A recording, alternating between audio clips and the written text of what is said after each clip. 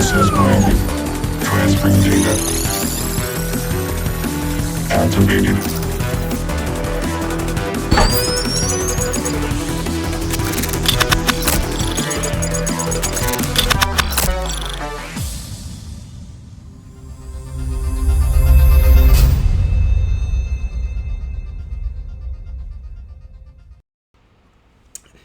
Good morning, gamers. Good morning, Gen Con TV.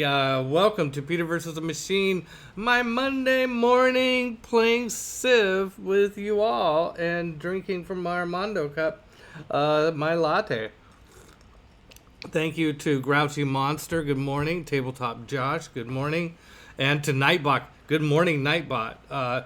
Nightbot has a great couple of announcements there. The Chaldea Gazetteer. These are maps of my world of Chaldea. Took decades in development, literally, and we're going to crowdfund them on BackerKit starting in July 9th. So, hey, this weekend I was at Origins, hung out a lot with some of my Gen Con peeps like Marion and Derek, JC and Callie, and Armando the Bard was there, and we had a fun routine of we would sit and play Civ in this sort of a place Armando started calling the Bridge, which was like this area that was kind of open gaming, but it was in our hotel. It wasn't programmed, so there was never any competing events. It was just like, hey, grab space, hang out, and it was kind of like the hangout spot for the Gen Con folks that were there. And so if people showed up and wanted to play a board game, we would break out a board game. If there's no one around to play board game, we sat there and played Civ. It was fun. It was a lot of fun. I think it was a good way to spend Origins. And, did manage to go over to the show, went over there, picked up my badge, came back. No. It's good to support the show. I take some pride in seeing how successful Origins has become because we did have something to do with it at Wizards of the Coast. We managed Origins for, I think, 8 years, something like that. And brought it up from like 1,500 attendees to over 10,000 attendees by the time I left, something like that. So I don't, sometimes I think people, because I'm Mr. Gen Con, sometimes people might expect me to kind of think, like, oh, I must not like Origins. No, I love Origins. It's fantastic. And it has a rich history in our hobby. The Origins Awards and the Hall of Fame Awards. The Academy of Arts and Entertainment, Gaming, something. Anyway, the Academy Awards. I was there for that. I got to receive an award on behalf of Chris Rush because it was awarded posthumously for Magic art and his seminal work on Magic. And he passed away a number of years ago, and his daughter had a family emergency, couldn't make it. So, throw me in, coach. So that was fun. Anyway, it was a great show. I highly recommend Origins. If you want something big like Gen Con, same format, but maybe not quite as insane as Gen Con, a little easier to get a hotel. Yeah, check out Origins. It's a great show. What else is going on? We have, it's in the summer. It's hot here. It was hot. It was really hot in Columbus, let me tell you, in Origins. It's warm here, although sometimes it's stormy in June. This is June weather. You think summer's here, but then like, oh, no, not really, because we're going to have a storm and maybe it'll get chilly and come back. It's not properly summer here in Seattle until July. And after the 4th of July, of course. You can't have good, predictable, good weather on the 4th of July. It's got to be, the 7th at least. And let's see, getting ready for our crowdfunder. We got a lot of Gen Con TV stuff happening. Back to the usual. All right, well, let's place a civilization. Hey, and let's do it. Let's see what we got here. I couldn't use this version. Okay, what is okay, so I was starting to do a little bit of planning work while I was waiting to go live. I didn't get very far. But let's recap. The situation here is critical. We are, if you've been watching this game, I'm way behind in this game, and it is. I think there's only a small percent chance that I'm going to win. But while there's hope, we play on. That's right. What we have is a situation where I'm playing Basil of Byzantium, and it's going for a religious victory, and it's religion at the point of a sword. Let me tell you, he is modeled for religion and domination, and in particular, we're going to go after Norway, which is just to our west. There's a couple of things that are going to be really important for us to keep in mind in this situation. We have a couple of things going. Norway is ahead of us on a tech tree, so we're going to run into units that are superior to us. Here's me on the tech tree, and here's Norway, a long ways away. But look out, here is Pedro on Brazil. Oh my God, so far out there. I'm so far behind. It's typical to be behind, and here he is on the civics tree. Norway, me is way ahead on the civics tree as well. It's typical to be behind playing higher levels of Civ until the end, and you start to hockey stick back up and catch up, but not that far behind. So, but in spite of having superior units to me, I have a couple things going for me. One is I have a strong religion. We're generating 163 faith a turn, which is not bad in the Middle Ages, or maybe close to a Renaissance period. And I have as one of my religious beliefs crusade, which gives me a plus 10 combat strength within the borders of foreign cities that follow this religion. So the tactic here is to send in my apostles first, convert the city, and then go to war, or even send them in while I'm at war. But they'll have an easier time of it if we're not at war, and then my units catch up. So we convert the city, then my units come in with a plus 10 advantage. In addition, now plus 10 in combat strength in Civ is about one era. So if you think of the eras of civilizations, ancient, classic, medieval, Renaissance, industrial. It gives a little. I know there's a modern and there's an information and an atomic, but I never remember the order of the last few.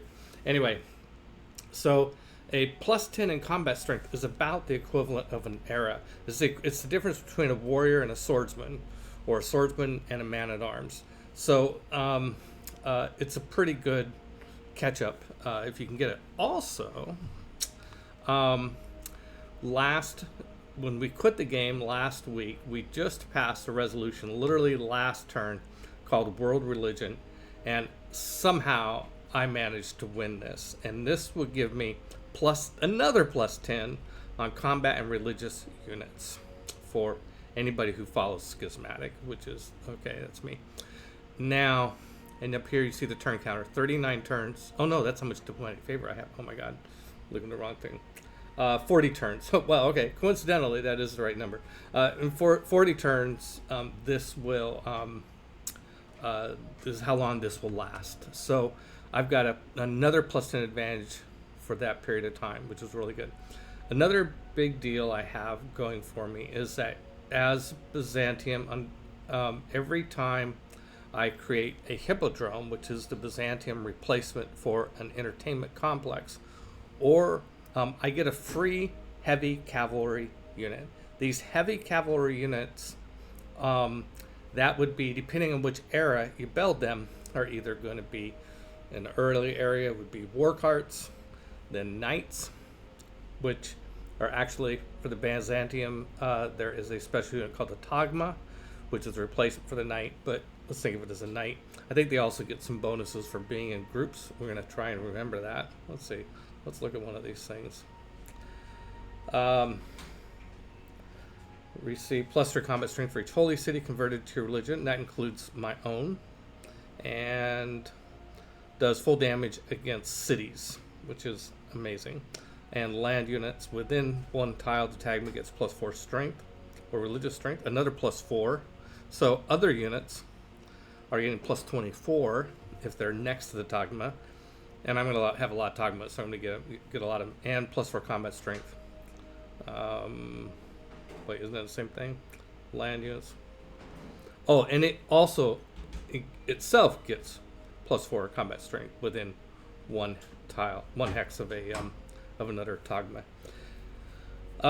Also, these special units that you get for free don't have any maintenance costs, which is huge. So what I'm going to do is I also have Hercules, which is good at building hippodromes, entertainment, any district actually, instantly. He can do that 3 times in the course of his life, and they just got him, so he's got three charges, 6 charges, but takes 2 charges. So 3 times he can instantly build a district.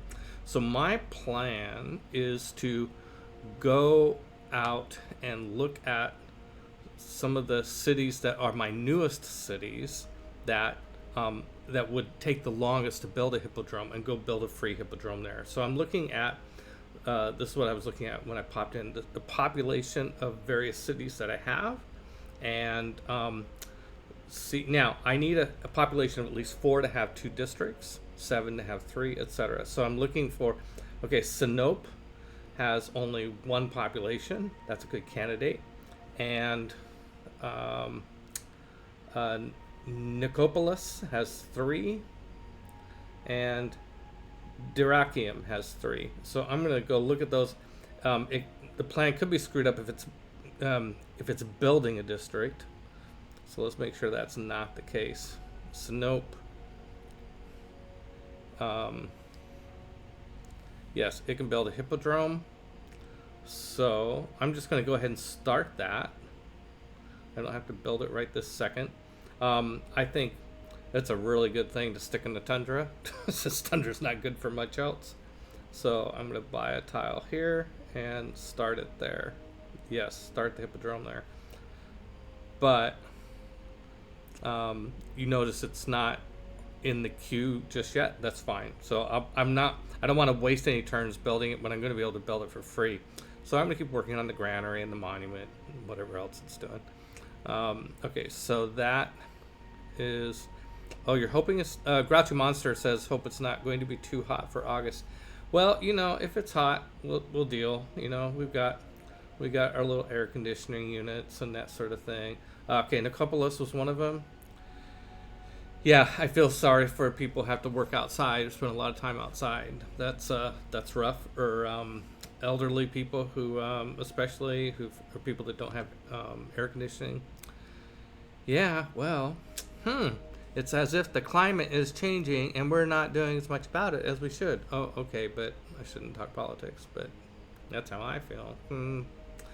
Okay, let's go put for Nicopolis. Let's see if it'll let me build a. No, it's not letting me build a hippodrome. So evidently it already has a district, or oh yeah, it's building a shrine. So it has too small of a population, and it's going to be a long time for it grows because it's up in the tundra. Okay, so then Dyrrhachium, this was one of those cities. Let's check it out. It's building a holy site. I can tell right now that it's building a holy site. I think I started one over here. No. Okay, let's go look at well, let's look at Amasea. That's pretty small. 4. Yes, it could build a hippodrome. Population of 4. Let's put that hippodrome, I'm thinking right here. Yeah, that seems fine. Okay, I'm going to put the little map tags here so I can find these places later. Add tag here. Hippodrome. Okay, and then down here where this one was, right there, add tack. Hippodrome. And another way to look at this is to just find out which cities have the lowest production, because that's really the thing here. We're trying to help go to the cities with lowest production. Okay, we looked at Sinope, Nicopolis, Amasea, Dyrrhachium. The next two lowest production are Nicomedia and Melitene. Okay, Nicomedia. Melitene, probably up here. Oh, there's Melitene. Now, Melitene is going to be a big producer, and it's gonna be a really big producer soon. Let's prefer not. Oh, Nicomedia is sitting up here in the tundra. Maybe it's got another. No, it already built its hippodrome, and it's 13 turns from an arena.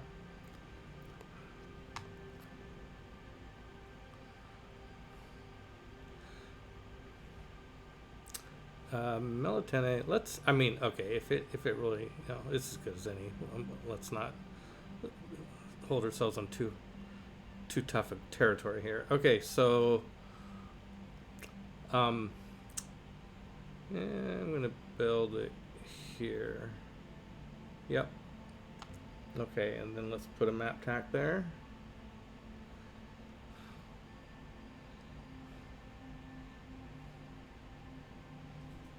Hey babe, you going to work? My wife's going to work. That means I might get a kiss.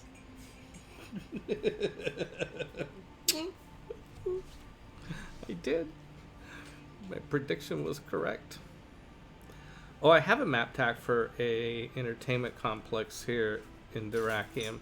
Did I start it, or is it just that was another planning session? No, I didn't start it, and I can't right now. But I think I was wanting to put it there for more adjacency bonuses for these holy sites that are popping up there. Yeah, 21 turns is too long to wait. Find everything? You see your tumbler? It's right there. I gotta see my wife off to school.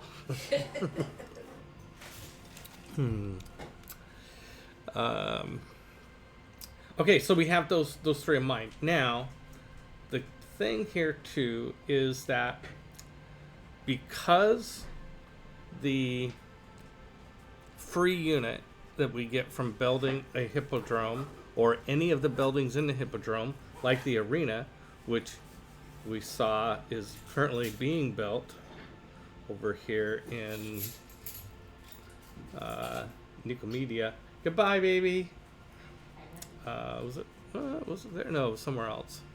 Somebody was building an arena. I know. I saw them. I saw it on a queue. Anyway, in 14 turns, we get ballistics. Let's look at on the tech tree. On the tech tree, I know I hate looking at this because I see how far ahead everybody else is. We're working on ballistics. Ballistics gives us the next highest unit in that heavy cavalry promotion upgrade tree. And it's called the Cuirassier. And the Cuirassier is stronger than a knight, significantly. And from there, you upgrade to tanks eventually. So if I wait 14 turns before I get all these free units, I will get better units, and I'm going to need now. I can upgrade my other units, but it takes money. So, also the other thing that's going to happen in this game is that in 8 turns I'm going to get nationalism. Nationalism will allow me to form corps, so I can take 2 units and combine them into one stronger unit, and that's an excellent thing to do. I highly recommend it because that stronger unit is 10 points, referencing the aforementioned discussion about how 10 points is equivalent to like an era of increase in strength. A corps is worth 10 points stronger than the base unit. And you would think, okay, if I got 2 units with a strength of 50, why would I want to trade 250s for 160? Because that 160 is going to be so much better in combat. You just rather have it. Now, maybe if you have a lot of territory to guard, maybe those are bad places for cores. But when you're going on the attack, it's all about concentration of firepower. How much strength can I get into a few frontal hexes? And so core units become really, really good. Okie dokie. Well, now also the other thing that'll happen is that when I get ballistics, I'll be able to upgrade my field cannons into my crossbowmen into field cannons. So we are going to do this war this morning, but we are going to wait and just long enough to get the cores so that we can have that advantage, and we'll start with the apostles. Okay, so now it is really time to make to get my units in position. So if I think the best avenue of attack is right down this road. So the road will, if I have a unit here and it has a movement of 4, I can go 1, 2, 3 on the road, and this is flat. I'm gonna mouse. Yep, grassland, no hills. Sometimes hills are sneaky, you can't hardly see them sometimes. And this looks like flat plains, yes. So a unit here can go 1, 2, 3, and then here or here. And a unit here can do the same thing because even though it's not getting the road bonus, it's a 1 movement point hex. So I can have units in these 3 hexes. Actually, no, not that one. And those 3 units can end up here. I'm going to want those units to be Togma cores after I get nationalism. So we're going to start gathering Togmas together into pairs. Assuming I have that many, put 2 of them there. Okay, so you can see we've got 4. We're going to need 6 of them. Before I search all over the place, let's see how many I have. Units. Togmas, 2, 4, 6. Oh, okay. I've got the other 2 somewhere. And since here's 1. And let me get this courser out of the way. Courser is a light cavalry unit. The distinction between heavy cavalry units and light cavalry units in Civ 6 is subtle. Like, I played for a while without really even thinking about it. Cavalry is cavalry. The light cavalry units are slightly faster, like I think by 1 movement point. So this courser has a movement of 5, where the Togmas have a movement of 4. The let's see, what's the strength of these? Are not the same era. 50 versus a courser having a strength of 46. Okay, so that knight is the Togma is strong. Well, Togma is a special unit, and they both come from the medieval era, I think. Yeah, coursers come from the medieval era. Cuirassiers come from the Renaissance era, and the knight also, of course, the knight comes from the Middle Ages. Oh, the knight's not on this. It's in the stirrups. It's not on this because I'm looking at the tech tree as Byzantium, and it has a special version of the knight called the Togma. Okay, so we've got the 5th Togma on its way there, and here's the 6th one. And it's gonna, how far can it get? Oh, it went the full movement, and this one did 2. Okay, so they'll group up well before we have to attack. They're going to be in position. Oh, the military engineers are doing. Oh, they were building forts. Yeah. Okay. Now, basically, just now want to get the military engineers out of the way because we're not going to need them again for until we get railroads. Probably not. Okay, now the thing to have lined up behind them is going to be our siege weapons, and we have some trebuchets. Let's make sure we don't have any unupgraded trebuchets, otherwise called catapults. Okay, units. Nope, we have no catapults, and we have 2 trebuchets. I really want a 3rd trebuchet. Am I building one somewhere? I really actually want 6 trebuchets, because once I build cores, I can convert 6 trebuchets into 3 trebuchet cores. Yeah, that's what I really, really want. That's what I want for Christmas. This courser I'm producing will be able to pair up with the other courser and become a courser core. Okay, these are the only 2 trebuchets. That's fine. Okay, we have a man-at-arms. Good. Man-at-arms are a contemporary infantry. That's a medieval. We won't be able to upgrade them for a while. We're going to get... Well, oh no, we can upgrade them to musketmen. We have gunpowder. Oh, and we can upgrade our trebuchets into bombards. And if we have any pikemen, we can upgrade those into pike and shot.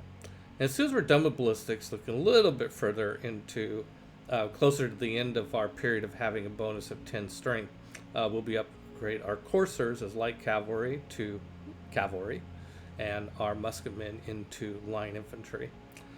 These two, those last, yeah, this is coming right down to the wire. The last 10 turns of this 40 turn window that we have, my goal is to knock out Norway.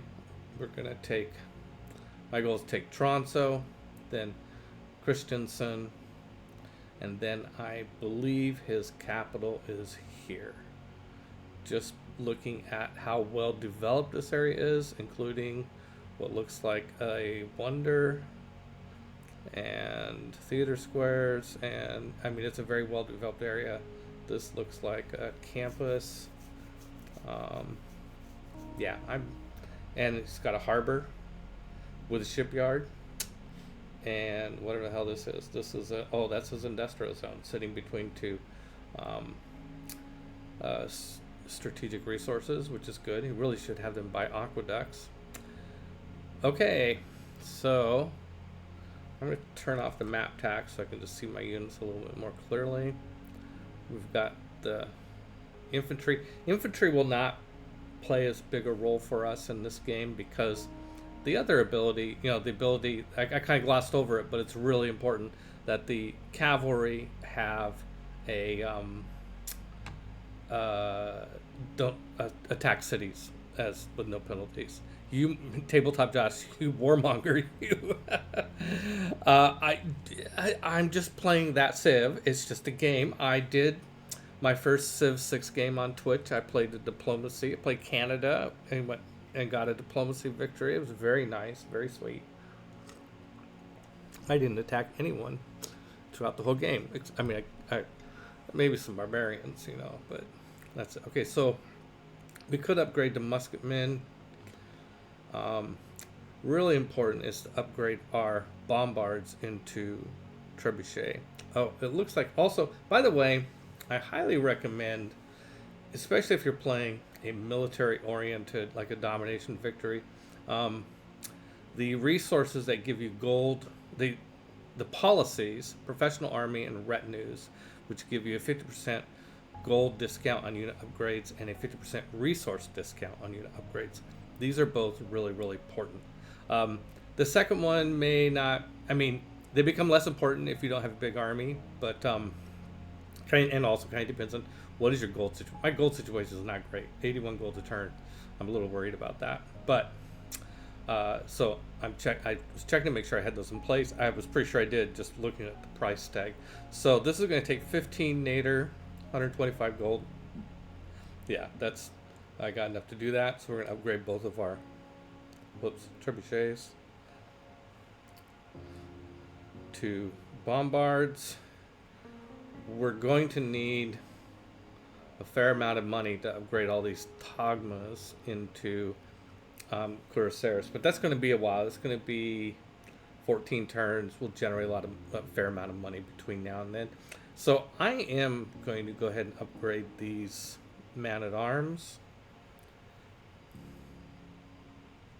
units. And I do want to find that city.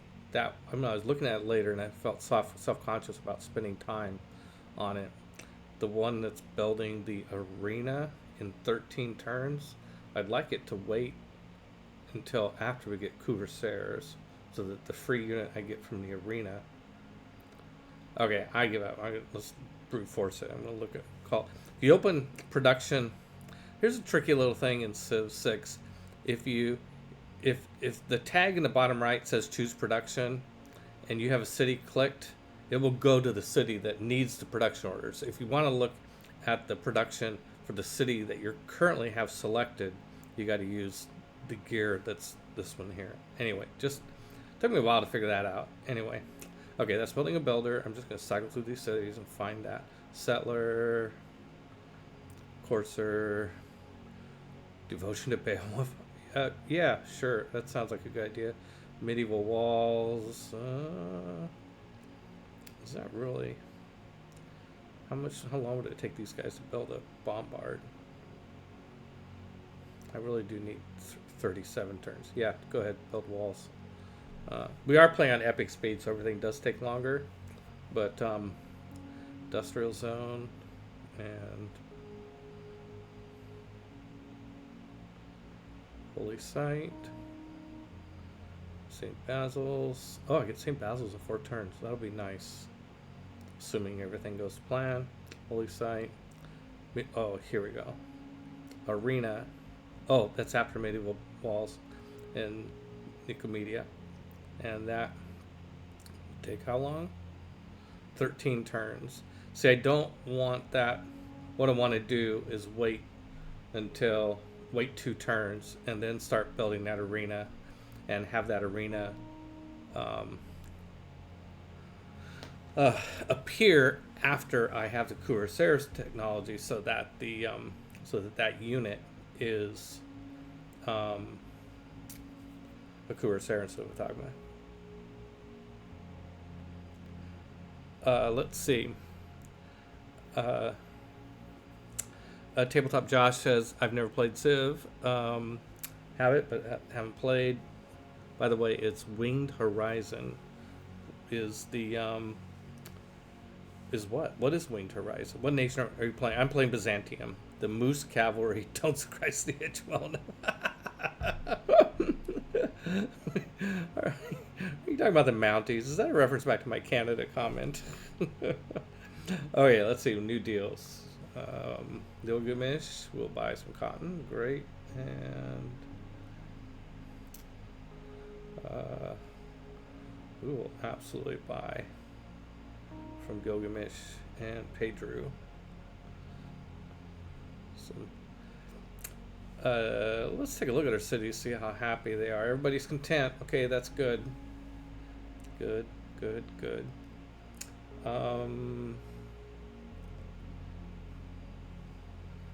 Oh, and we got an error score for getting Nader. For using Nader. For creating a unit that uses Nader. Okay. Might as well get my apostle healed up at a whole. Apostles and religious units can only heal in a holy site.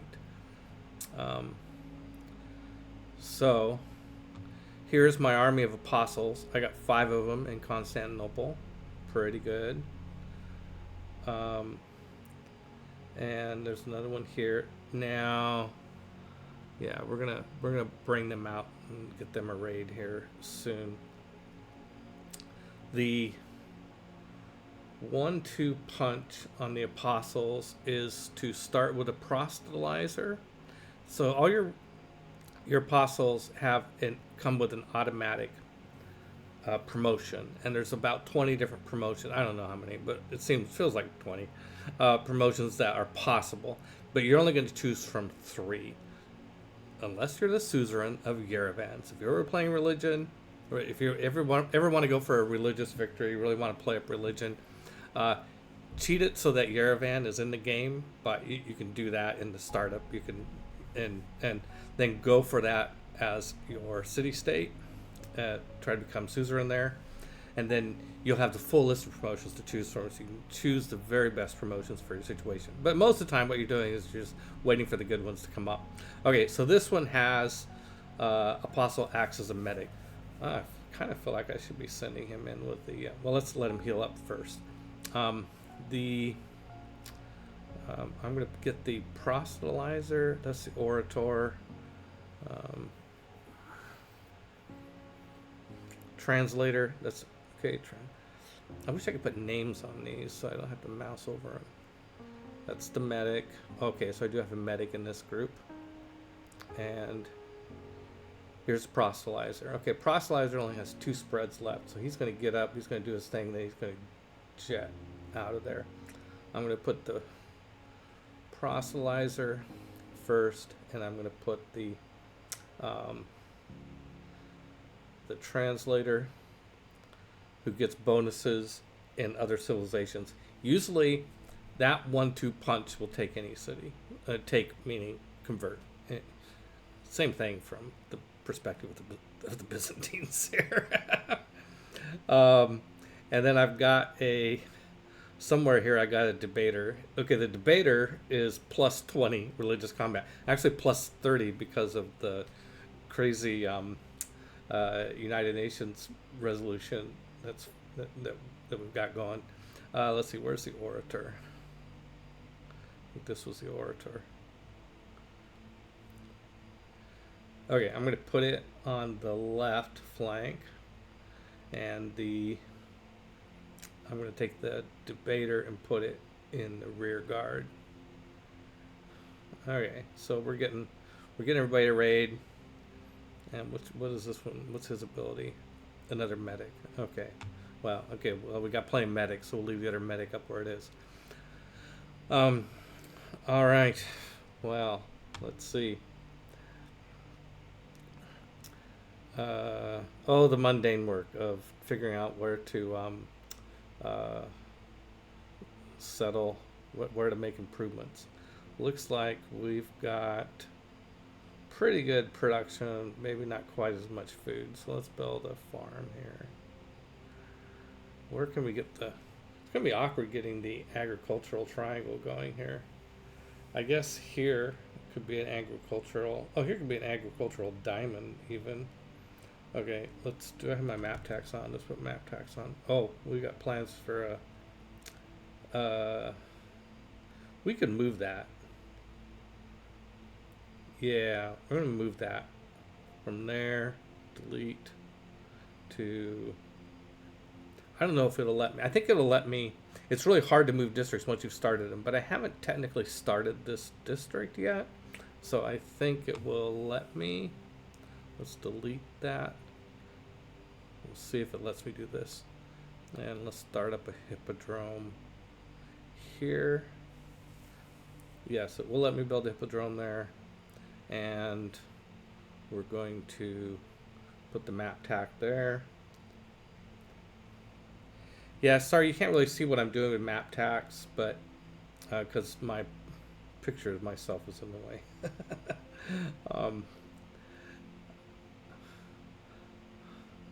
I'll turn off my picture. If you're not familiar with map tacks, it's pretty good little tech to be familiar with. I'm gonna turn off my picture for a minute.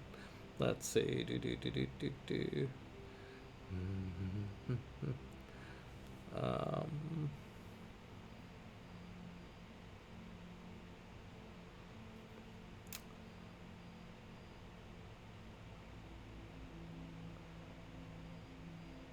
There we go. Okay, so I'm going to place a map tack just so you can see it if you haven't seen this already. What I want to do is I like to make sure that there are some good places where farms can be next to each other. and this is a nice spot. So I just want to reserve all this.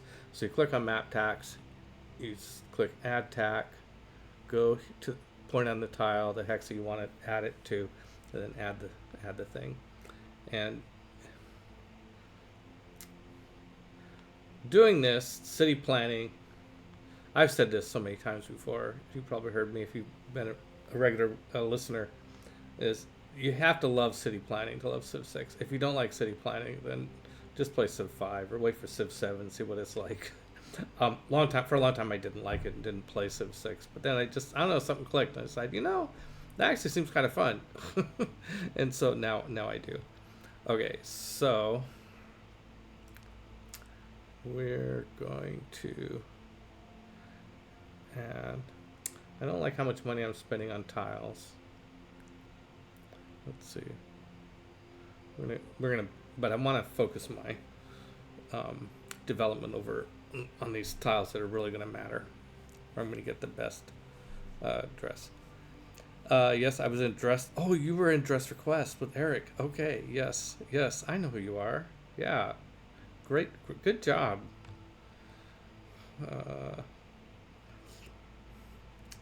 Okay, the cursor is there. That's fine.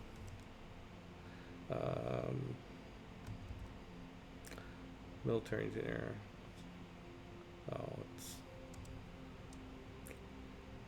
Dogma is fine there.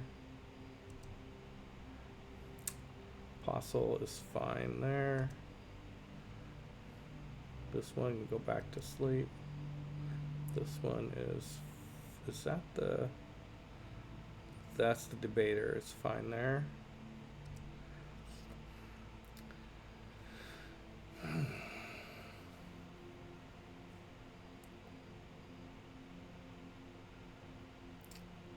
I see this city's also going to struggle a little bit finding a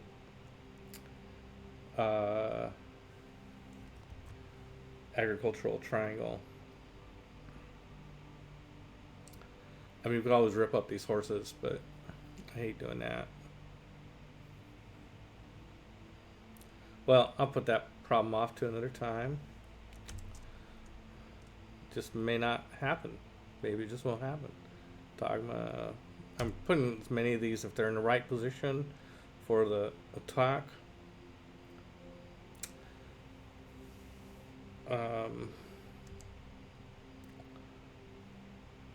Oh, and here's my Droman. Oh, there was something going on up here. I was thinking, oh, that's right. I've got a whole freaking army up here. No wonder my that I converted barbarians. I forgot about that. No wonder my gold production is taking a dive. Movement. I can't go through here.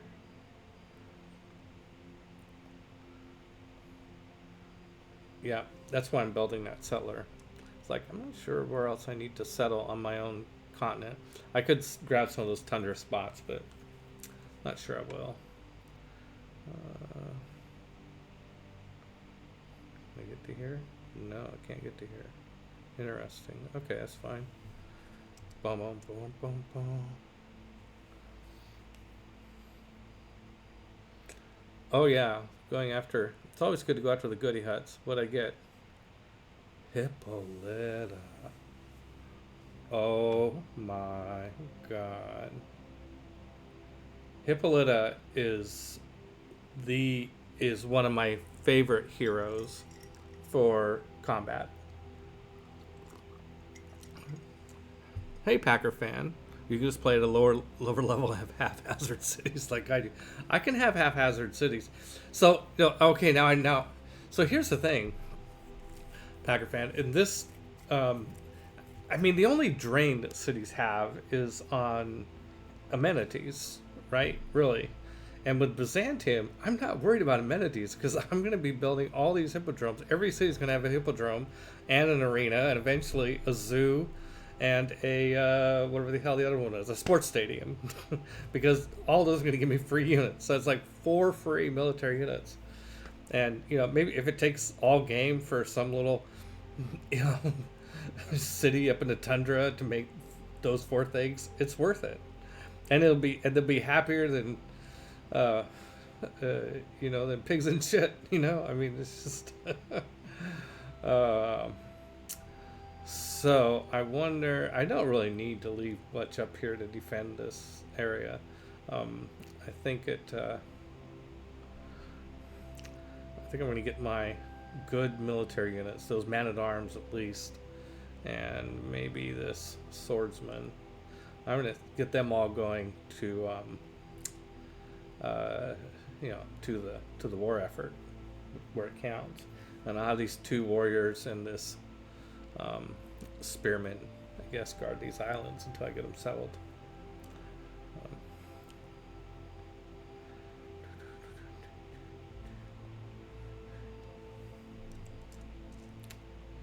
Okay, turn 1. Oh, unit needs orders. Who wants something else? Oh, this skirmisher. What's the skirmisher doing up here? I guess he's just looking for places to keep spotted. Oh, I intend to see the Salvation of Soul whether you want it or not. Oh, does that mean you're sending apostles into my cities? Is that what that means? It could. That would be an unwelcome distraction right now. Oh, and there is a Norwegian privateer. Yeah, we're going to have to watch out for those.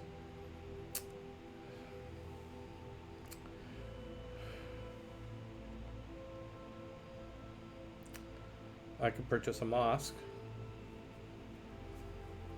Oh yeah, did we build a mosque in Constantinople?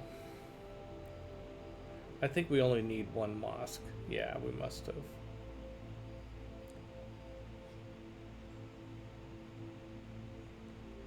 That's Antioch. Okay, our holy site is right there, and it has a mosque. Mosques are good. It gives all your religious apostles and missionaries that you build there an extra spread. But you don't need a mosque in every city. You just need one. And as long as, I'm a creature of habit. I tend to, oh, look at there, a Corsair army. See, that's why we want to wait till we get Corsairs. Hopefully they won't have tanks. So if it's easy for me to have the habit of like, okay, any religious units, I'm going to make them in Constantinople. Okay, so Constantinople is finished with a builder.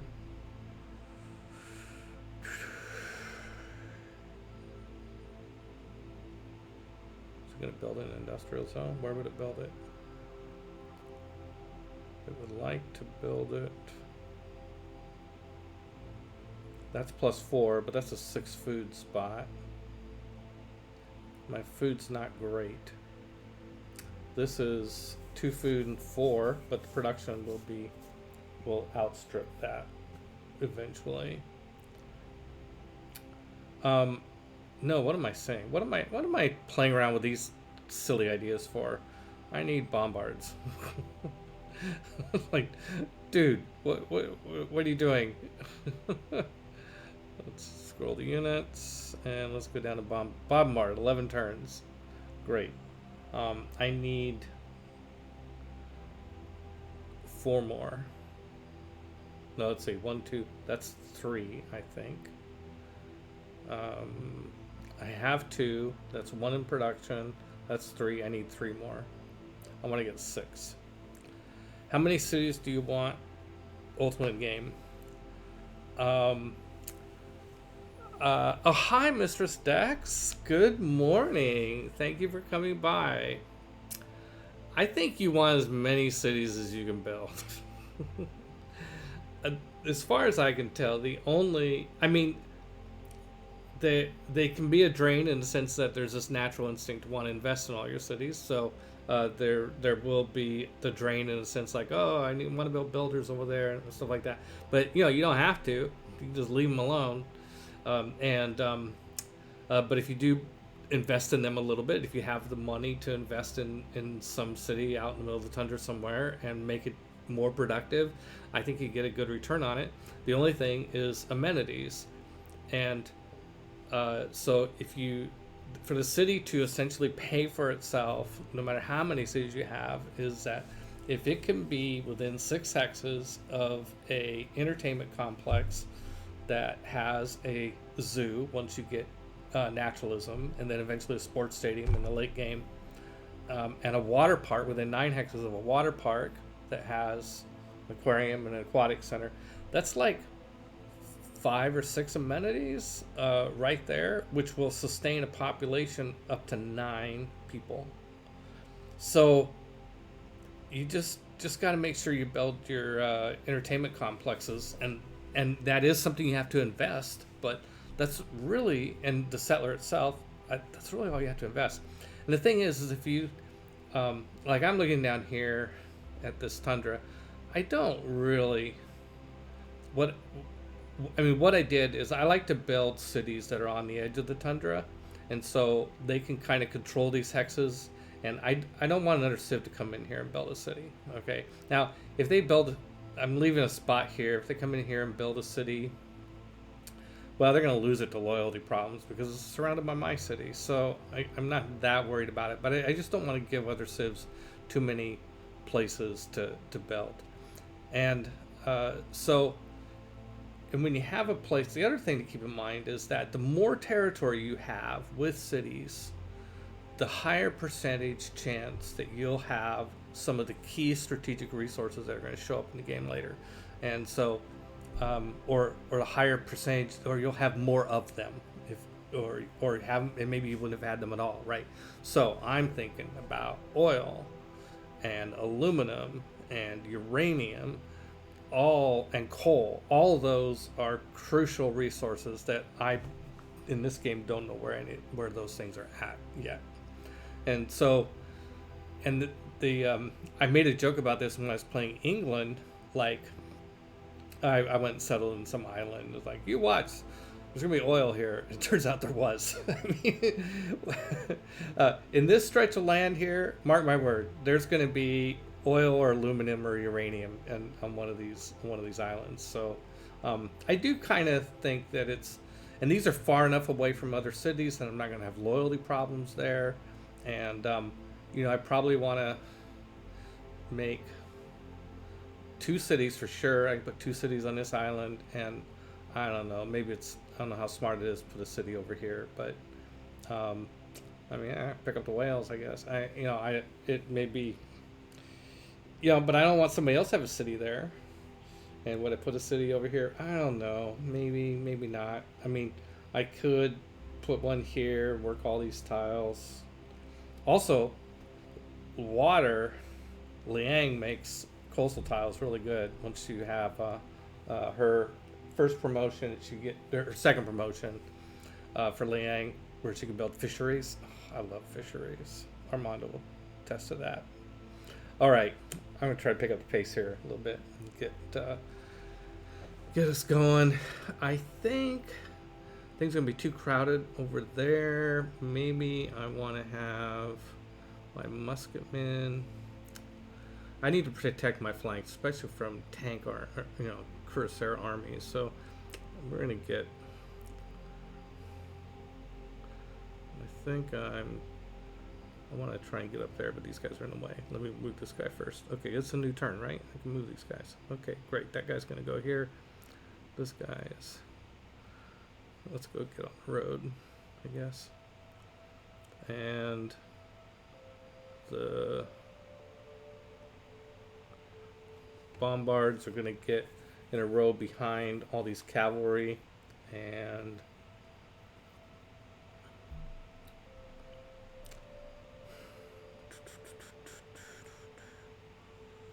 I'm building walls and all these cities are on the coast because I am worried about the Norwegians harassing me with their ships after we go to war with them. And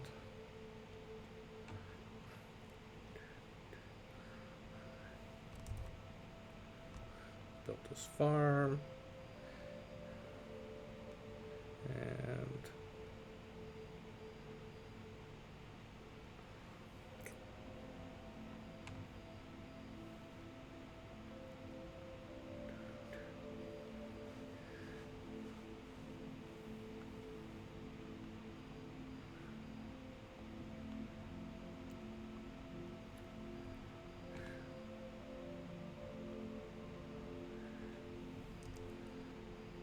Okay, I'm just working on getting units into position. The tagma can go to there. Where's that other tagma? It's out here somewhere. 1, 2, 3, 4, 5. Oh, here it is. Well, we have a little bit of a backlog of units to be expected. That's the other thing about cores, is that you get a little less congestion of your units.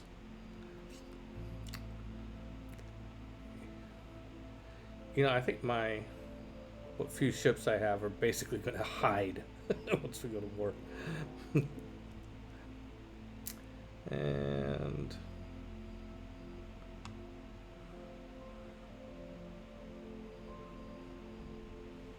And this is, I think, the proselytizer, the debater. Okay, it was going to stay there. And this is the orator. Okay.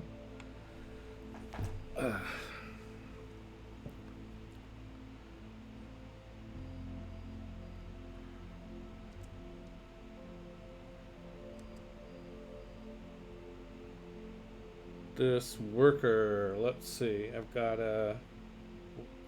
I've got Liang. Yeah, let's get some fisheries going.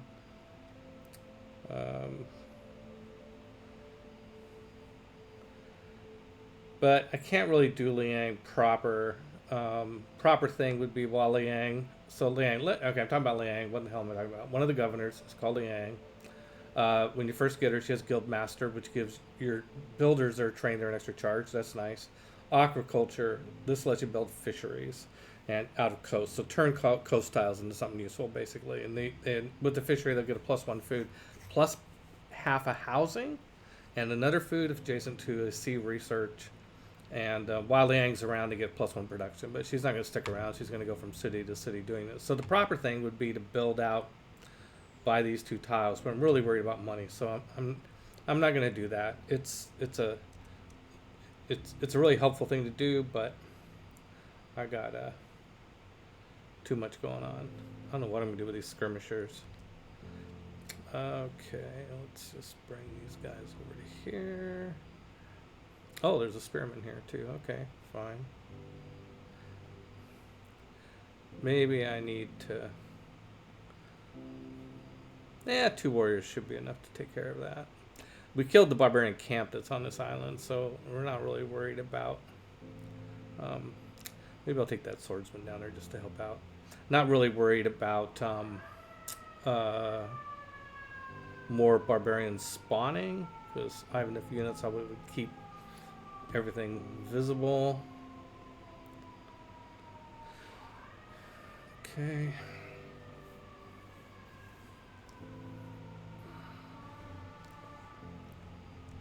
How many cities am I planning to capture? Well, I'm going for. I'm going for. It's really kind of a religion/domination combination here. I am going for. I want to knock out the country. I mean, it's because they're so far ahead of me. I'm laughing at the ridiculous of what I'm saying. But what I need to do, is to take out the holy cities of the other 3 religions. So that's Buddhism, is Khmer, Catholicism, which is Brazil, and Protestantism, which is Norway. Now, you could send in apostles and convert them, but it's really, really hard. I've found it to be pretty difficult to do. In fact, I've never done it, I'll be honest. Maybe it's not as hard as I think it is. But because you're just having to outproduce them with apostles, because they make their own apostles, and they're all apostles versus apostles, and, it's a churn. So if you just go wipe out the Civ, it's a lot easier. So I want to take out Norway and Khmer and Brazil, and then the other 2 civs, I'll just go in and convert them the normal way by sending in apostles, which might take longer than it would be to just wipe them out too. But I mean, that's dreaming that I'm actually successful at this game, which is not likely. But we'll see what happens. Okay, let's just military engineers out of the way. Fine.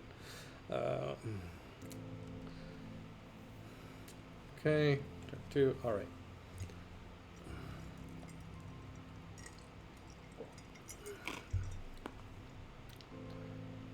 I do have coal. I said I didn't know where coal was. I do have coal. I have coal? How did I get coal? Did I just discover coal? Wait a minute.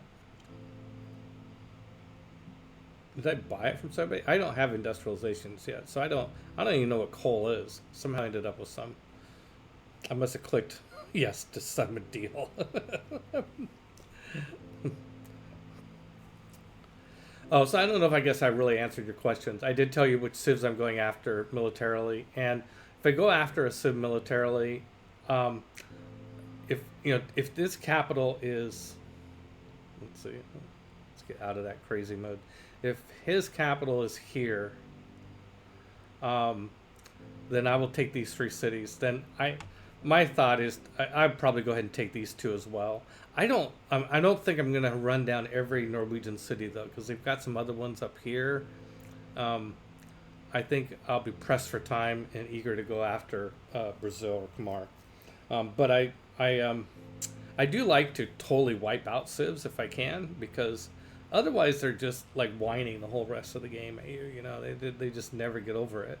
You know, that's horrible. If you just knock them out, and they're voting against you in World Congress all the time, and it's just all that stuff. You know.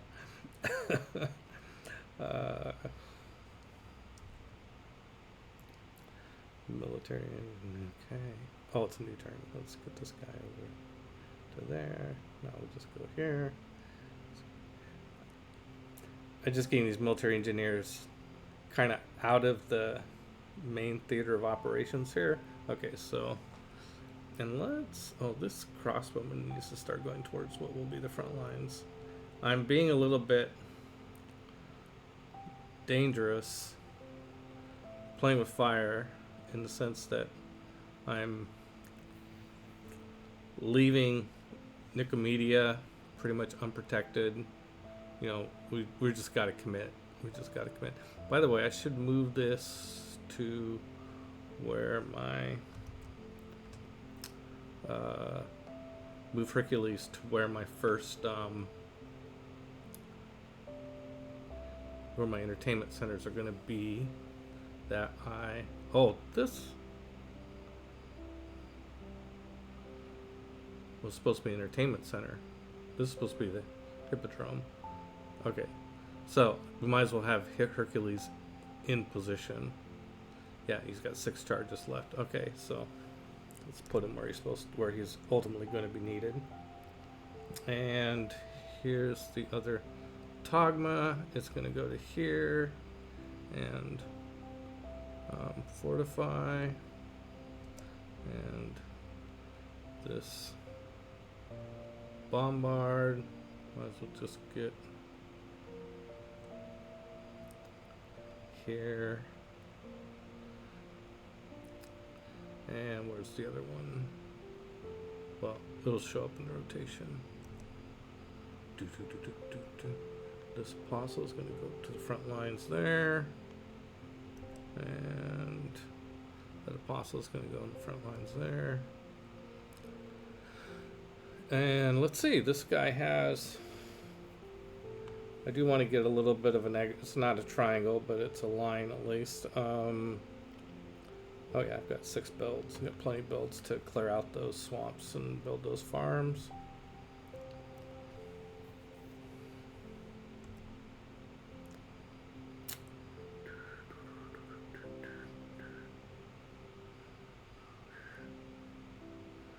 Can I make, I don't think I can make jungle lumber mills yet. Let's see, when will I get that?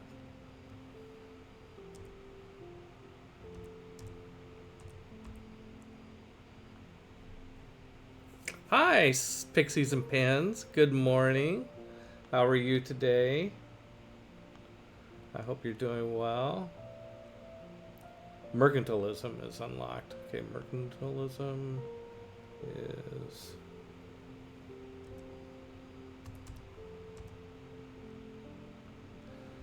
That sounds like a social policy. Yeah, civics. Humanism. Humanism. I mean, if it's just around the corner. Humanism.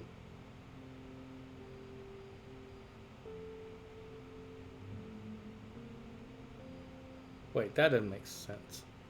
Oh, here it is. Mercantilism. So I have it. I can make lumber mills and rainforests. Okay, great. Let's do some of that. We're going to go... I'm good. Can't wait to hang out soon. Yeah. You're coming to Seattle in a couple of weeks. Okay, there's...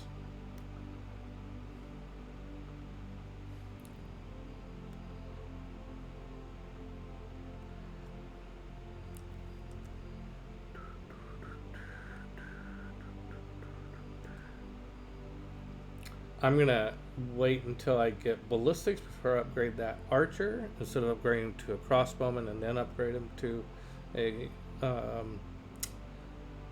field cannon. I think it's better to just do 2 upgrades at once. I think you save money that way. I'm not actually sure. I've never checked the math, but I think you do. Upgrade to a pike and shot. And I have a pike and shot already? Is that right? Whoops.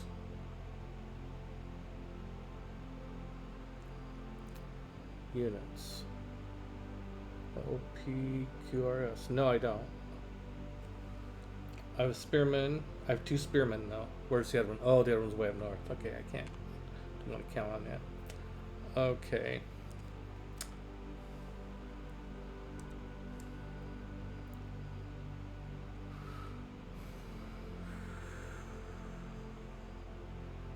I'm going to go ahead and upgrade that to a pike and shot.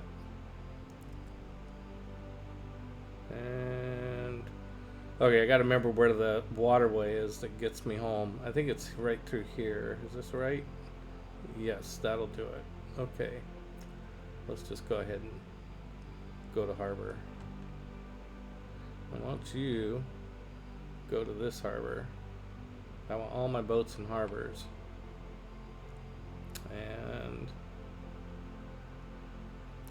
I guess I could program these. I for some weird reason, I don't like programming units, which is just dumb, because really should. Let's see. I'll go to here. Yeah, let's go like that. And these guys will start exploring around, looking for that scout.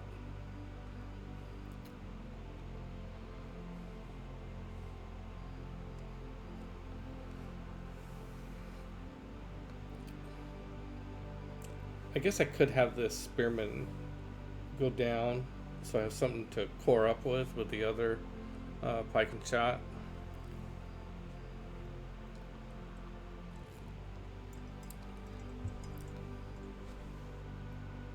Oh, he declared war on me. And looks like he might have killed a unit. Declared surprise war on me. That's too bad, because I'm not really ready for it. Oh boy. Let's see, did he kill a unit? Yes. Gosh. My +10 didn't save me. All these guys are not cored up yet, and we're not in his territory, but we'll get another +10.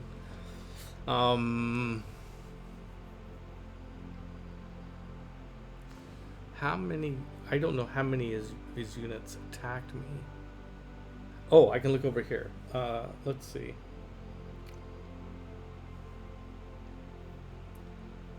It took both cuirassiers hit him. First one did 83 points of damage. That was the army. And then the other cuirassier finished me off. Okay. Well, this is going to take longer than I thought. I got to retreat.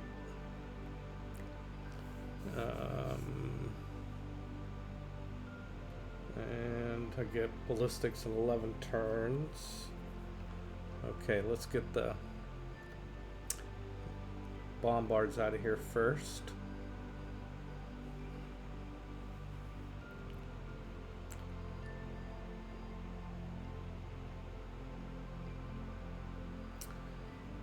Okay, Muskemen. One thing I like to do in a situation like this is kind of look at all the units and see how far they can move. Okay, these Tagmas on road can move quite a bit. These guys here, fortunately, these are all cavalry units that are. His cavalry units aren't any faster than my cavalry units, I don't think. Yep, no movement of 4. So I should be able to outrun them. And get to positions of safety. Okay, so when you're playing Civ and you're facing a superior force that is attacking you, my strategy is to go to my cities. Think of your cities as, especially if you've been building walls and stuff like that. Oh, Victor is here. I'm still dealing with Harold, and he just attacked me, and I lost a Tagma, which I'm not at all happy about. But I like to think of the cities as like the vanguard and put your units kind of behind the cities and put your best missile units in the cities. So let's see, where are my best missile units? I've got how many crossbows? Let's see, units. I've got 3 crossbowmen. I've got 1 archer that we could upgrade if we needed to. So I'm going to make sure it's a crossbowman in Constantinople and a crossbowman in Nicaea, and here's one behind Nicaea, so if he comes up here it can fire through Nicaea. Is it a hill? It's hills, so we'll have to be a little careful about where we can fire. Where's my 3rd crossbowman? Might be over here on the coast somewhere.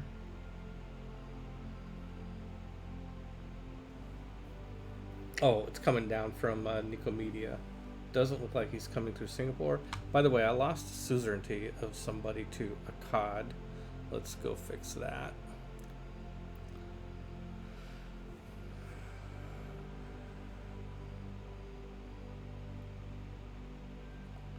Yeah. And we are at war now with Venice, which I don't care. And Nalanda, which I don't care, and Kumusi. None of those city-states are a threat to me, so that's fine. And I've got, in my pocket, I got Taruga, which is on a continent of his cities. Taruga could be in trouble. That's a danger of being suzerain of a city-state that's really in enemy territory.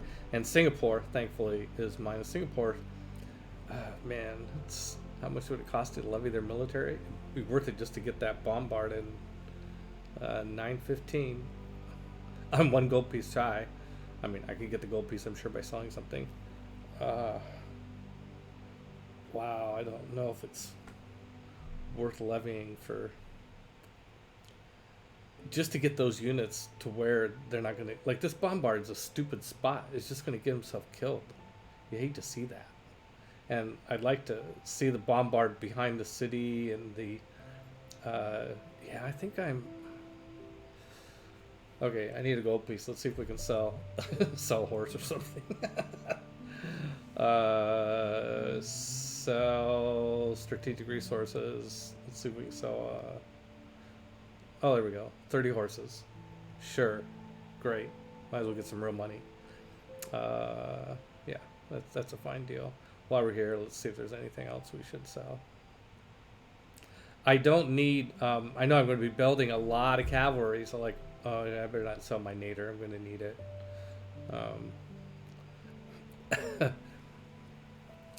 But the free cavalry units I get from building hippodromes and arenas, they are, they don't cost me horses.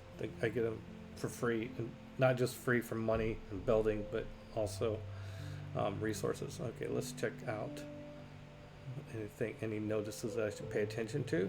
I like to get as much data as I can, like when I'm like in a tight military situation. I don't need to read all those. Suleiman, Gilgamesh. Oh, wow. So Suleiman and Gilgamesh both declared war on Harold as well. Let me double check that with the global relations map. Yeah, now I don't think that's going to matter. Like, you know, one thing in Civ that happens a lot is people go to war and they don't mean it. And they just, oh, you're at war. I mean, what's Gilgamesh going to do? Clear over here. And Suleiman, is there? I didn't know Suleiman was still in the game. There's not much left of Suleiman. I mean, he's lost Istanbul, although to Kamar, but then Kamar lost it to loyalty problems. So Istanbul is it's gonna rebel. Oh my God, the Turkish, this Suleiman capital is going to be a free city state soon. Oh my gosh. Well, no, it is. It's a free city state already, but it's going to rebel in one turn. And who's going to get it? Is it going to go back to Turkey? No, it's going to go back to Kamar. Okay, that's weird. Okay, we've got all the information that we can get. Okay, we literally have to run away.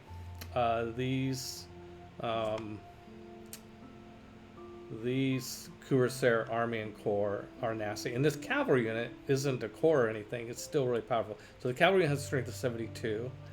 The Cuirassier corps has a strength of 80. And the Cuirassier army has a strength of 87. And my guys have strengths of 50. So, like, even a cavalry unit, yeah, that's just not good at all. Okay. Well, let's...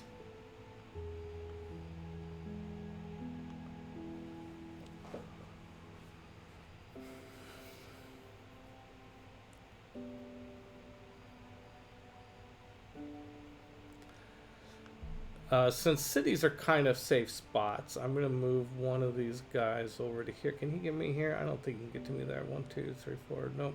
I don't think he can get to that guy there. So he'll be able to go into Adrianople. It's tempting to put another unit up there. 5 turns, I'll be able to core it up.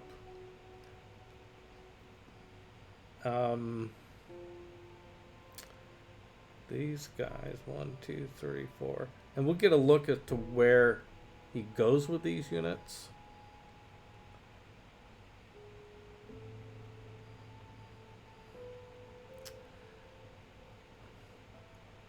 These bombard, it's not going to go very far.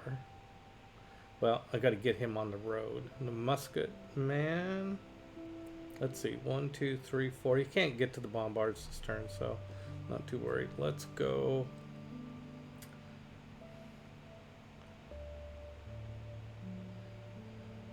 Guess my infantry is going to come down here.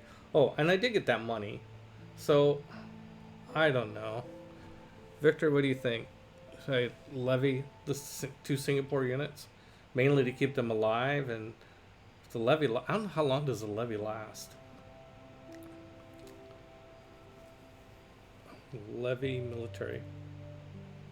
45 turns. That would go all the way through this period. Then I'd have both of those for the war effort as well. Yeah, I'm going to do it. Also get an air score bonus. 2 points. Okay, cool. Now, get the hell out of there. Oh, don't tell me you're not going to let me use them this turn.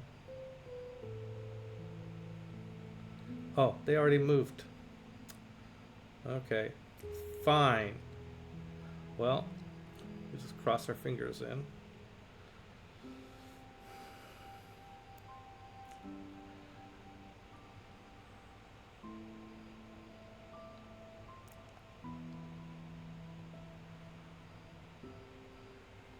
Now, where is my other bombard?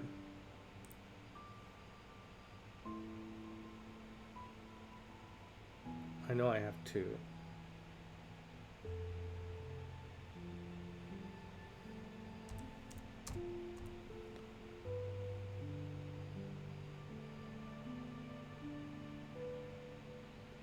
There's 1. Oh, I have 3 now because I levied. Okay, here it is back here. Okay. Okay, well that is fine. That's as far as they're going to get. And these Tagmas are going to come back to here, I guess. Let's see. 1, 2, 3, 4. Yeah, that's fine. 2, 3, 4. Yeah. And back to here.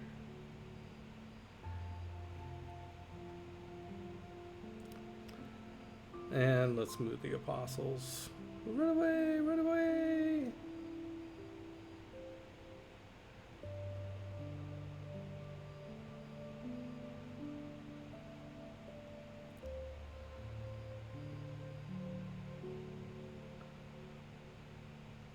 Now, I'm going to see how there's the Moksha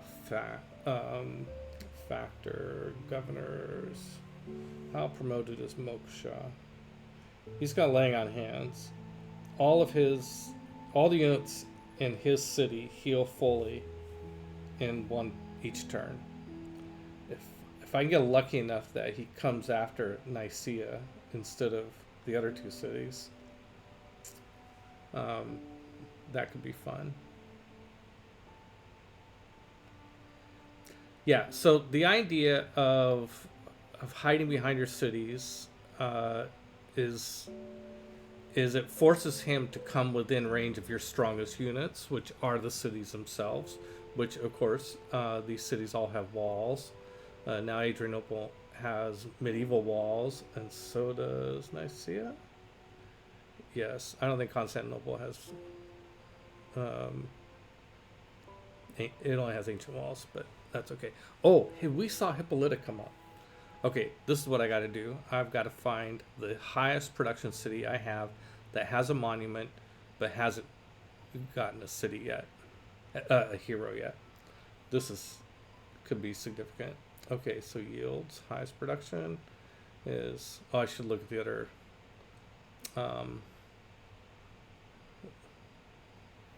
This first.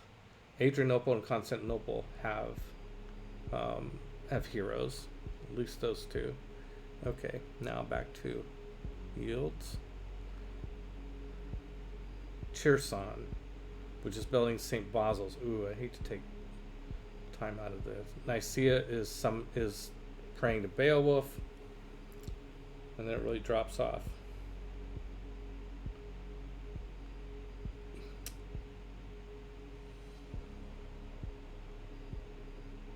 Make sure it has a monument. I'm usually pretty good about building monuments, but sometimes I forget to. Oh, it doesn't have.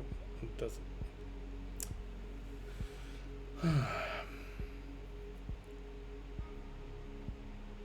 Well, I get St. Basil's in one turn. Okay, so we're gonna put the monument first, and then when we get the monument, we're gonna pray for Hippolyta. So Hippolyta is one of the best heroes in combat. She gives another unit a second turn, which is typically one of your whatever your most powerful ranged unit is, and she herself is very strong and can do well in combat, and she automatically heals 20 points per round herself. So you can throw her into combat, and if they don't do at least 20 points of damage to her, she's full strength still. By the way,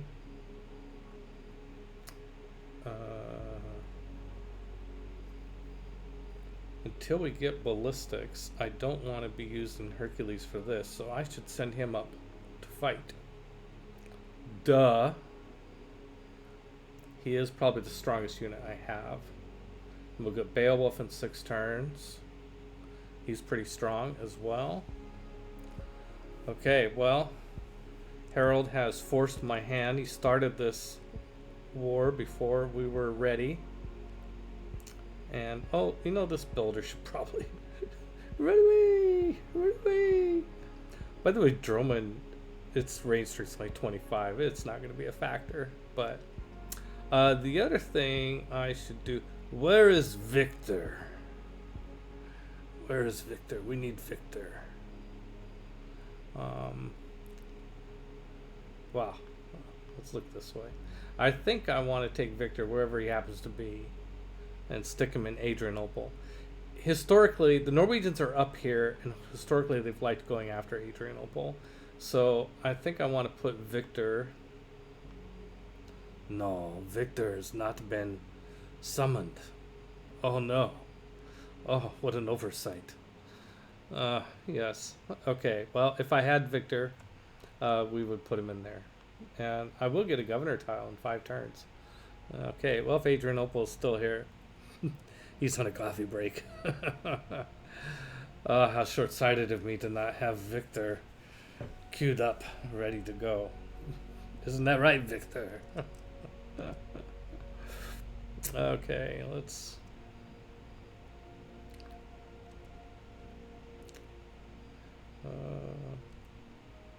wish that I could be an apostle. That is what I truly love to be.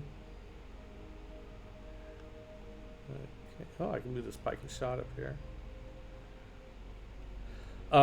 Promoted pike and shot. Cored up pike and shot would be a really good unit to have as defense against that. So the pike and shot category, I've only recently started to get a real appreciation for what's called the anti-cav units, which start with the spearmen, go up to pikemen, and then pike and shot, and then AT gun, and they're pretty good at fighting enemy cuirassiers, for example. We got a trade route. Okay, fine. Let's see. We need a safe place to. So we're only at war with Harold, right? He didn't bring any allies along with him, did he? Harold and we're at war with Kamar. That's right. We've been at war with Kamar. That's right. We were playing with him down here, right? With Sinbad was raiding his lands and stuff. I don't have anybody. Okay, so we got to avoid Kamar with our trade routes. Although I think I might have the era thing. Yeah, your traders cannot be plundered. International trade routes provide +3. Okay, I guess I can just sail right past Konya and go to Iridu again. Or let's see, Lagash. How do we get to Lagash? 24. Yeah, let's take that. All right. We need more money, along with everything else. But okay.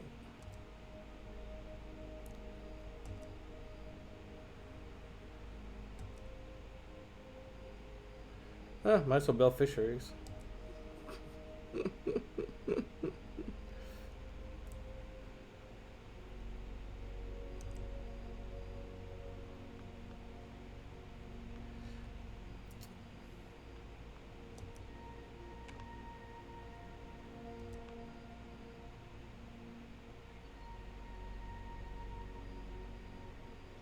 I don't need this hippodrome map tack anymore because I built a hippodrome. But I changed my mind on where to put it. I don't know if I had a good reason to, but I did. Okay.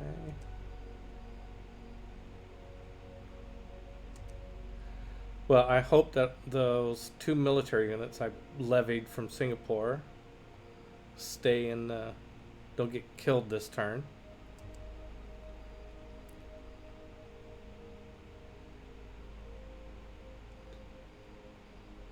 Oh wow, there's a goodie hut here.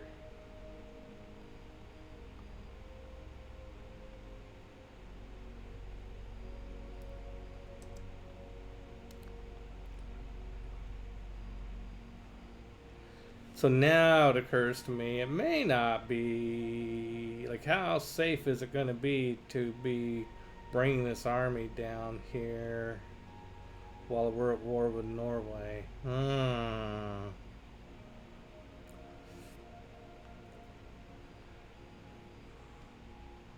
Well, they're not doing much good up there, so.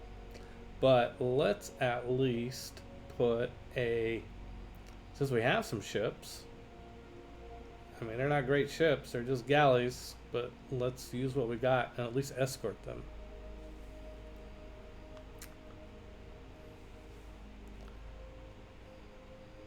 Okay, next turn. Let's see what happens down here. Yep, they're going after Adrianople.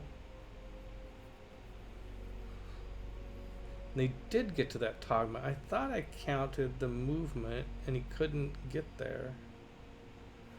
And we have St. Basil's.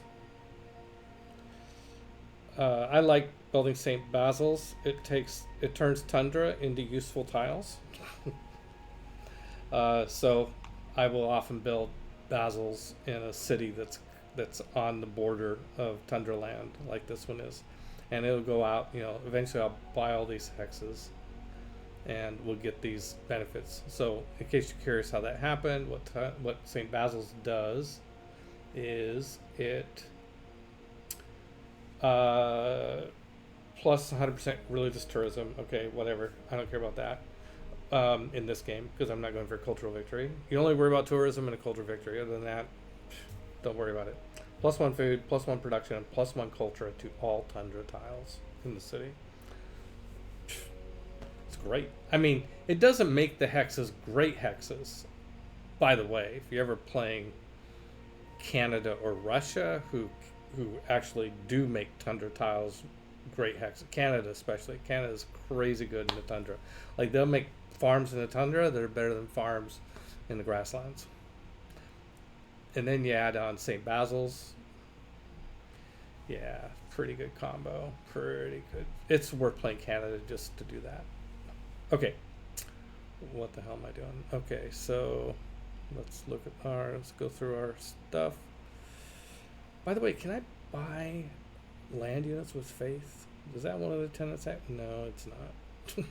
Okay. Thought I'd check. Someone called for World Congress. Oh, at the end of the turn. And I can perform a ranged attack. Yes. And there might be some deal for horses. No, I'm not going to sell my nader. I'm going to need it for bombards.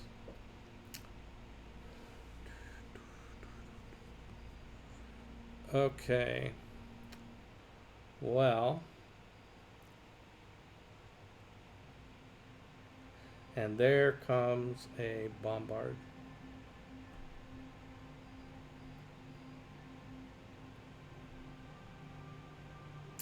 And we have 2 privateers. This is not looking good, by the way. Okay, let's... I don't know, do we go over and mess with this guy? No, we just kill ourselves. This Tagma is, I think, in trouble. I think the city's in trouble.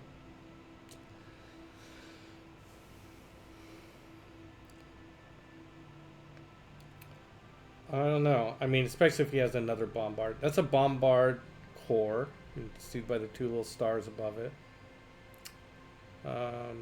He's got to move within. It's not heavily promoted, so he's probably got to move to here. Then I can start firing back. Is this a hill? Plains Hills. Am I on a hill? Grassland Hills. If I had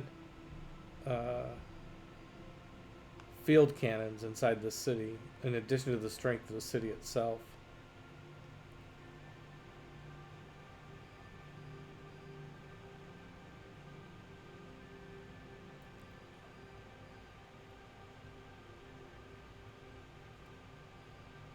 Well, let's see where I have the best odds. If I fire at the privateers, yeah, I can do some damage on them. These cuirassiers, though, I wouldn't be doing much damage on them. Hopefully they can't hurt my city much. Cavalry against cities are notoriously bad unless you're Byzantium. So I think the thing here is to fire at the privateers.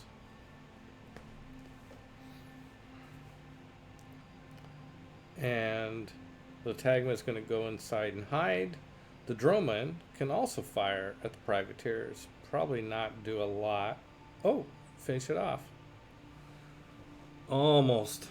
Like one hit point left. Maybe if I leave this settler out, or this builder out in the water, it'll tempt him to come down and take it, and then it'll be a range of Constantinople. I can shoot at him again. from here.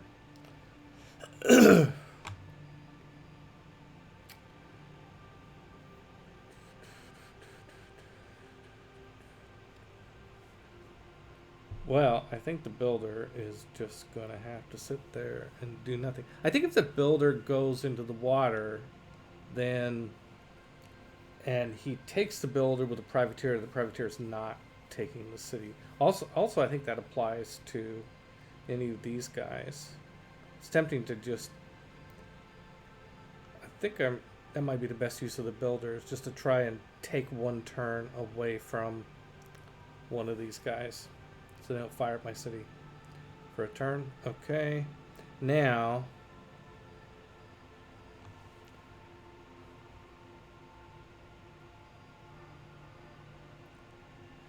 Yeah, I'm really wondering how he got the speed to come down here. There's a speed of 4, and he was here. If he went through the swamp, I think the swamp costs 2, 3, 4. Can't even get to here. If he goes through this hex costs 3. This hex costs 2. So he went 1, 2, 3, 4, 5, and then he attacked me here. So he had a movement of 6. That's scary, but good to know.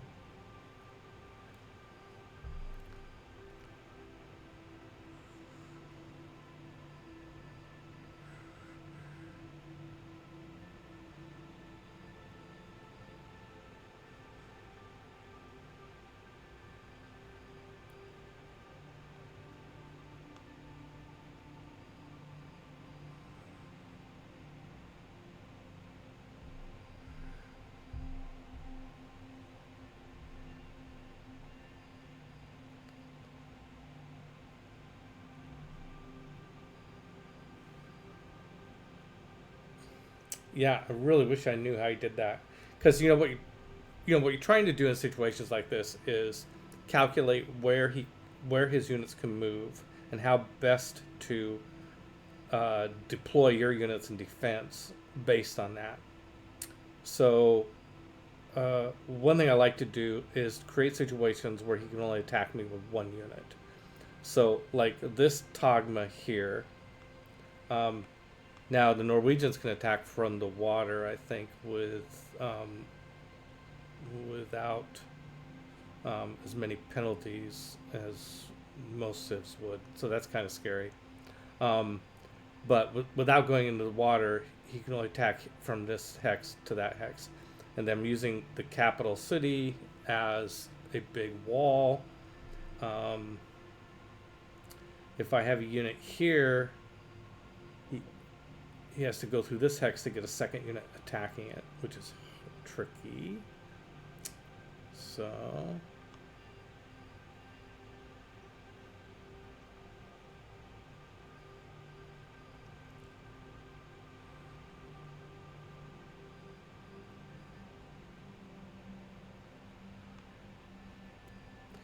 now I know he can't attack this guy with 2 units because there's only 1 hex. He can't go into the mountains. This isn't the Carthaginians. And we're just going to run away with all our apostles. I did promise that we would have a fight with Norway. Let's see, we're going to leave this medic that has the extra healing up here. Tempted to... I know I have 2 of those medics. It's tempting to take one and try and sneak him into Adrianople. Let's see, is this the medic? Where's the other medic?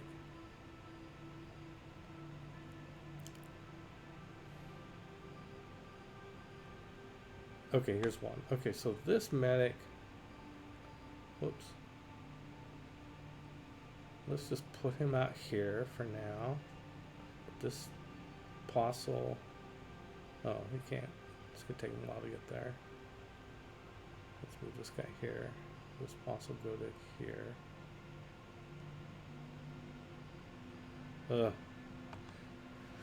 I I have a traffic jam of apostles.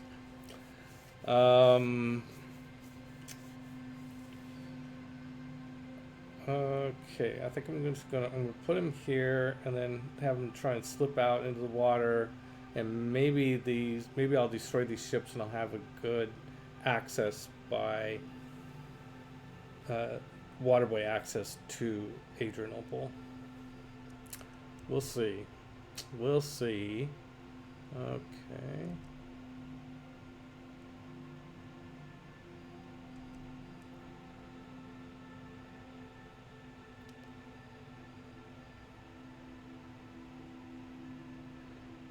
I feel like, let's see, is the musketmen, they're stronger than the tagman.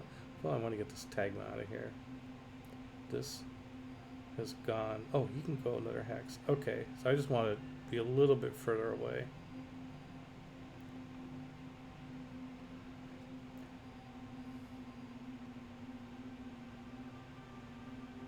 Oh, can I move these guys? They're still alive. Good deal. And we're retreating. Run away, run away, run away.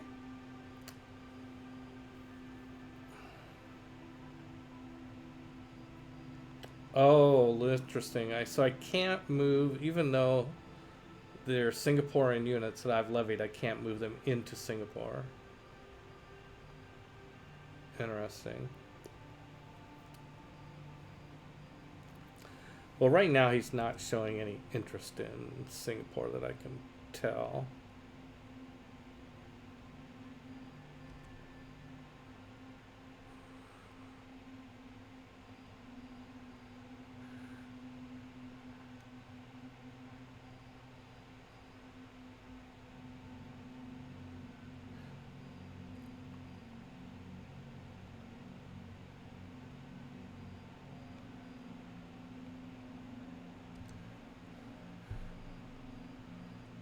Huh, battering ram.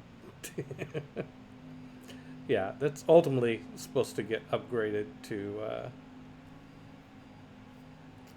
something that'll be more effective at fighting, helping with cities. But I'm not sure I need it. We'll find out. Maybe.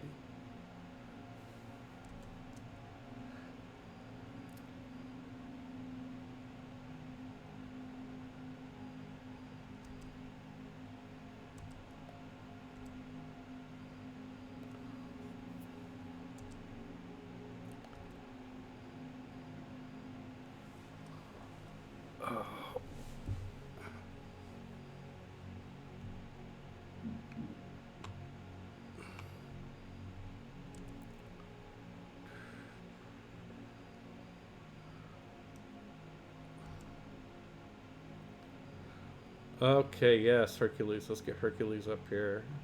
Can this guy move a little bit more?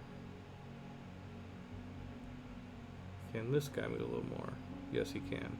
Alright, let's get Hercules up to here.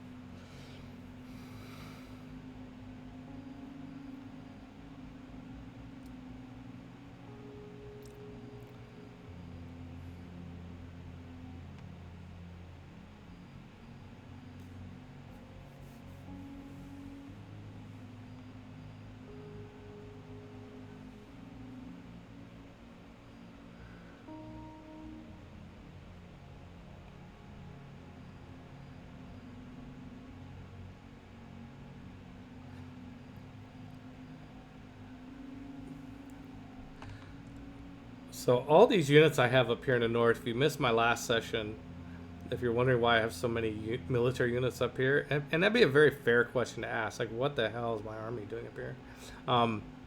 I got one of those apostles with the promotion of converting adjacent barbarians to your faith, and they become your units, and so I sent this apostle up here, and that's what happened. The apostle converted a whole army.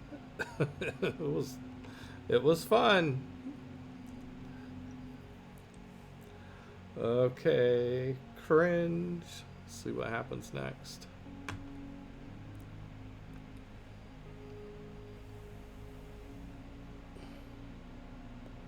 Okay, they're attacking it. Okay, their cavalry's not doing much to it. Privateer does more. Okay. Let's see what the voting is about. Oh, nothing we have to worry about. Probably has to do with anti-Khmer. Let's see. Past. If we're not saying United Fate of this one, so it would come to all of us. Let's look at it here. Oh, okay. Jayavarman has captured Izmir. We must resist their aggression. Okay, so who? Yeah. Last session results. Who voted in favor of that? Brazil and Suleiman. Okay, so now Brazil and Suleiman are at war with Jayavarman. I think the whole world's at war. Let's see. Yeah, he's at war. He's at war. He's at war. He's at war. He's at war. Yeah, the whole world is at war. And let's see, my allies are Gilgamesh and Suleiman. Suleiman's not long for this world, I don't think. Well, let's see what happened to that city that revolted. Istanbul is back in the hands of Khmer. And Khmer is very powerful in this game. And Khmer is at war with Brazil, good, and me, and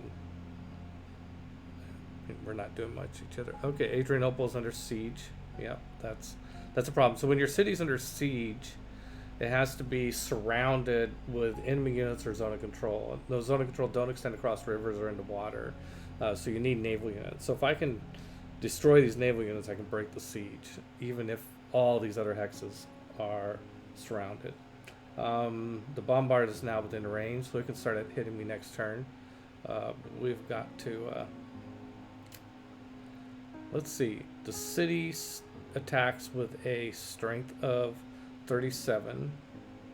The Droman attacks with a strength of... Come on, give me the Droman. Attack of 43. So the Droman actually has a higher strength. It's getting the plus 10 strength. Also +1 from military alliance. Oh, because I am allied. We have a military alliance with Gilgamesh, I think, or Suleiman, and they're at war with Harold, so I'm getting a +5 from that. Oh, that is nice to know. Okay, so since the Droman is stronger, I'm going to have it fire at the stronger unit. Let's see. Is it this? Yeah, the Droman is selected. I have the city.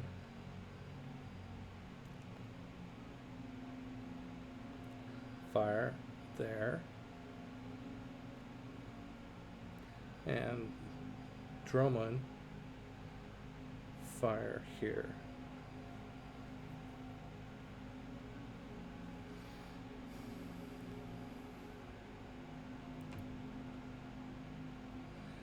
I mean, I wonder.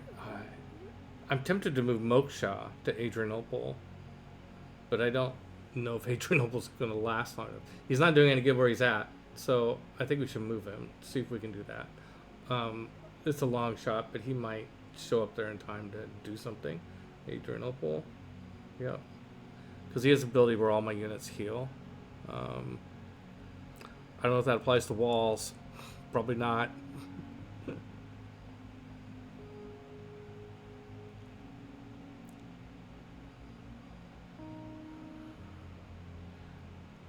Oh, I noticed I have my camera still off. There we go. Constantinople. And you can't lose a governor. If city falls, the governor just goes back into the pool. Then you have to assign him somewhere. We get a great person, a great merchant. for 750 gold and 2 envoys. I need money, so yeah, I'll take it. It's not the best of the merchants in my opinion, but it's good. Okay, so where did we just finish completing a courser? Oh, here in Adrianople. The courser is like, oh, what did we do? I think maybe the answer is to leave. I feel like somebody should stay there. Somebody has to leave. These units are too weak to fight. If they get, they'll just get trounced. Okay, let's.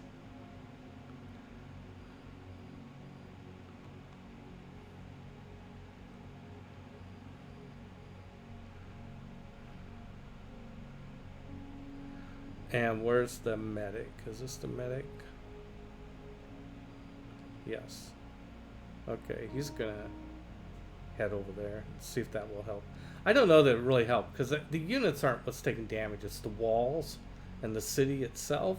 And once the walls and the city, then the city falls and the units die. So I don't know that. I mean, if I had a military force that was trying to fight these guys in the field, but I don't.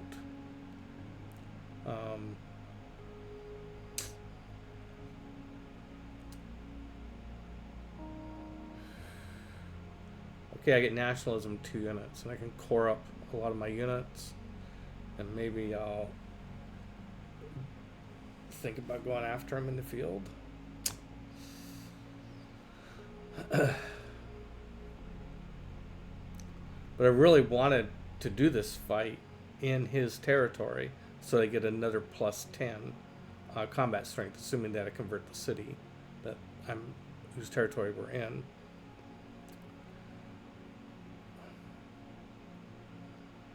Okay, let's I don't think the city's going around a lot to build anything, but just on general principles, I think it should try and build a crossbow. Or a boat. Yeah, I don't think I have anything that's down to a privateer, do I? I don't think I have I have privateers. Okay, that's what it should try and build.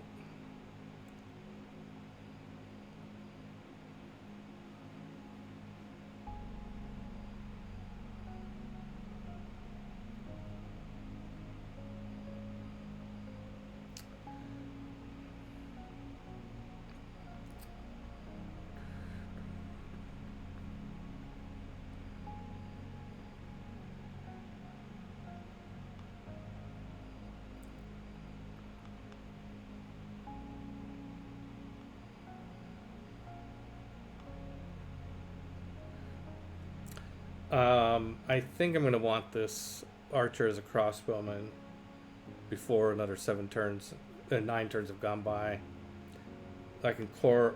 I have 4 crossbowmen, and I can make 2 cores out of those.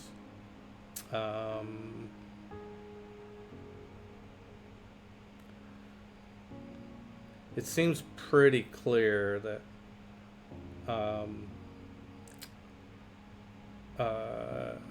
Norway is probably going to continue assaulting Adrianople until they conquer it. And now that they have a bombard coming up, that's not good. Now,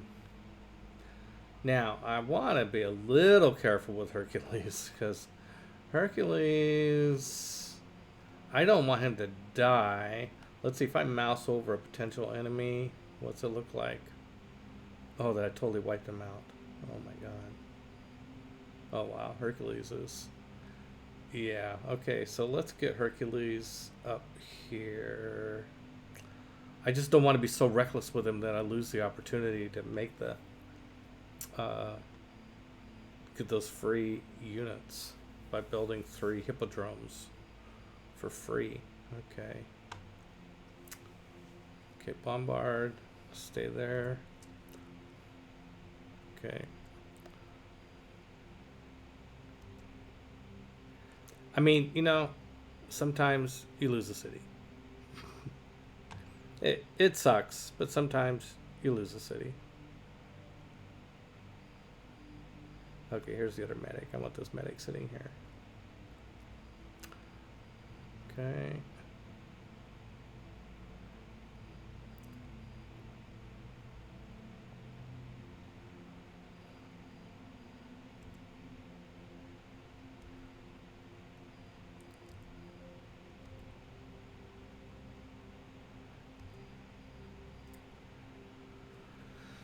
Oh, let's see. What does this guy have to? Is this? No, that's the pike and shot.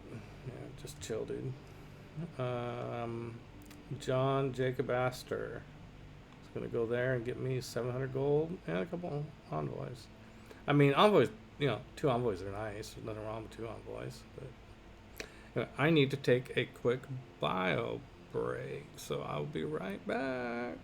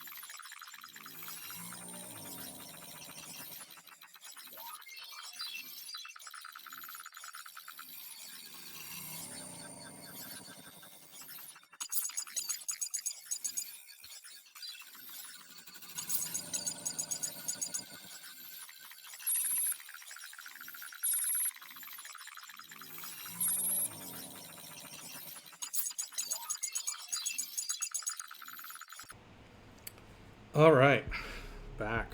All right, let's get this.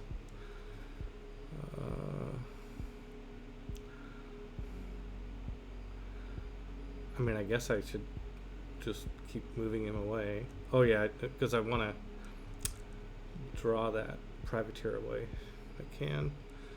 Okay.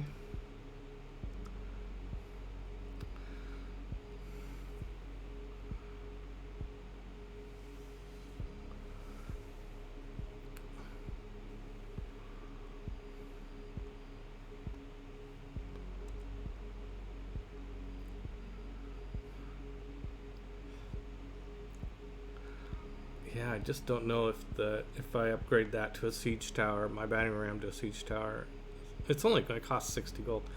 I don't know if it's going to be helpful, but we should take it along just in case.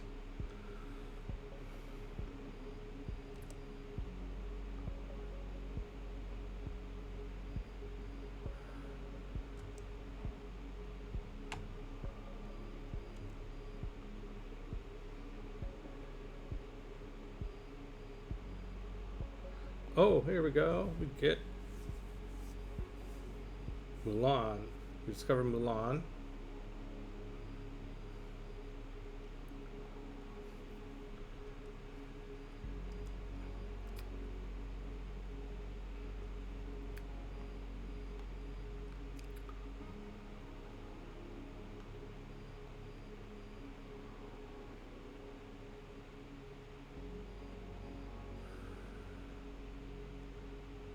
Okay, we're just really hoping we don't find any Norwegians before we land.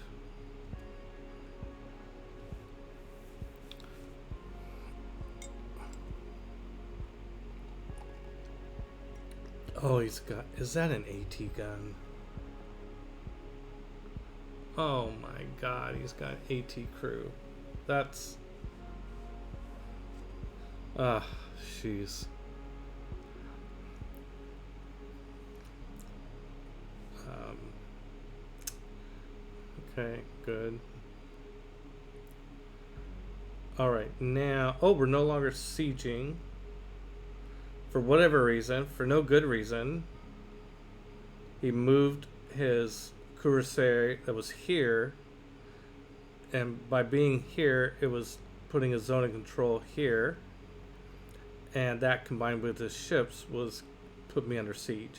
But since he moved the cuirassier to here, Adrianople is no longer under siege. Now, I'm not saying that.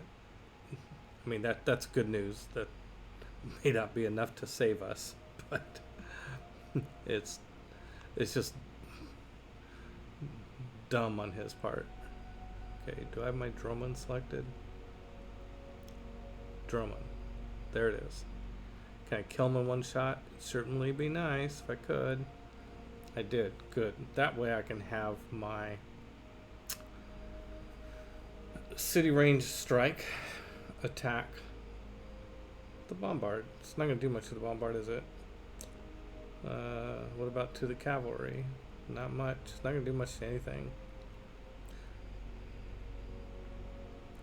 Well, the bombard is what's going to do the most damage to me, so we're going to attack the bombard. I'm really worried about to have an AT crew. That means he's got this technology here, which means that he should have infantry and maybe artillery, possibly flight. You know, I don't know. Who knows? Anyway, well, my pledge to move, not have my units on his border has been broken. Okay, fine. Is that why you're upset? Oh, I'm sorry.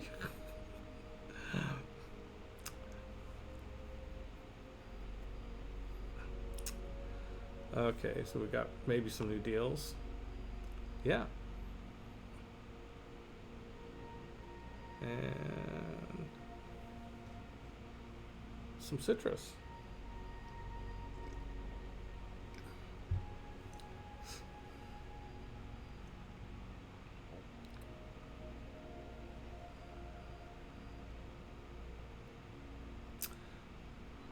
Okay, now I think I could put the arena here. 13 turns. I could have done it sooner. Should have. I meant to do it a couple turns into today's session, but forgot. That's the hardest part of this game, is remembering all the little things that you told yourself you were going to remember. Okay, next turn I get nationalism. Okay, but now we've got Hercules.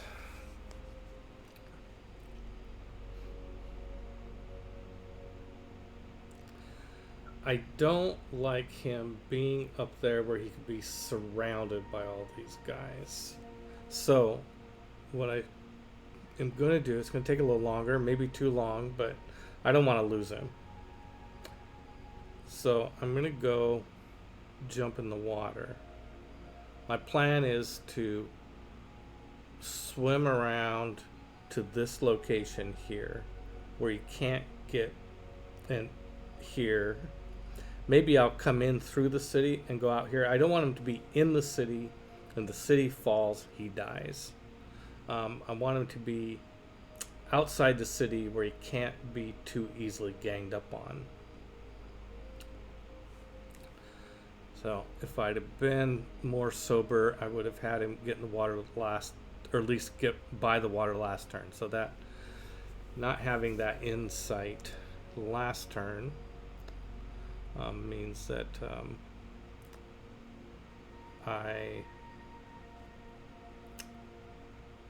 let's put this up here.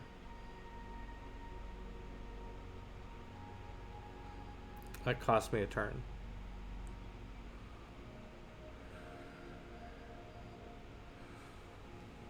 Okay, finish the monument in Tirson. Oh, yes, we're going to pray for Hippolyta. 11 turns. Oh, it's going to be an eternity. And we are focusing on production. Okay, well, that's about all we can do. 38 production isn't bad for us, given where we're at. It's bad given where the rest of the world is, but, you know, it's the way it is. Let's see, I don't think I want to get him off the border. I don't think I want to antagonize him into bringing troops up here because I'm very weak up here. Let's...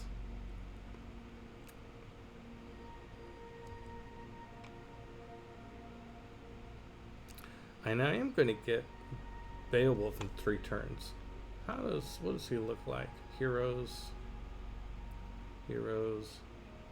Beowulf. Strength of 86, pretty good. And 6 charges where he can just kill a unit with combat strength less than his.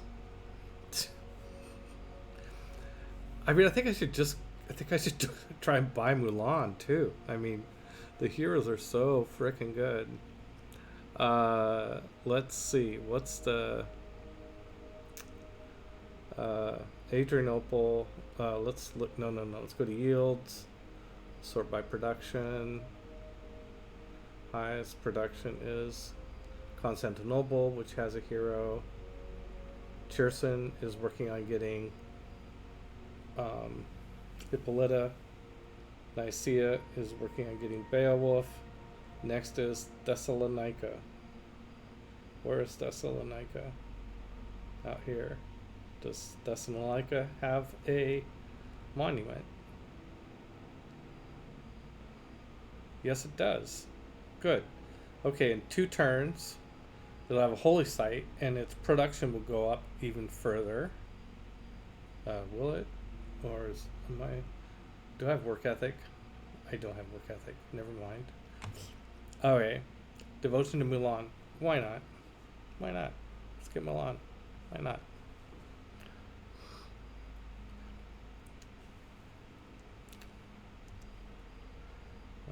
Okay.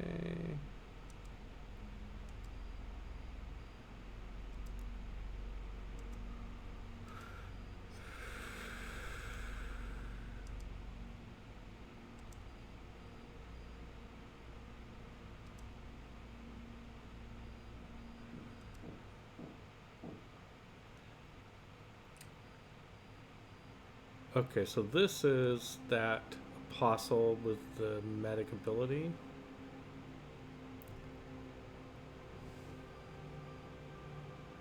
Oh, he's got a medic as well.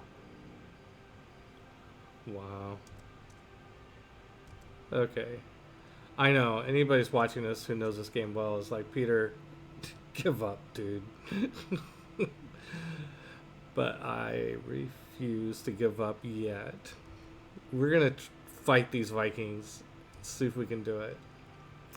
The only hope is that the AI really is so stupid sometimes. That's the hope, is that you just manage to take advantage of dumb mistakes.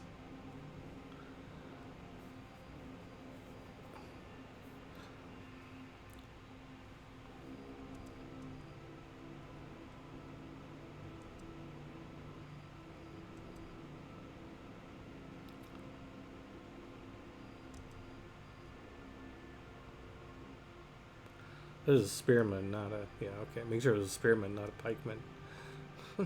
That'd be a different thing. Okay, let's... These guys... I linked them, so I just have to move the man-at-arms and the boat comes along. Hello? Why this now? Uh-oh, there goes Adrianople. I think. Yep. Wow. The bombard... That was the bombard, I'm pretty sure, that did that. We can look over here. Let's see. Bombard did 26 damage and 49 defense damage. The field cannon did 19 damage and 14. The cavalry did did pretty good damage too. The Cuirassier, yeah. So that's once the city defenses were down, especially. There we go. Okay. Wow. Ouch. I think I should just leave these map tags out here just for the hell of it. And they didn't keep the city; they razed it, burned it to the ground.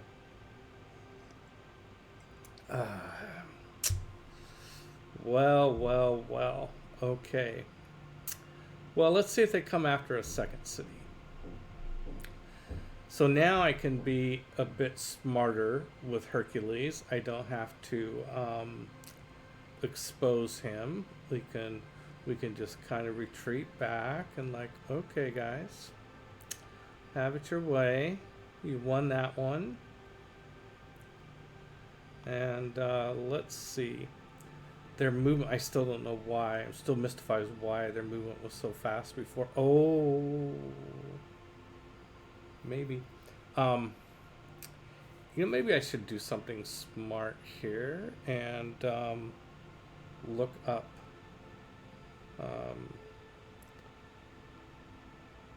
Norway's ability. Let's look, search Norway.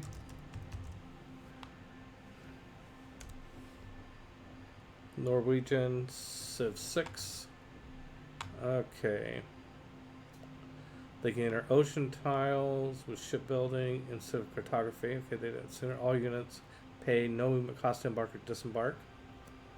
Naval melee units can heal. Okay, so they can attack from the water without any problem. Okay, so without any delay. It doesn't say that their units are stronger in the water than normal, so that's good.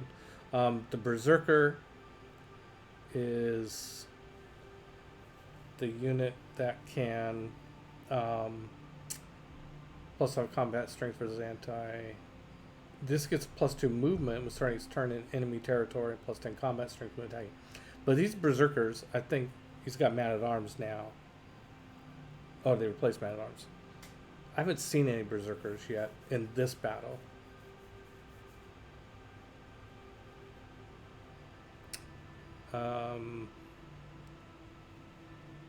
And the Stave Church. Well, I don't think this matters, but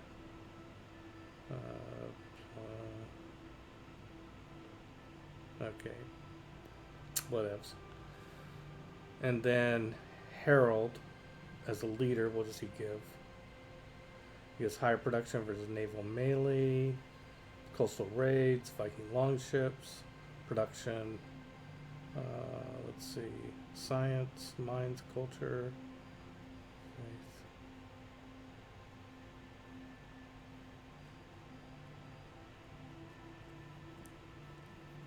Huh, doesn't look like it's all naval stuff. All right. Well, that means he can attack me from the water easily, but I don't see that his units are necessarily stronger in the water, and I don't think he can melee a melee unit in the water. And and we have nationalism, so we need to core up. The way that you do that, this is taking 2 units and combining them into 1 stronger unit. These still are not going to be great units against those Cuirassier armies. There we go. By the way, in 7 turns, I'll be able to make Cuirassier cores. That should help. And where is the other Tagma? Okay, there's 1, 2. We had 6. We lost 1, so we have 5. So here's 2. I'm counting a course 2. 3. 4. I thought there'd be another one over here somewhere. Okay.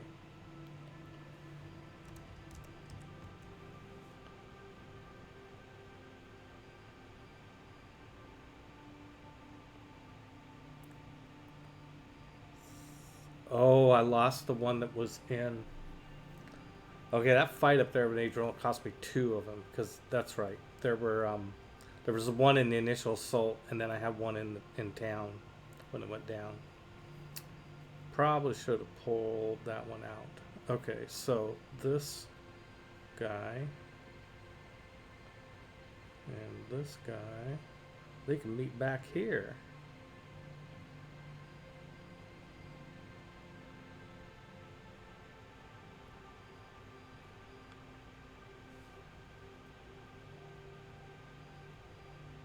Okay. And that gives us a boost for mobilization, which will be good. Mobilization will be the social policy that lets me, I think it's a civic policy that lets me build armies. And let's core up our bombards. And this courser should eventually maneuver around to find this courser, and they can mate and have a baby core.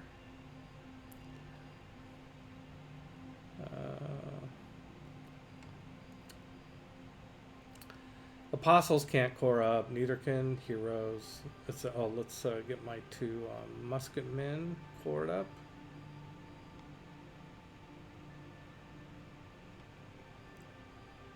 Oh, I didn't even notice that before. This bombard that we levied from Singapore is actually a core already. Oh, that's awesome. Now we have 2 bombard cores.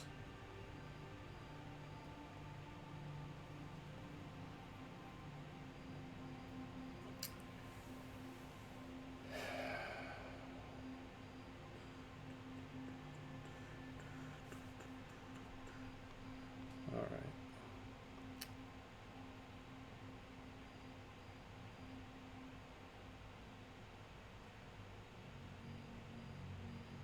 We want a beeline for mobilization.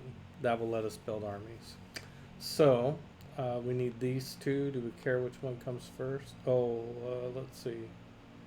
Yeah, this is a good policy to get. Scorched Earth, it increases the pillaging bonuses.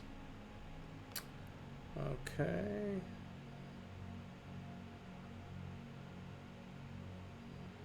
Alright, 7 turns. We'll be able to upgrade all of our Togmas. We're going to still be pretty coy until then. We have a governor appointment. I think we should get Victor. Yes. I think we should put Victor in Constantinople. Yes. And then Liang. Yeah, let's see where we want her next. Where do we want building fisheries? I think we need to go far away from the war. Let's go someplace like, well, it'd be nice to go someplace where I don't have to buy a bunch of tiles to do any good.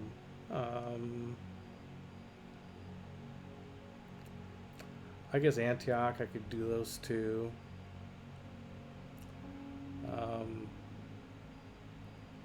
These I can't do fisheries because they make fishing boats, which is fine. That's great. The purpose of Liang is to turn the other tiles into productive tiles. I really don't have an exciting choice. Oh, and I can't really go to Antioch because I mess up Magnus and his settler spamming.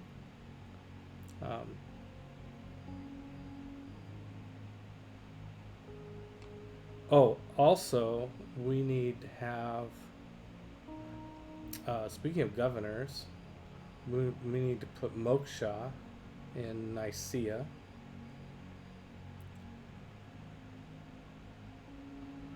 And, I'm just not going to worry about Liang right now. Howdy, keep up the fight. Thank you. Why this now? The birds and bees talk. They do, huh? Oh, the birds and the bees talk. The my comment about making cores. Two units get together and form a core.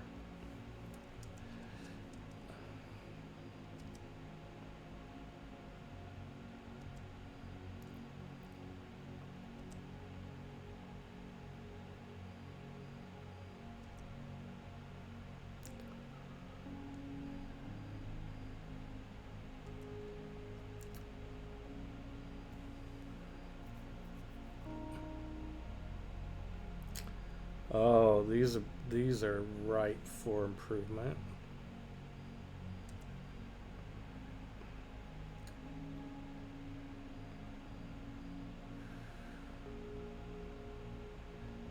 This siege tower just needs to go hide in a city until we go to war. Uh,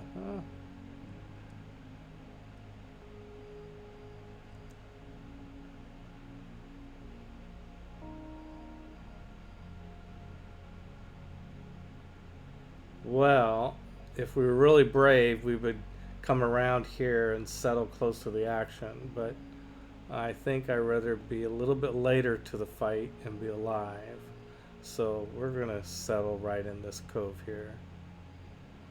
Settle. We're gonna land. And up here, let's finish off these spearmen. Those are really nice tiles. I mean, it's not like, yeah. I mean, this will be a nice city. A couple of cities up here.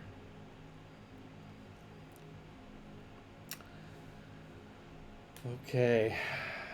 Now let's see where he comes. See if they might just, sometimes the AI just like, okay, we took a city, we're done. Want to have peace now? Or no, here they come. Here they come.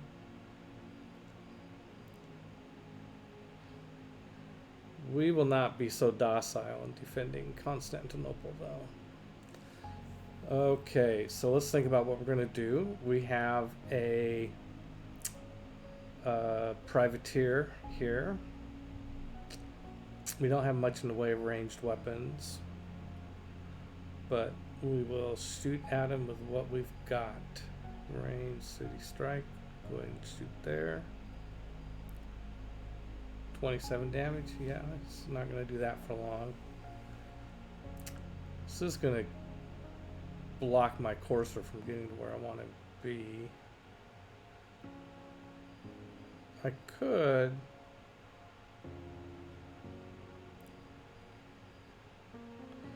just go up there and kill that, but imagine his cuirassiers are right behind. I don't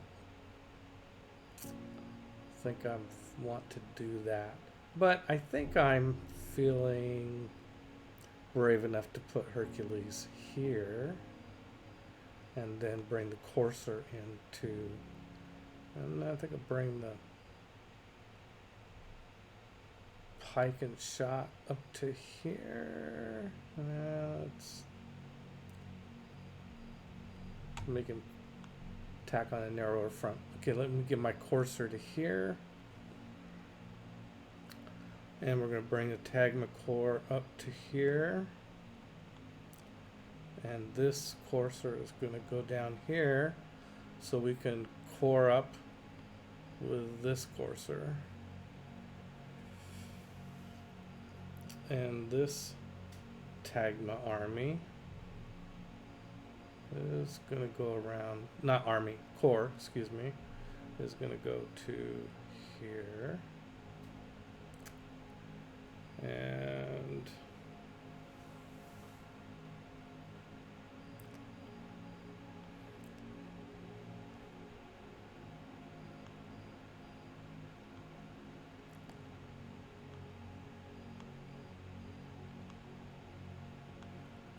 I'm splitting my bombards between the two cities, and I want to get this. Let's see, 6 turns I get ballistics. Okay, I want to get this one field cannon I have up into Constantinople.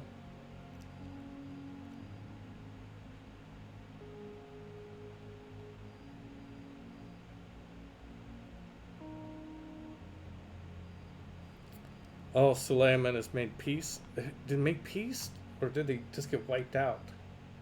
No, it looks like he has a city still. Adana. Okay. And I'm guessing that's all he's got. Okay, so... Oh, Javi Armin wants to sell me coal. I mean, I should look. Eventually I'll need coal. And what if I don't have any? Probably a stupid waste of money. But sometimes they just give it away for such cheap prices that... Like, okay, let's see. Oh my god! 4 gold pieces. Not 4 per turn, just 4 gold pieces for 45 coal. That's from Suleiman. Now, Gilgamesh, he wants, for twice that, a little more than twice that amount of coal, he wants 51 gold pieces per turn for 30 turns. Oh my god, these two, this is just so crazy. Yeah, I'll buy 45 coal for 4 gold. Sure. No, sorry Gilgamesh, but good luck. I hope you find somebody who'll do it. Ethical sourcing for equipment is a Bird's compact for soft stuff bees. Why this now? Why, what are you talking about? I don't understand what you're talking about, dude. Or dudette. Person. Okay, so let's get this apostle out of the water.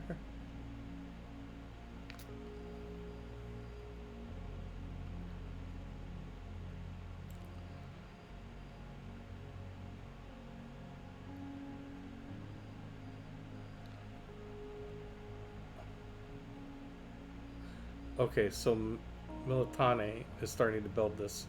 I don't want them wasting production on this hippodrome because it's gonna be I'm gonna be able to build it with Hercules.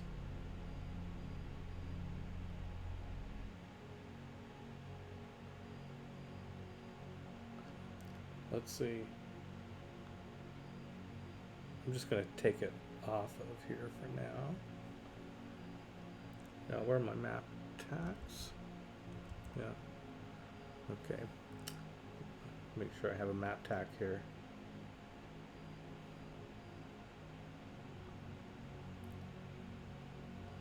And then I'm going to build one here. Sinope. Yep. And then where was the other one I was going to build?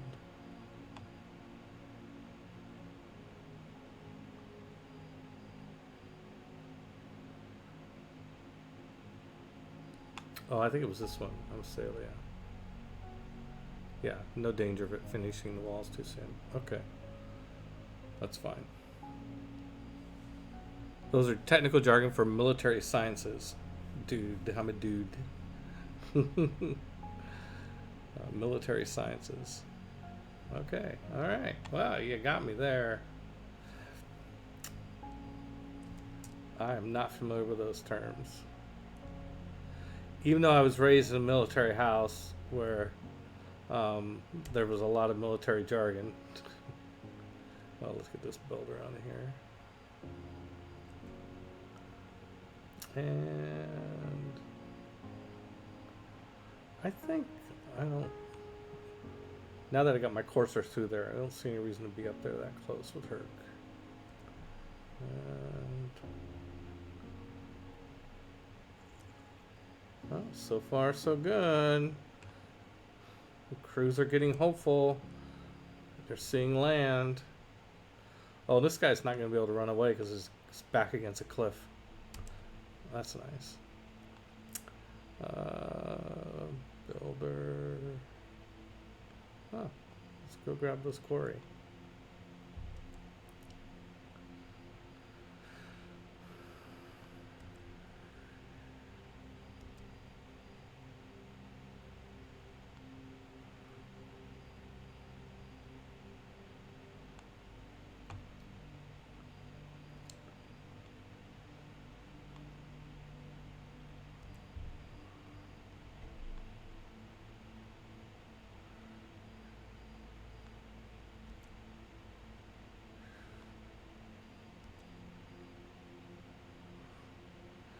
Well, I think it's going to be very interesting to see what the Vikings do next turn because I think we have a chance of them overextending themselves. And I'm not cocky. Trust me, I'm like sweating bullets here. But I think we have a chance. Let's see what happens. Come on, guys. Come on. Oh, don't run away. We could have such fun together. Well, maybe he's going to go after Nicaea. That's okay. I can pivot. Venice has made peace with Basel and Pedro and Akkad and Taruga. So somebody took it. I don't care who. Let's see, where's the hurricane? Okay, no, not near me. Moksha is established in Nicaea. Byzantium has Beowulf. Oh my god. Where's Beowulf? So let's see. Yes, a bombard does have a smaller strength than Beowulf. Okay, let's get some heroes into action here. If Gilgamesh won't be Hercules won't be by himself in combat if he's got Beowulf with him.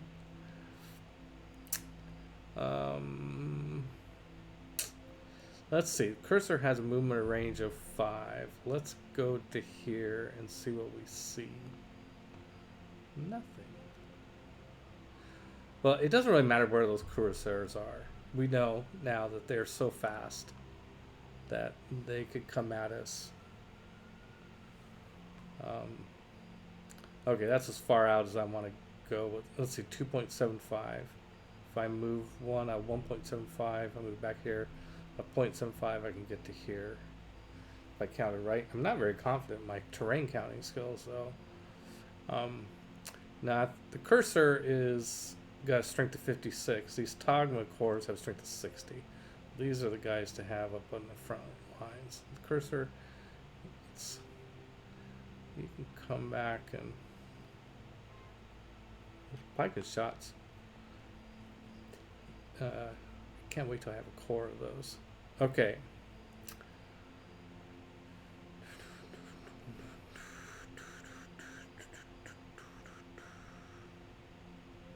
Now here's a crossbow. I'm ruining the fact that we don't have a road through this gap. It's such an important place of transportation.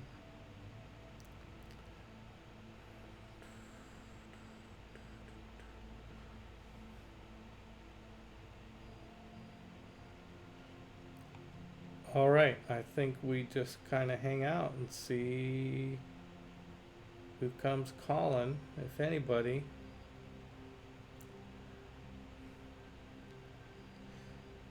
I'm going to pull back this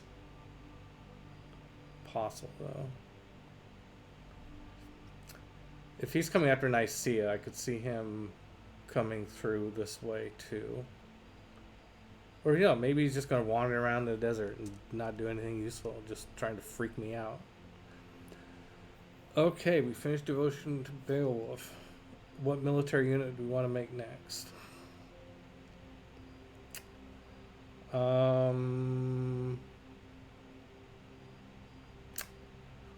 We do have 2 man-at-arms coming with our 2 musketmen. We're in good shape there. We don't have to worry about cavalry because that's what the hippodromes are for.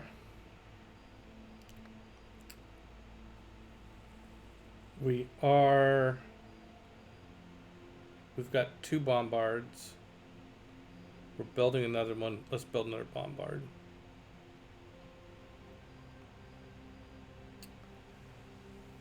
They're not going to be useful on defense, but if we manage to go on the offense, they will be very necessary.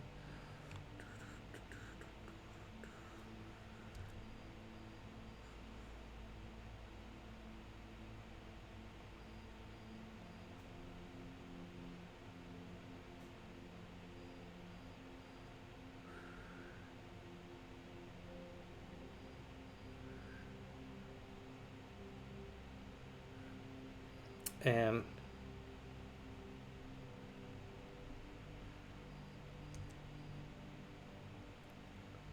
bombard course, fine there.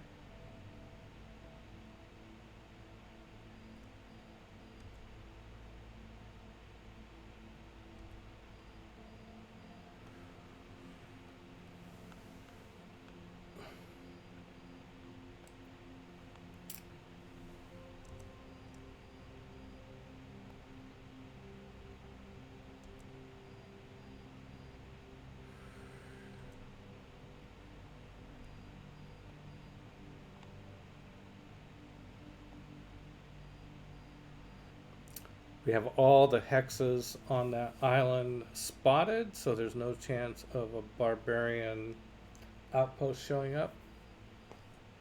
It really is the volcano that makes these two, I've hated, I don't like disasters in Civ 5 generally, but I have learned to appreciate how volcanoes make the soil next to them so good.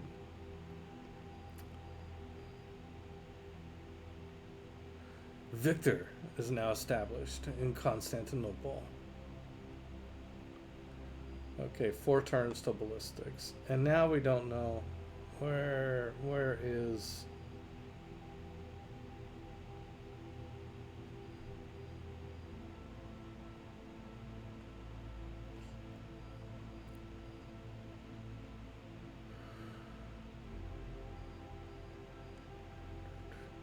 Well, I guess we can go up and poke around with Gilgamesh. Huh. Gilgamesh has 1 movement point left.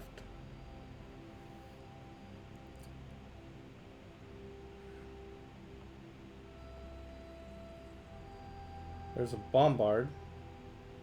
Maybe the AI is actually being smarter than I have come to expect.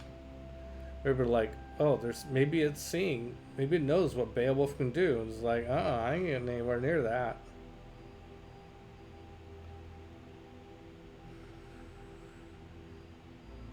Okay, I know his counterattack comes with a big, big bite. So I'm trying to be really careful where I put my tagmas. See, now this tagma is a place that you can only give attack from 1 hex, because these hexes over here are impassable. The bombard can shoot, but bombards aren't very good against land units.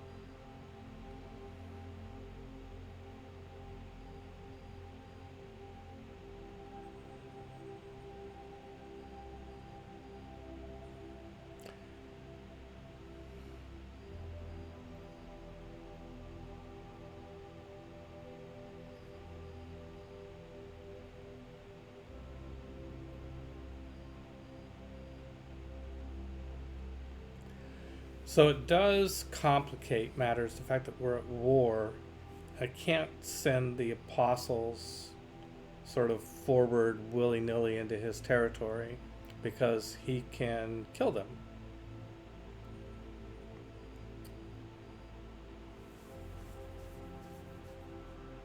But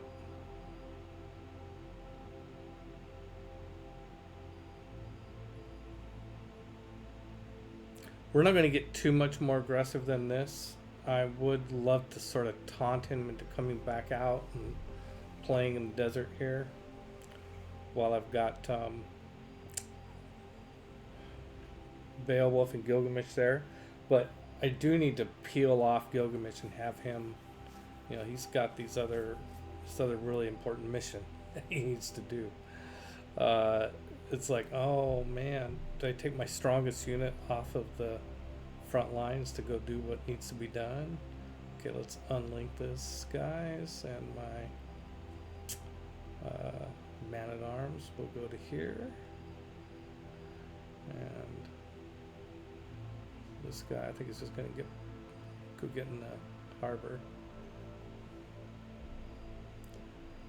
Oh, there's a Norwegian Grey Admiral. I wonder if that admiral has seen anything interesting. If there's no ships by, I could go and you can't kill great people in the game. If you move into their hex, it displaces them back to the nearest friendly city, which is kind of a shame. In Civ 5, man, you were always really protective of your great people. Like, you don't want to get them anywhere near enemy units because they could just you just lost your great general, dead. Like, what? I was gonna build a citadel with that. Kamar's culture is dominant over ours. Great. Yeah, we're so far from winning. Let's see. Is there's anybody? No, nobody's on the science track yet. Pedro's got a lot of visiting tourists. Wow, quite a few.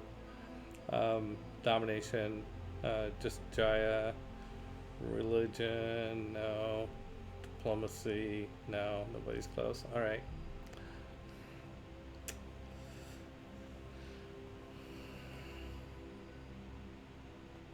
I like to see where these disasters are striking, just in case they're near where somebody should be, where I need to worry about somebody. Okay, we finished a bombard, and we're getting one more. That brings us up to 6 bombards, which is a good number. Although one of those is borrowed from the Singaporeans. Okay, now the bombard is over here. Okay, well, I can't get too frisky. I mean, with I need to peel Gilgamesh off and go do his thing. While the let's see, Neat wants to get to there. What's the best route? Okay, we'll just go to here, and then might as well program him for that. 5 turns. By the time he gets there, it'll be just the right time for his ability. In case you missed it earlier, what I'm doing with Gilgamesh is he can build 3 districts immediately, so I'm going to have him build hippodromes in some of my low production cities to speed along my efforts.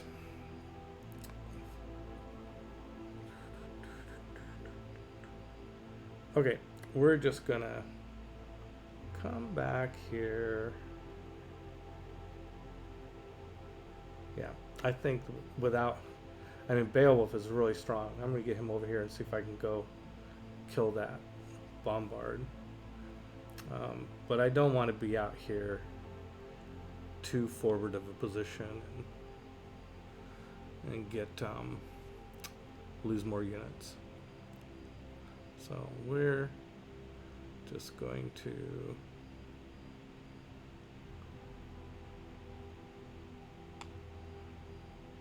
retreat back to where we probably should have stayed to begin with.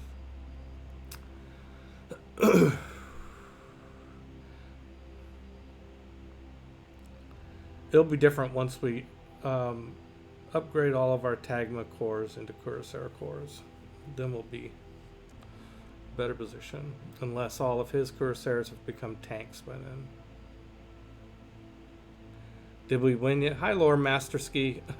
No, we have been we've lost a city today. Yeah, it's not been a good day. No. Okay, so if I think I have enough bombards, what else am I gonna need?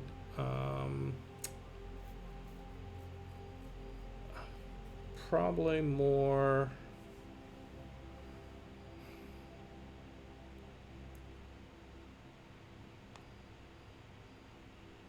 I think I'm gonna go for more pike and shot because he's got a lot of these Corsairs, and I got the spearman coming over. If it makes it, it can core up with the existing pike and shot. I mean, if we make 2 more, that'd be pretty nice.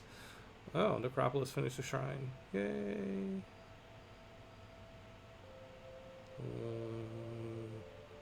Let's build ancient walls and monument.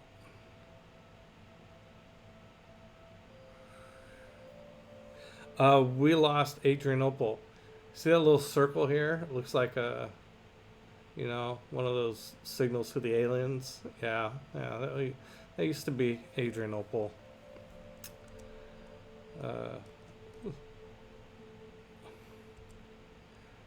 We're hoping that in a few turns, when we can upgrade all our Tagmas to Cuirassiers, that we'll be able to meet them in the field. The big question mark is whether or not they are upgrading at the same time, which would make a lot of sense.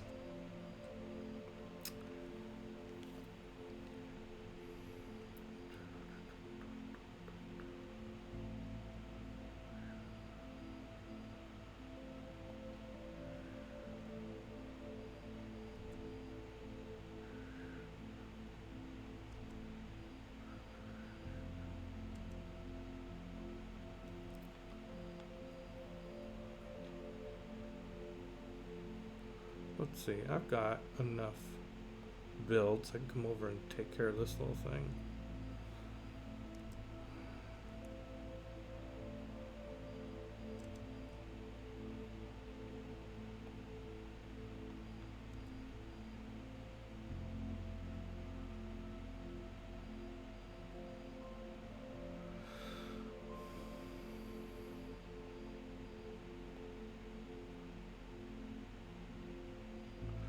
Oh, we have a privateer here.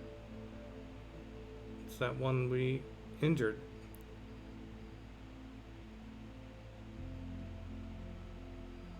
Now, that privateer is almost dead. Dare I attack it with a galley? Yes, I dare. Oh, except it doesn't have any movement left. Oh my god, this is funny. We're gonna run down a galley with a... Run down a privateer with a galley. Where's my other galley? The one I just set loose from here. There it is, hiding underneath the harbor attack. These galleys are going to chase down this privateer. Oh, hey, I can fleet up. Yeah, definitely. Okay, now I get aero score for that too. Not much, but some. And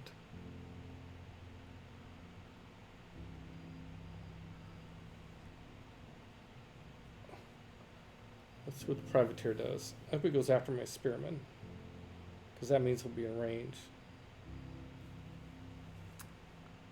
I don't know where he went.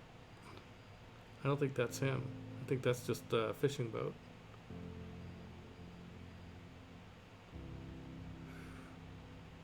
Acropolis, needs food, fine. Antioch wants housing, fine. Yeah, problem with giving the cities housing is then they get more people and then they're not as happy because they don't have enough amenities. Although I'm not too worried about that. Okay, let's get this spearman here. Let's go down. Just see if there's a chance that this guy, this problem is I can't go into ocean water.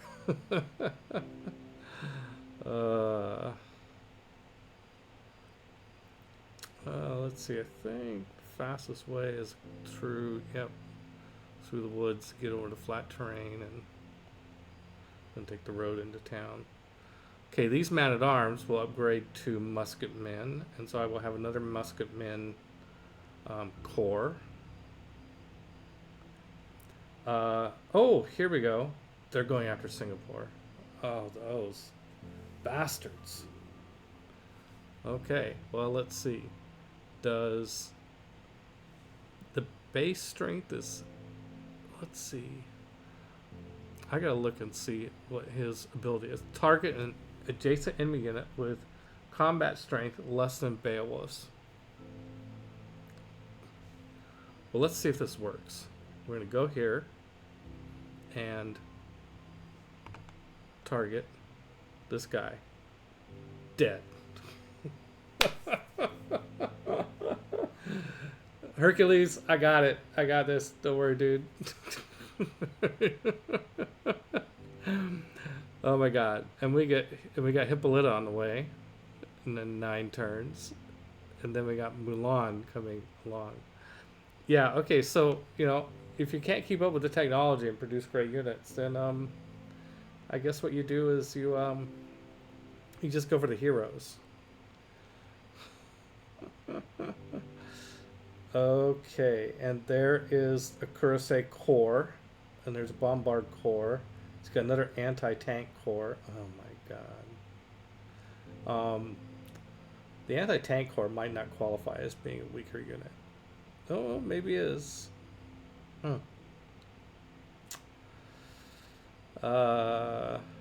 Well, we knew we were taking a risk when we had all of our units flee this southern area.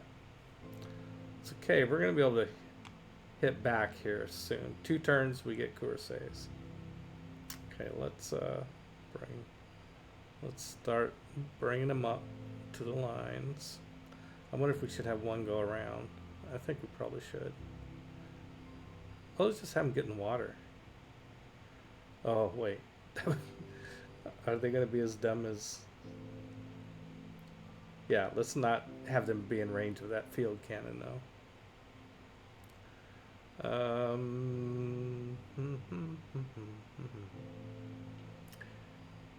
Yeah, let's keep in mind that the Norwegians just treat water as like planes. They just go in and out at their leisure.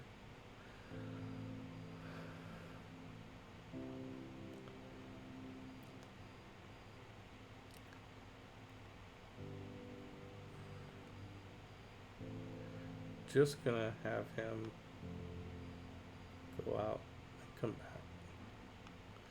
I didn't mean, I actually have moved him 1 tile further than I intended to. So I didn't get him back as far as I would have liked. Okay.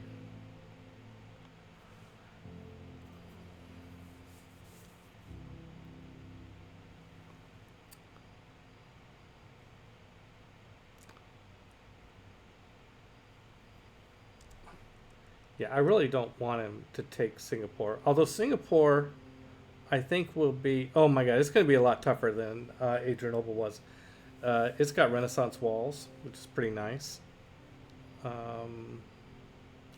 he gets a second bombard, then I'll get really worried. But I think there's a chance that Adrianople will be fine. I mean, we're gonna put the pressure on for sure.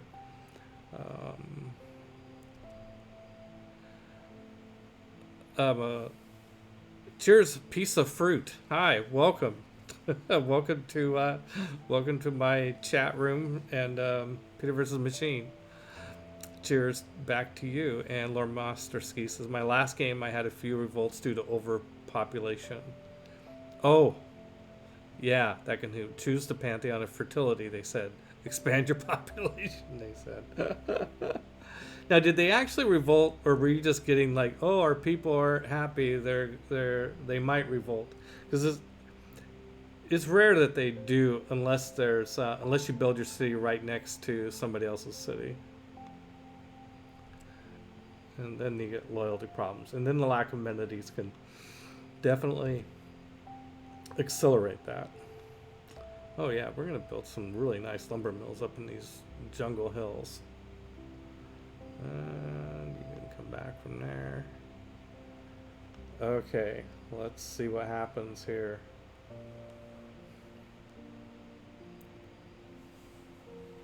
You built a little too close to Japan. Yeah, that'll happen. And Japan tends to have pretty big cities too.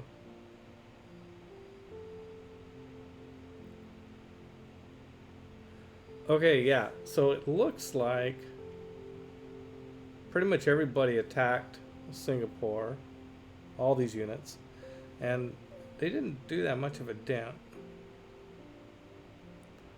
So we're gonna help out, and we're going to start. I wonder if this Tagma. Oh man, I hate to get my Tagma out there and get him killed. But I am curious. Could a Tagma finish this field cannon? It certainly could. So, if a Tagma goes and finishes the field cannon, and these guys run cover, the Kurisei could come around and attack from the water, but I think they still have, even though they have no movement penalties coming out of the water, I still think they have combat penalties. Alright, we're going to do it. Let's see. Tagma against that field cannon. Done. Nice. Then the musketmen can't get any further than here, but that's okay. Beowulf can go to here.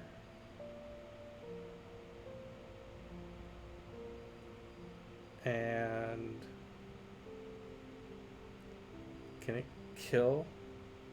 Let's see if it can kill it can kill the AT core. Oh my god. Wow. Beowulf is strong.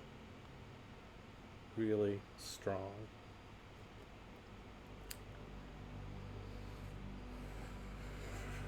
Okay.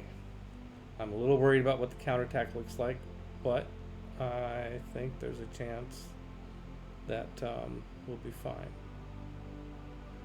Again, let's not get too cocky until next turn when we upgrade all of our Kuriseis. Hopefully we have enough money. And the attack is back on then. Okay, let's not get too ahead of ourselves. 1, 2, okay, 3, 4,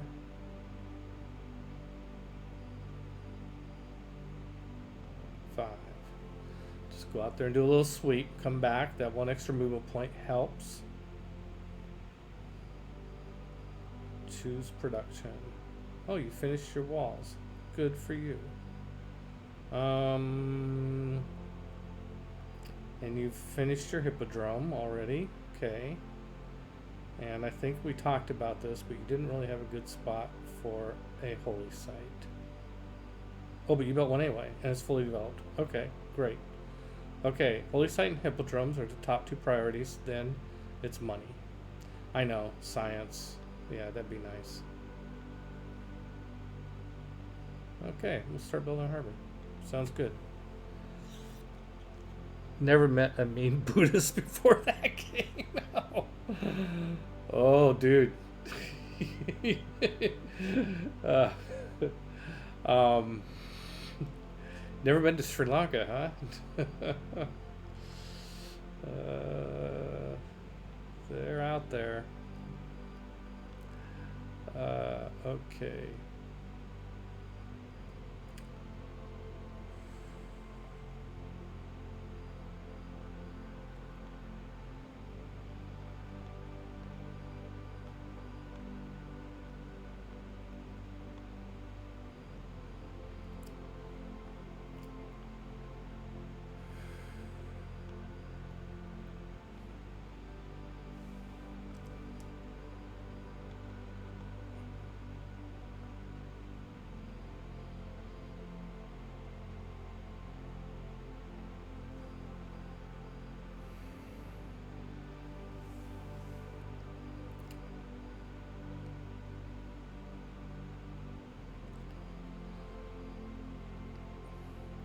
I think a watermill might actually be good for melatonin. It only costs 1 turn, so why not?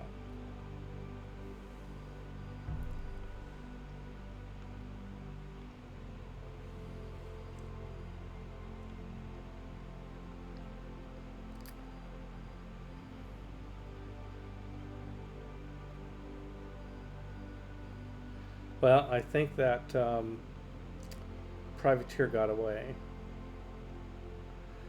I don't want to give up the search.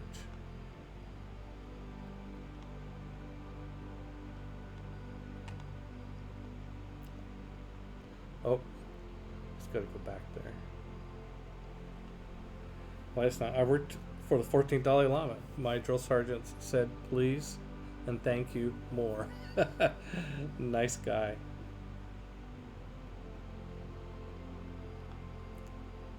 Okay, we got ballistics. Good deal.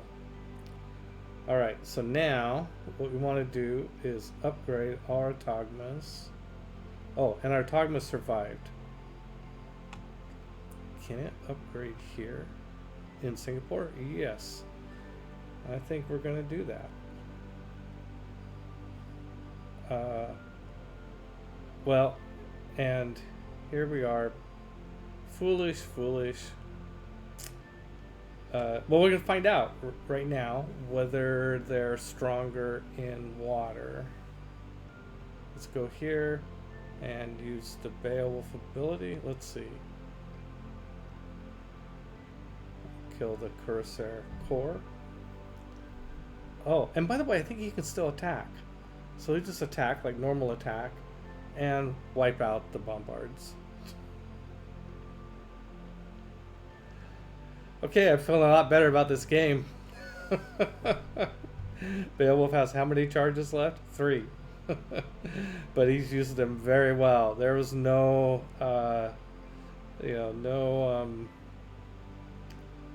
wait, I thought we upgraded them to a Corsair.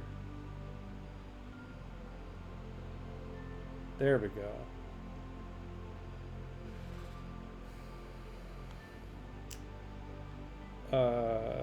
Let's get out of the, I guess we have to get out of the water to do the upgrade. Let's see, movement of 2. Okay. So if we get out here, do we have a fraction movement left over? Can we do the upgrade? No. Okay, and then we have, do we have any more Togmas? You know, we had 6 of them at one time, and we lost 2. So that's the 4. I guess just those. Well, Gilgamesh has got to, or Hercules has got to get to work.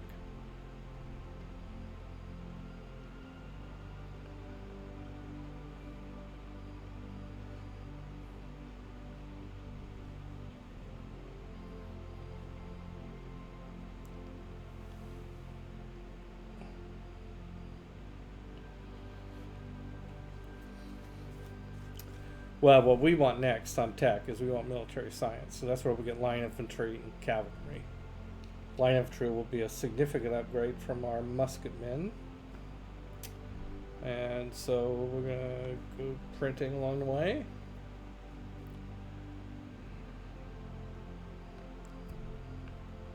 And we're going to keep spamming settlers. Antioch has been spamming settlers since the beginning. As long as we have a place to settle. Yeah, it's problem is production's so low that it doesn't make them very quickly, but that's okay.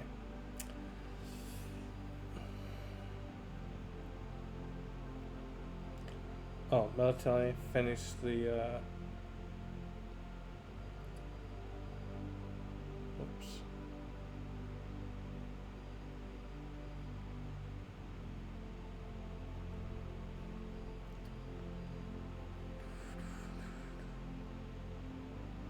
It's eventually going to need another granary, but let's build the workshop.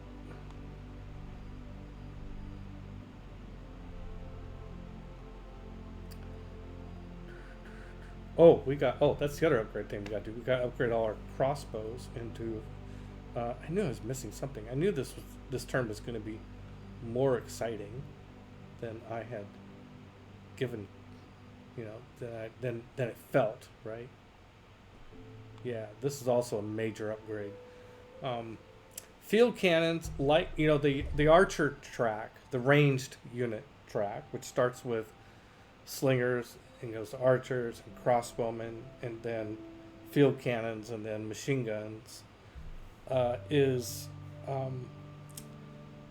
all the way through that track, those units compared to other units is going to be really strong at ranged attacks and weak on defense. So you always have to protect them. There's a tendency, like once they're field cannons, they can be very vulnerable in a battlefield because cavalry, there's no zone of control versus cavalry. So enemy cavalry units can sweep through your lines and wipe out field guns with impunity. Or archers with horsemen, back in the day. Okay, let's we're gonna try and get this settler all the way to there through war-torn. Okay, well, this will be something for our boat to do. Let's see. We go out here in the water. Is it faster? Well, it's certainly not safer. Let's see. I think we want to get in the water here. If we go here, we can get, okay, 8 turns to be in the water here. 9. Okay, let's go to here. Meanwhile, this guy's got 8 turns to run around, and oh, there's that privateer. But you see, I can't get to him. It's in the ocean. I'm on the coast. I can't go into the deep water. Oh, now he's. Oh, and he's stronger, and he can shoot at me. Huh. That's not so good. Well, next turn I'll get out of the way. I should survive turn and get out of there.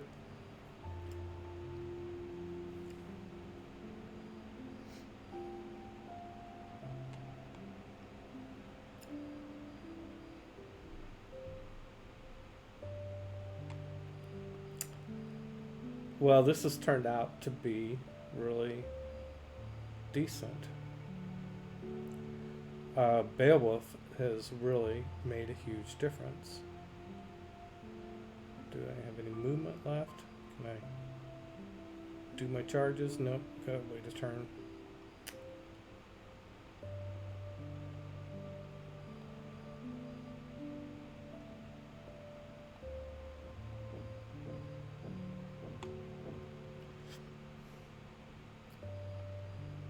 Norway, what's the strength? 560. Okay. They've still got some really strong units out there somewhere. 1.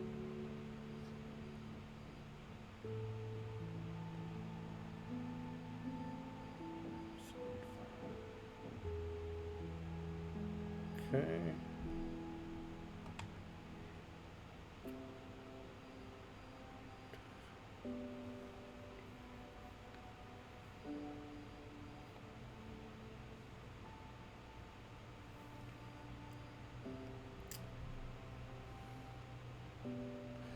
I think it's cheaper if I form a man-at-arms corps and then upgrade the core. I don't know if that's true.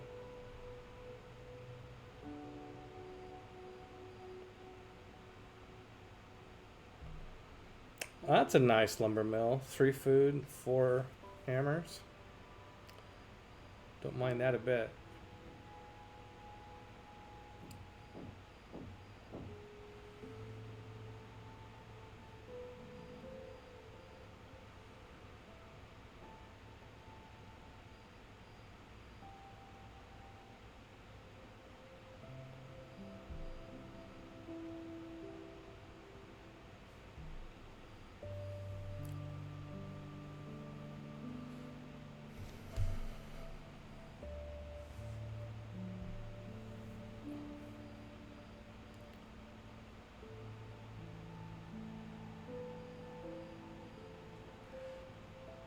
So I don't want to move any of these units, but I'm going to leave one of them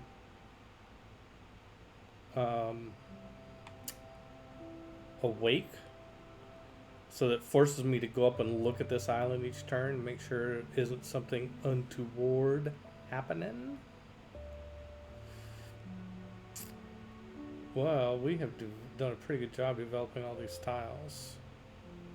All the ones that we currently own. We've got 2 builds left. Oh, this place needs work. Let's get down here. That looks like a good spot for a lumber mill.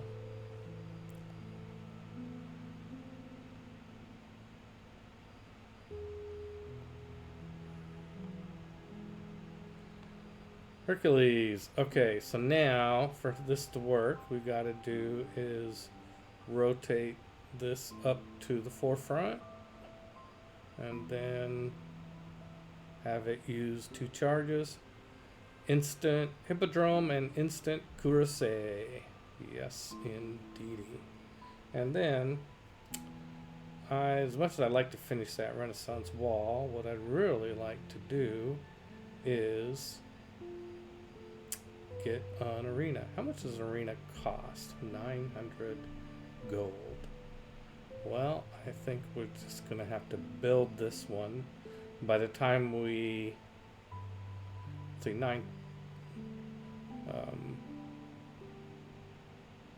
16 turns, long time to wait. Am I really going to remember to come back and buy it? Let's see, 900 gold. 80, that's like 12 turns. Yeah, let's build it. And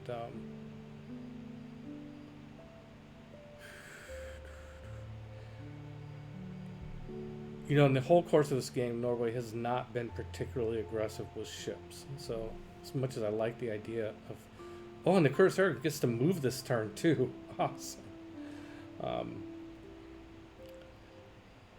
As much as I like the idea of getting strong walls up,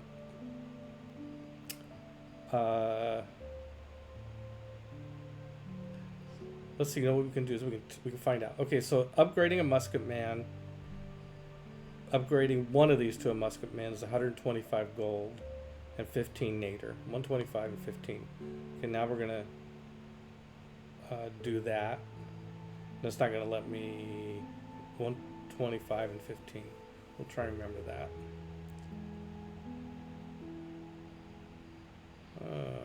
Okay.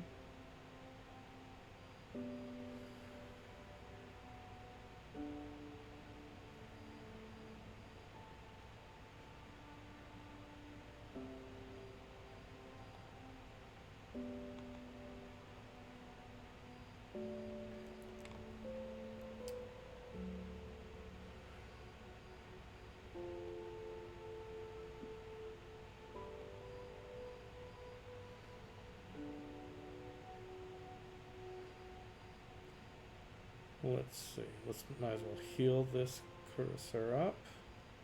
Let's go up to here and then upgrade. Oh yeah, I'm spending money on upgrades, so I'm not having enough money to buy arenas. Although that, I got one more upgrade to do. I got to upgrade that unit we just cored up.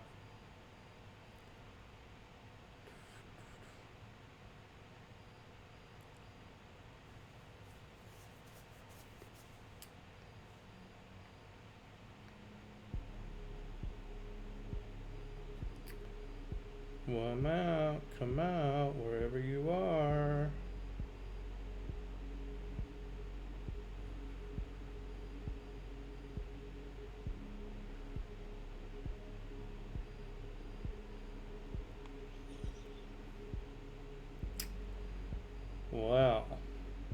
Well, well.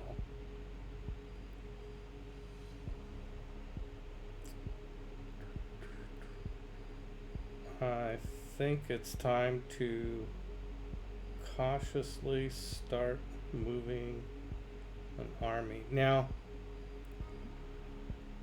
I want to go back and attack from this direction. Otherwise, I got to deal with these two encampments shooting back at me. If I'm in this hex, both encampments and the city can fire me here. If I'm in this hex, the city and one encampment can fire me. But if I'm over here, I can only get fired at by the city. Plus, of course, whatever units. So, even though it will take some time, we need to start moving units back to this original assault corridor. And I don't want to get my units my vulnerable range units too far out in front. But, oh, my whole screen just did some sort of weird glitch.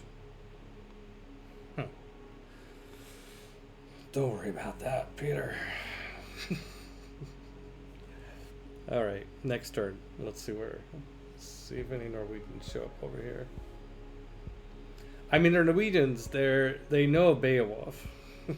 They know how bad he is. They're all like, why is Beowulf working for the other side? Don't work for the Byzantines. They're Byzantines. Oh, I forgot somebody here.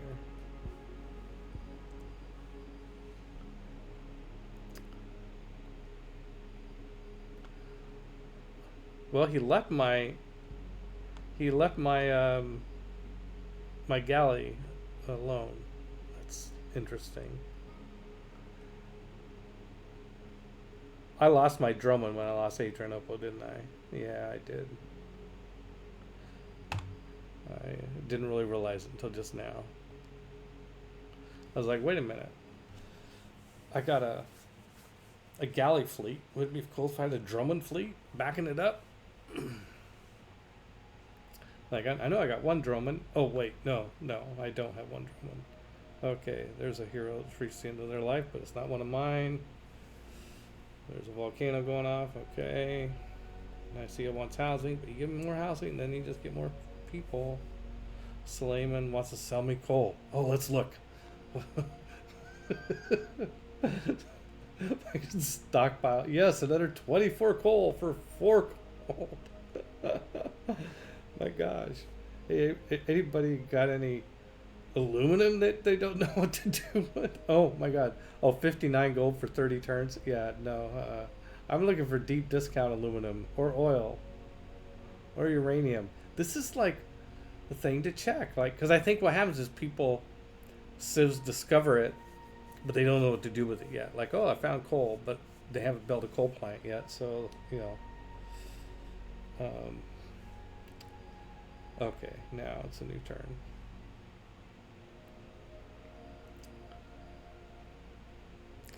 Oh, you know, I should have just moved this Cuirassier into Nicaea, because I've got Moksha in Nicaea, and he lays on hands. In fact, how many hit points does Beowulf have? He's down. We're just going to come back here. Might as well get... It's always good to, you know, go to war with a full tummy and fully healed. You know, that's my recommendation. Okay, let's have this guy come out here. See if he sees anybody. No, still nobody. Okay. Okay, now we'll see what the upgrade is on this. 125 doubled, it would be 250. It's actually less efficient, 255 gold instead of 250. Huh. Interesting. I always thought there was a little economy of scale here. It's actually a tiny diseconomy of scale. The nadir, it was 15 nadir, so that's 30. Okay, well, let's do it. Whatever. We're going to do it still. That was never in doubt. Okay. All right. We got to get our strong units out there before we start getting too crazy with all these other guys.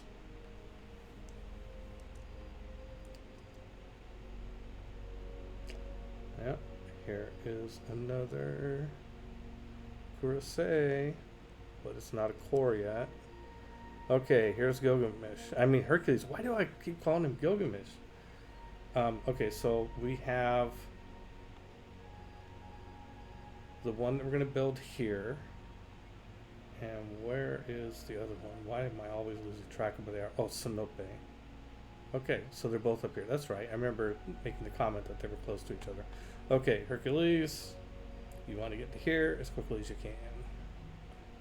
Thank you.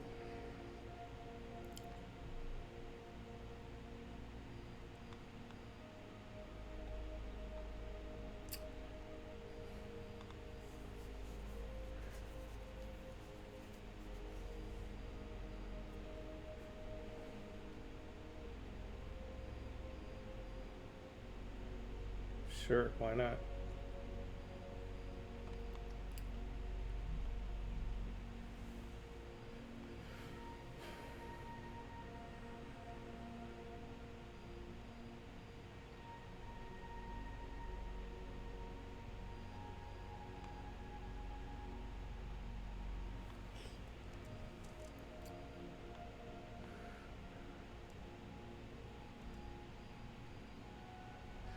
Okay, we'll see if the let's see.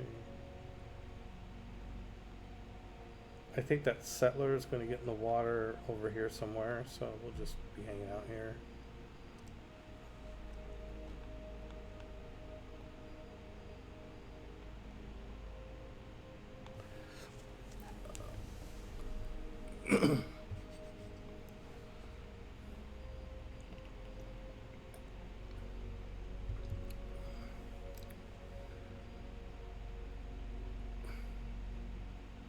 Oh, I could sell that coal back to Slammin. Chai Farman wants to sell me aluminum. Oh my god, let's see what it is. Sell, let's see, purchase, aluminum. Let's see if it's like a super cheap price, discount price. No, that's 59 gold a turn. For something I'm realistically probably never going to get to use. Okay, bombard cores. Okay, so now, okay, neither of these guys healed. I think they have to. I think the way the moksha ability of his lay on hands ability, which causes people to fully heal in this city, they still have to have a do nothing turn. They have to do nothing for a turn, just like they would if they were, they can't like run around crazy and use that. Okay, so let's start going out here.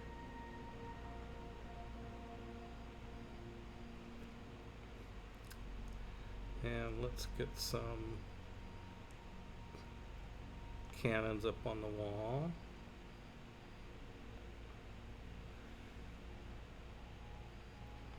I'm going to go over here. Okay.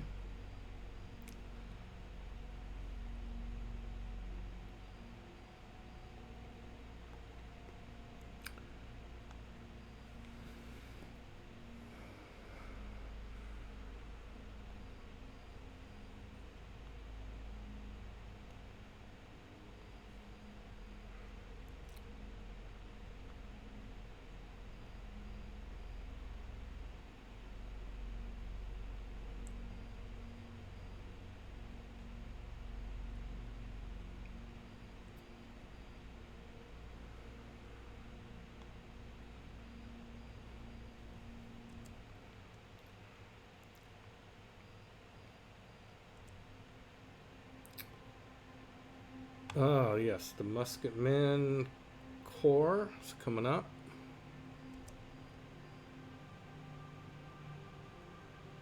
Okay, we're just gonna.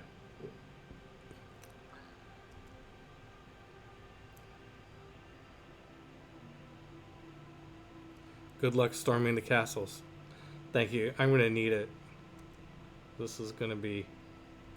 It's gonna be tough.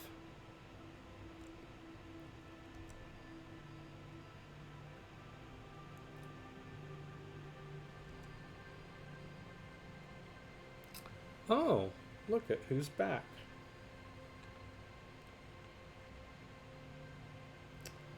Can I come here? Do I have a move point left? No, I don't.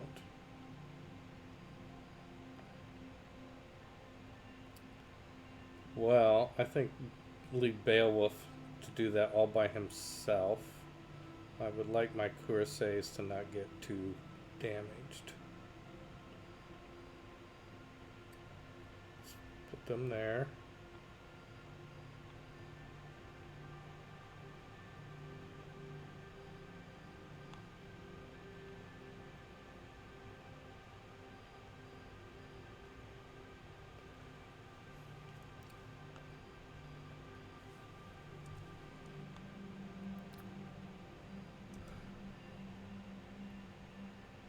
Mm-hmm.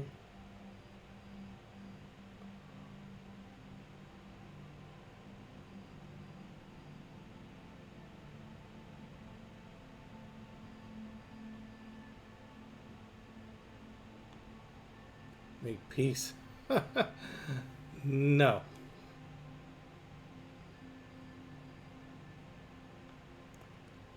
Okay, and he has. Oh, they've brought a hero to the table. They've brought King Arthur. And who did he? Oh, he got shot at by the Singapore. Okay. Oh yeah, let's change policies. Total war.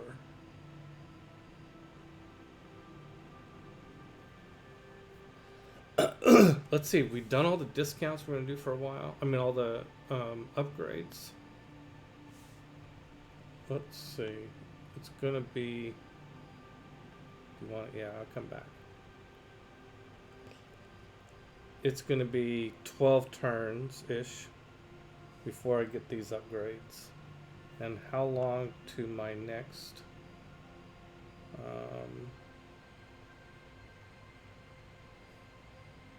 Civic?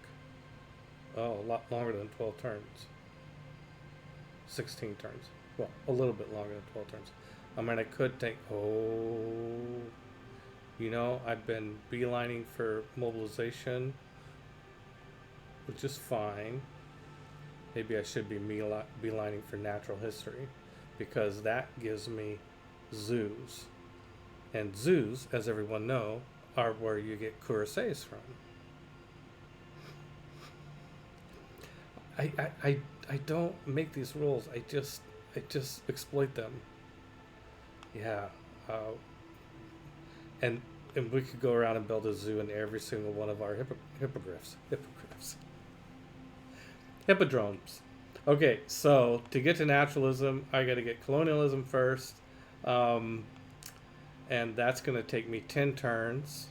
So, and this is going to be 12 turns. So I'll be able to swap out the policies on upgrades for something else. And for those 10 turns. You know, be very optimistic to do this, but loyalty bonuses in case I do take Tronso might be a good idea.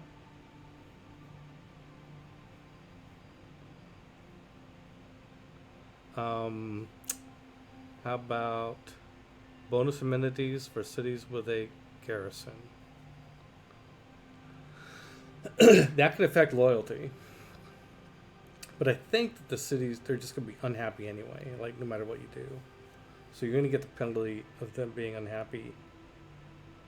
So, We are still trying to build walls in a few places. Maybe I should do limes. And of course, additional industrial zones and money is always good. Money is really good. In fact, that's probably what I should take.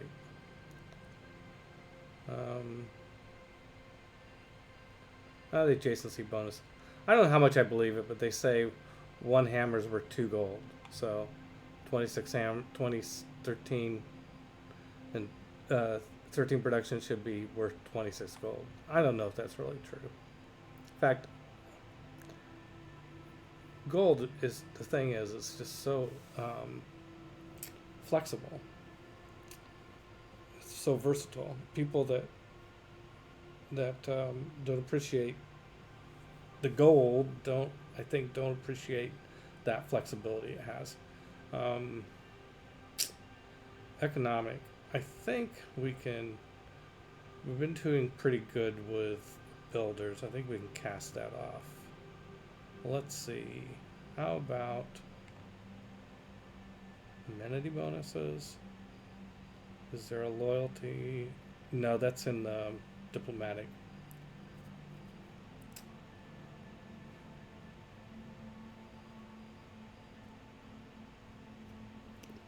Triangular trade, 12 gold. Or 3 science and 3 civics. I mean, that's probably what I should do. I mean, at some point you're just like, we're so far behind in science, like, and with that attitude, we'll never catch up. And I think there is a loyalty bonus here. Let's get this Praetorium for another loyalty bonus. And for wild card, you know, I do like the invention for the extra great engineer points. I don't have a lot of workshops yet, but oligarchic legacy, +4 to all my units, +4 strength to all my units. That's good. It'd be nice to get a great general, but you pretty much can't. That's what encampment's for. Cherson, housing. Yeah, we'll buy. Let's see, sale. Yes, we'll sell those to you for that amount of money. Sure. And no. Let's get out of this. Let's go back to luxury resources. Let's go back to our bread and butter. No, nothing available. Okay. Things delivered on a lawyer bus stop.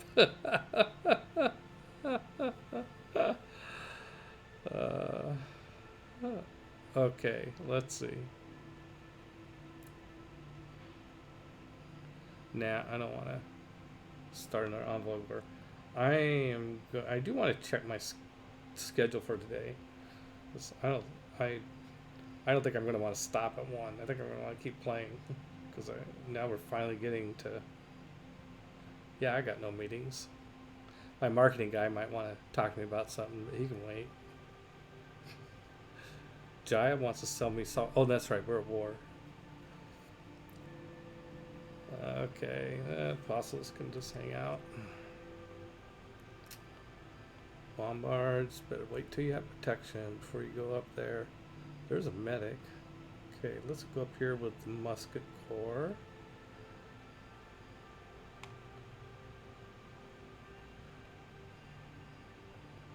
I'm just gonna deprive him of that. Oh, it said -100.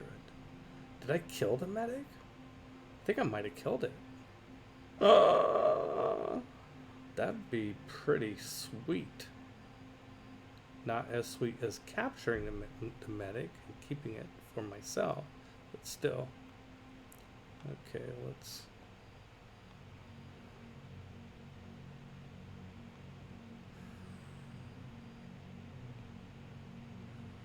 Oh, I could have gone to there and been on the road. That was dumb. Okay.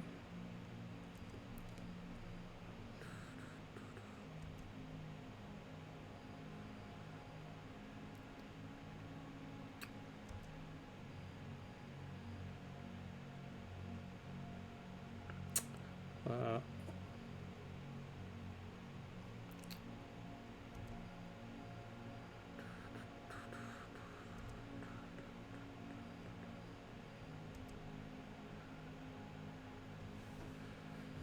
oh yeah, we gotta decide what to do about these guys. Okay, how strong is King Arthur? This is a King Arthur, I think. Yeah, it's Arthur. Strength of 92. Can I kill him with Beowulf? Can Beowulf kill King Arthur?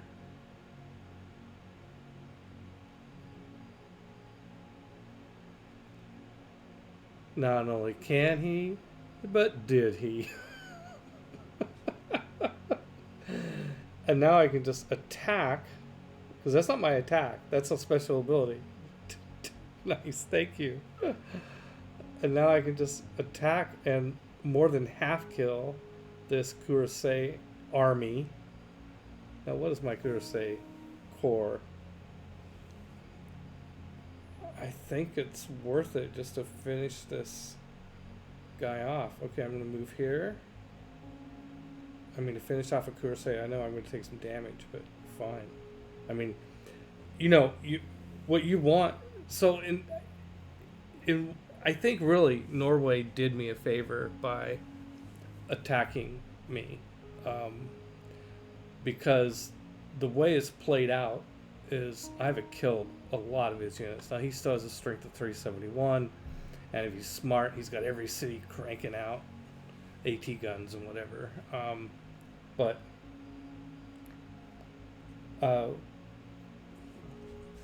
although in his territory, if I converted his city to schismatics, my religion, then I would get another plus 10. So I don't know.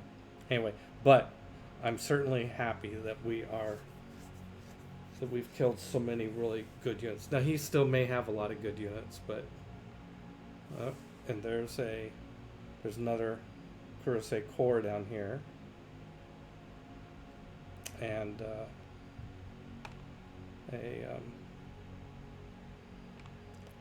field cannon.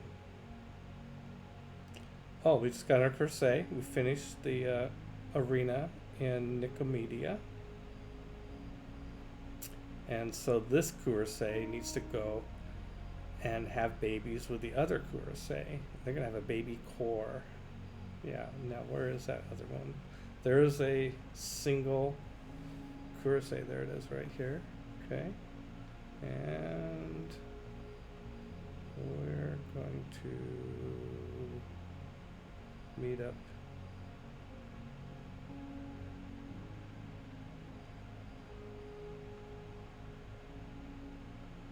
So Beowulf has 2 charges left. I think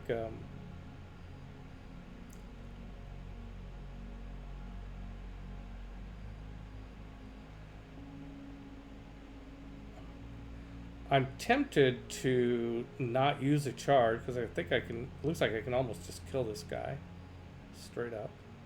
Almost. Let's finish it off with a Kurosei. Can I get there in one turn? Can't. How about this one? Can you get there in one turn? No. It's got this guy to deal with. Now, if I'd have killed the Great General first, then I might have killed him. I might have killed him with Beowulf. By the way, the Great General gives an extra move point. That, I have this puzzle that's been going on in my head trying to figure out how those Viking Kuroseis moved so far in their opening attack. If they'd had a Great General, that would have helped.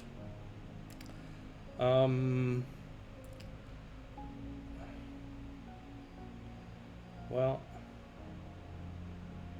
is this a field cannon core? No, it can do pretty good damage. One of these almost kill it. Okay, so this is what I'm going to do. I'm going to have one of these go into here. This one going to here. I want them to be in Nicaea. One of them is going to attack, but he's not going to kill the field cannon. Oh, no, he's not going to attack. He's not. He didn't have enough movement left. Abort that order. Okay, this one is going to attack and almost kill that field cannon. And then this field cannon is going to come out here and get the kill on it. That way both my cuirassiers stay in friendly territory, so the next turn they can heal.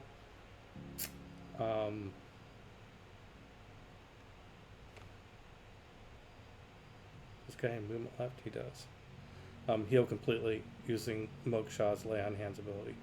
Okay. Now let's start moving these guys up towards the front. And this guy...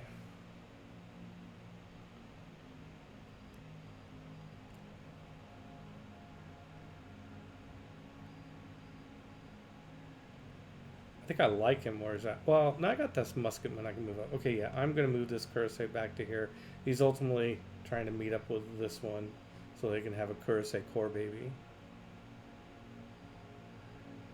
And I feel like I was being just a little too bold here. So we're just going to go back a little bit. We don't need to be out there just yet.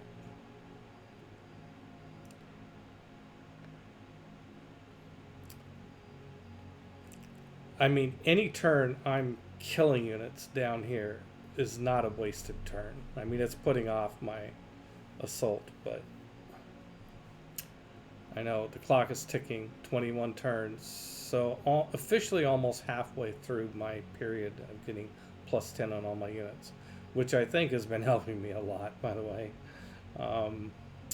Oh, we got a golden age for the next thing.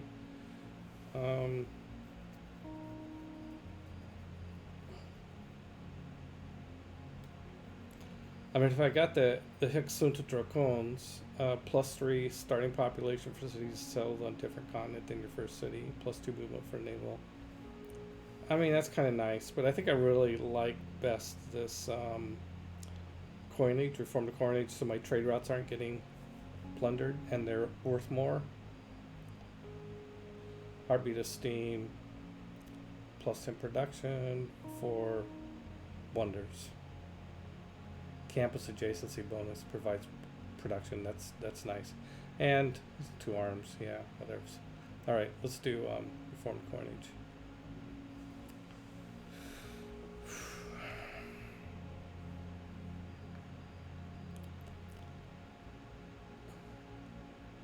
Let's see.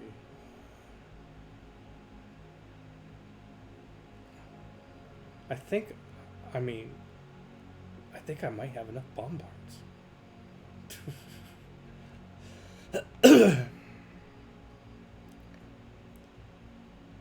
All right, choose production. Oh yeah, that's why I was looking at that. Okay, what do I want to produce? I still don't have a hippodrome in this town. And I have a spot for it and everything. Okay, well, we were busy making Petra for a long time. Okay, we have an encampment, which we fully developed. That's good, because we need one. That's right, we cranked off some military engineers with that. We could build Renaissance walls, but I don't think it's worth it. Diplomatic quarter would be nice, but let's stick with the basic. Let's get our hippodrome. Is there some place I can build it without having to pay 320 gold? Hippodrome. Oh yeah, let's build it back here. Build it right here. It'll be close to the front. Yeah, that works both ways. Oh. I think we can just build it. You know, this isn't a particularly exciting tile. Let's just build it here. Okay, 7 turns I get another heavy cavalry unit.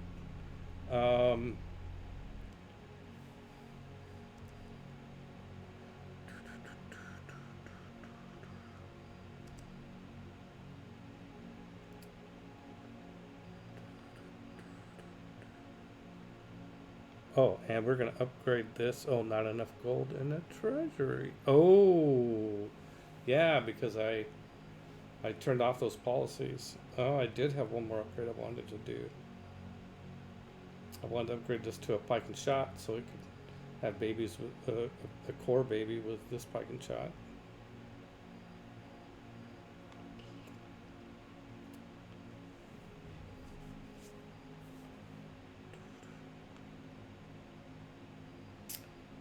Okay, next turn. Let's go down here. I always like to center the map where the action's at before I click next turn. I can just see it. I mean, they move so fast, it's hard to catch them. Oh, but you see, I got a lot of information. I saw that this core moved all the way to here. Because he only had a couple hit points left, he's able to get away. And he'll heal up and be back.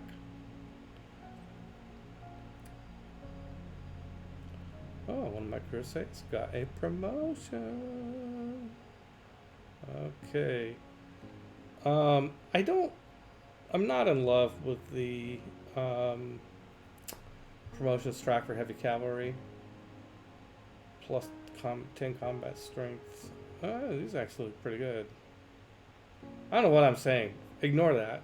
Oh, because normally you're not sending your cavalry against fortresses anyway, but oh my god, for Byzantium, charge and marauding are going to be really good. Oh wow. Wow. Wow. That's fantastic.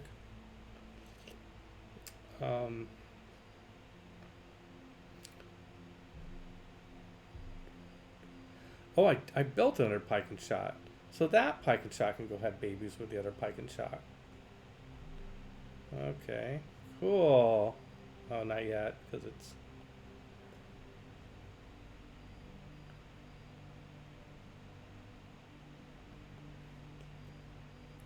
And core up with this one.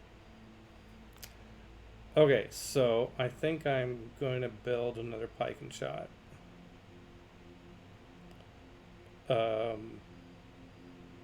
And eventually it will core up with that spearman, who will eventually get their justly deserved promotion.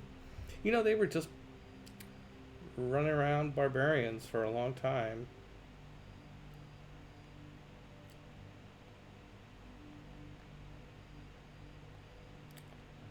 I know, feels like I'm being overly cautious. I just know how much of a punch those Vikings, they've got a wallop.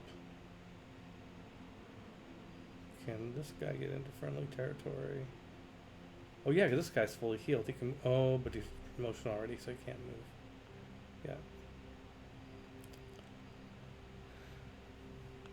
Yeah. 58, 78, 98. 2 turns he still won't be. 1.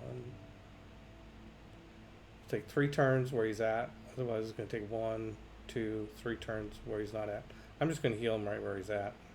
It's not going to be any slower than going to Nicaea and getting the benefit of laying on hands.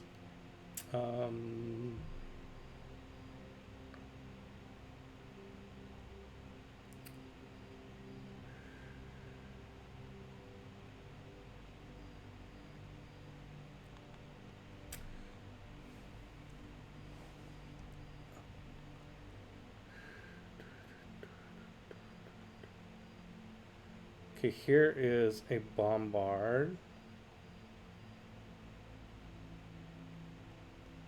And here is a bombard. They can get together and have baby bombard corps.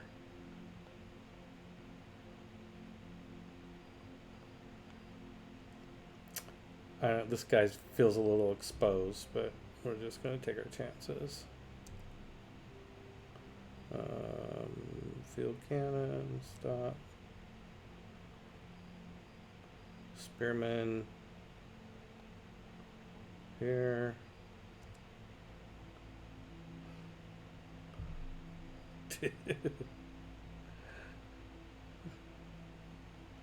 Let's see, I think I'm going to make this a mine.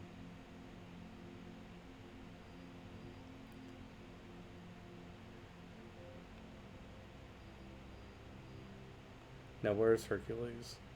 Oh, he's here. He arrived. Huh. Hercules. Yep. Okay. Boom. And another Kurisei. Just love it. Oh my god. That gets to move this turn. And since this is Militene, right? Yes. Okay, Militene. Your workshop can wait. It's time for you to build an arena.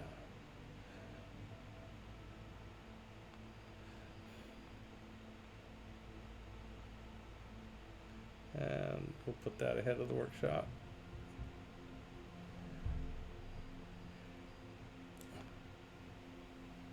Now I know I've been beelining. I made the decision a couple turns ago to beeline to naturalism, natural history, so I get the zoos. But there's a question about whether or not to wait. Oh wait, I'm looking on the wrong chart. Wait until we have tanks before we build zoos. But it's a long time. No, we're not gonna wait. That's a long time from now.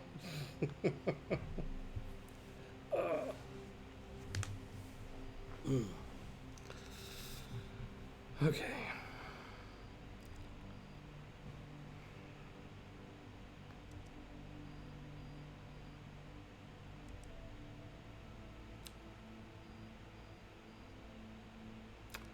Oh, this is the Corsair that we want to buddy up.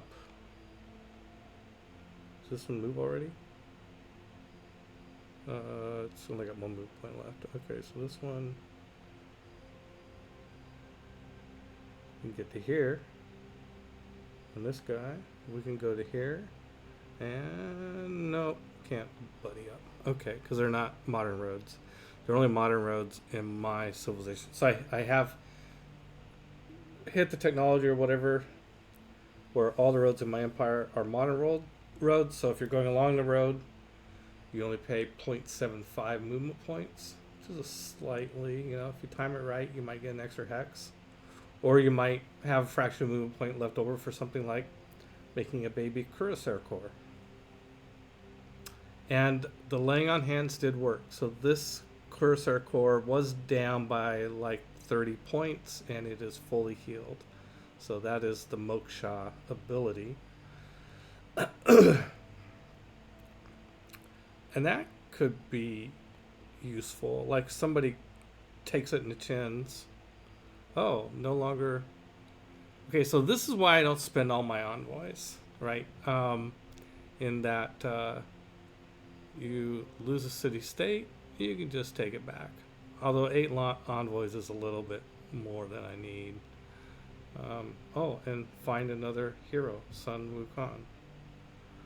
Yeah, I think I got enough heroes. I mean, I probably don't. I probably should. I mean, I sometimes wonder if you're playing domination, should you just go after every single friggin' hero that you can? I mean, yeah, maybe. I don't see, what does Mexico City? I would love to become suzerain of Mexico City in this game.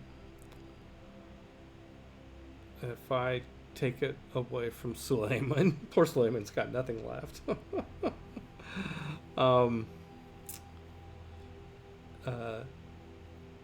I mean, I don't need it yet, really. I'd hate for it to become mine and then Kamar destroy it because Kamar and I are at war. Are we still at war? Can we just be at peace? Is there a reason why we're at war? We only went to war because you attacked Suleiman. Yeah, we can be at peace. Okay, great. Thank you. It's just one less thing to worry about. Not that I was that worried.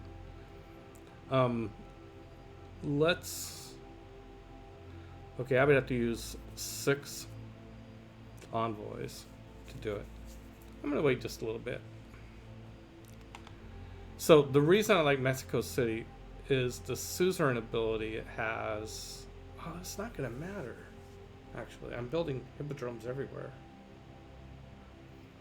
Oh, the suzerain ability Mexico City has, by the way, is that regional effects reach 3 tiles further. So the regional effects are either factories that are in industrial zones, or zoos and stadiums that are in hippodromes or entertainment complexes, or aquariums and aqua centers, or what are they called, in water parks. Those things. But I'm not really worried about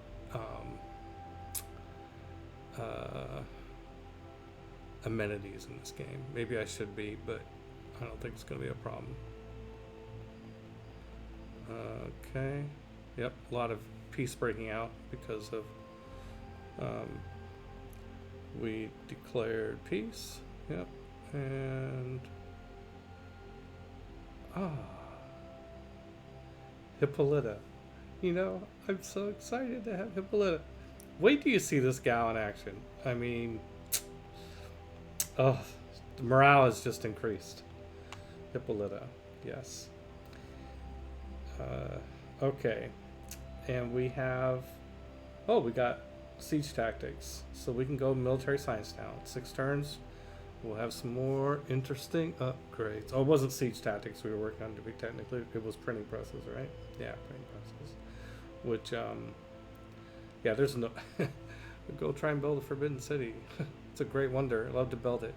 Since every other Civ has passed me on that technology, hard to imagine it's still available. But yeah, let's look. Let's see. No, it's not available. Kilwa's still available. Yeah, no, they focus on the war effort. Okay. There's Hippolyta. Oh, my darling. Okay. We now have... there's... all of our cuirassiers at full strength. There's delay no more, as my wife would say. Okay, we're going to move this one up to here. This one can get to here, but this guy has to get out of the way. So let's do that. Let's move.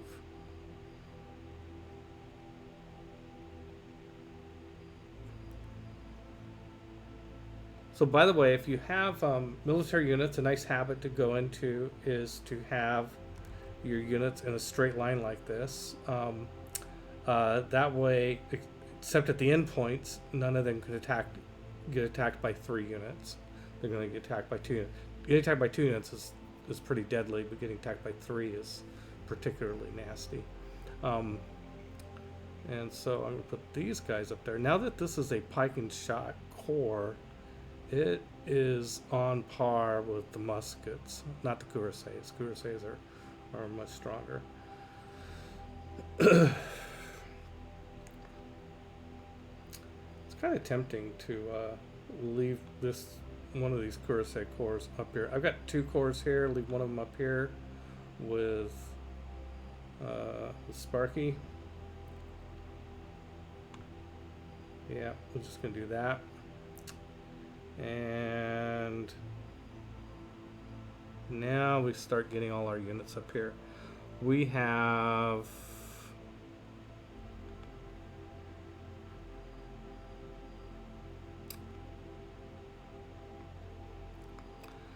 what I like to do is have field cannons near the outer, near the flanks.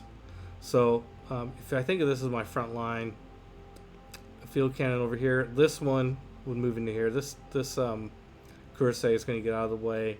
Then they're kind of guarding the flanks and helping to protect the bombards, which are going to go in the middle. Now let's see. Here's the bombard corps. And the coursers, you just got to be really careful with coursers. They're weak, they're fast, and but they're vulnerable.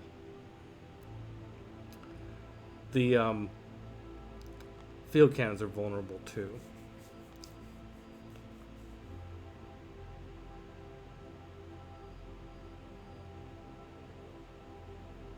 Yep, it's got a fraction of a movement point left. So if I put this one here, they can have a baby core. It's a baby core, but the parents both die. If you're going to use that analogy. Okay, Spearman is just going to hang out here where I can kind of see him and remember him. The other pike and shot, which will be the other parent for the future pike and shot core.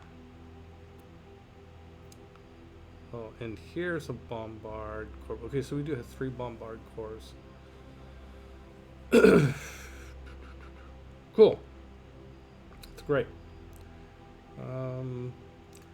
Now let's get our apostles up there. And which one is this? This is the medic. Okay. The medic, let's see, I want to get the other ones up front. The translator. Okay, the translator I'm going to put on the right flank. Where's proselytizer? No, that's a medic also. Here is the proselytizer. Proselytizer goes in the vanguard. And then this must be the debater. Yes, it is. Debater goes in the middle rear. And the medic, yeah, but just go put it out on the flank somewhere. Oops. Is this it? Yeah, put it right there. And is this the other medic? I think we have 2. Yes. I think we'll put it out on the other flank.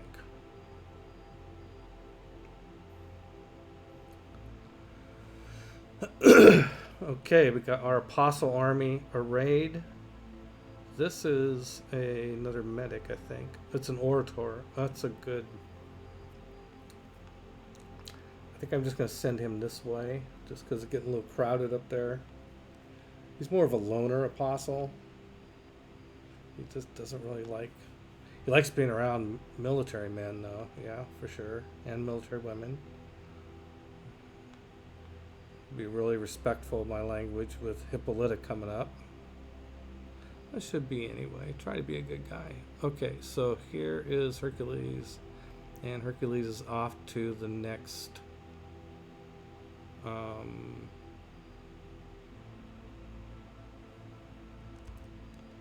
right there. It's like, where's my map tack? You can turn map tacks off and on. And I often have them off because they just clutter up the view. And then I turn them on. You know, certain things like, oh, when I'm moving a builder or when I want to build a district, then I turn on map tax to see if there's something I was planning. Okay. Oh, Cherson hasn't built a hippodrome yet. Isn't this gross? This is just so gross. Okay, let's see. Map tax. I think if I don't have... let's build it here. See, I need to put map tax down. I have a couple places that have to be farms, obviously. 1 farm. Here, farm. And here I can actually get an agricultural diamond. So that's good. All right. Okay, so we're going to get another Curacao in 5 turns. That is fabulous. Okay.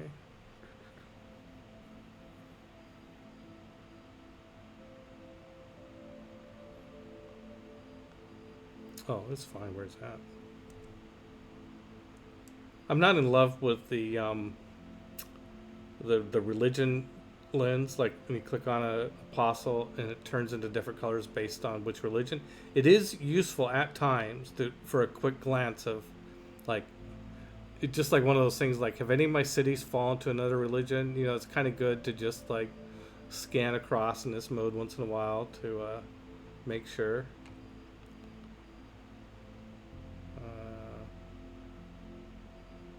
But what was I doing? Okay, back to this. Okay. What are all the apostles for? And I usually convert after the war. Oh, Packer fan. Oh, prepared to be wowed. So with Byzantium, well, I guess any religion / domination strategy. If you take Crusade, you get +10 combat strength in enemy cities, in the territory of enemy cities, if that enemy city is following your religion. So you go in for the attack and you move your apostles up there.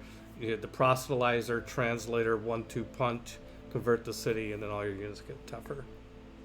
Pretty nice. But you tend to burn through a lot of apostles. I also get a lot of apostles. I don't have Yerevan. I don't think Yerevan's in this game, right? I think I would have noticed because I would have jumped up, started screaming.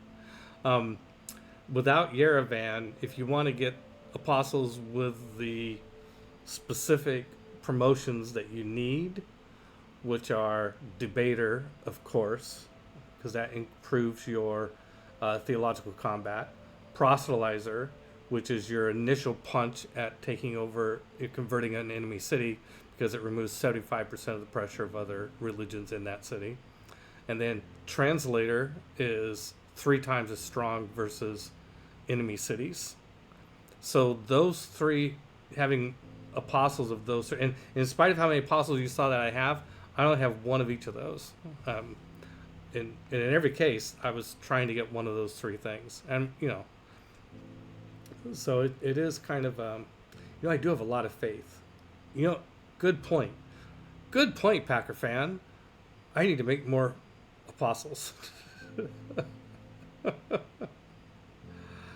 We'll find out, because I definitely need another. My proselytizer apostle only has 2 charges left, and there are 3 cities I want to take out. So I'm going to build all my apostles and missionaries in Constantinople, because that's the only place I have a mosque. I could put mosques in other places, but seems unnecessary.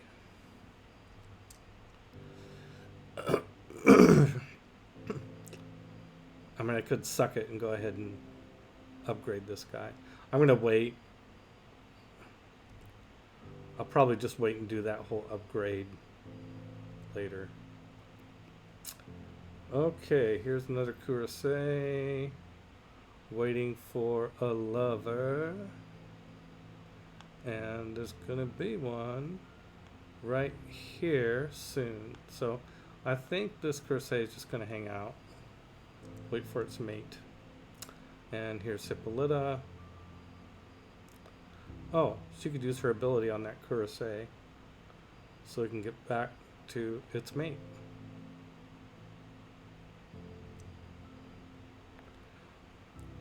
Does that help reduce the walls? No, but it adds, the Crusade ability adds 10 to the combat strength of all your units. So that's going to increase the combat strength of your bombards, so they're going to do more damage to walls. But since I'm playing Basil of Byzantium, his cavalry units do full damage against cities. Oh, snap.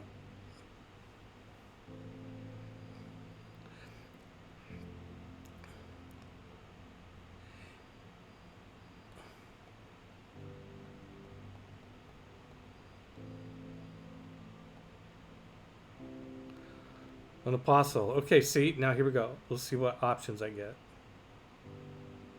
Proselytizer.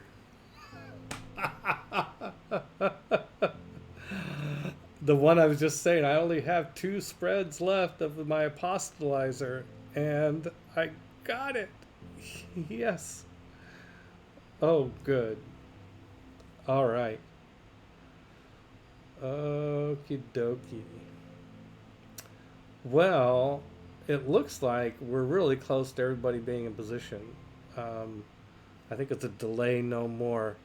Yeah, you want to play Byzantium with Basil as the leader, not Theodora. Basil. And that combination, look at all the abilities and just think about, like, okay, if I have a religion and I build hippodromes everywhere and arenas and all the hippodromes everywhere because they get all these free heavy cavalry units, and these heavy cavalry units don't have penalties attacking cities, and then go in there with an army to. Okay, so we're gonna test this now. We're gonna go. We're gonna go. We're enough talk. We're going. Um, I am going to go. Let's see. The muskets can only move 2, so we're not gonna. We're gonna keep a line, but let's see what we see come around this city. It looks like a very modern city, by the way, doesn't it? Skyscrapers. I bet he has artillery and steel.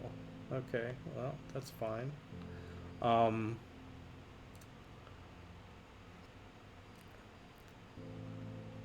I'm anxious. Let's see, how far can this crusade move? Yes, there we go. The infantry are a little slow. I've got a crusade army here too. I think what I want to do is just go ahead and go for the conversion ASAP. Oh, how's Beowulf doing?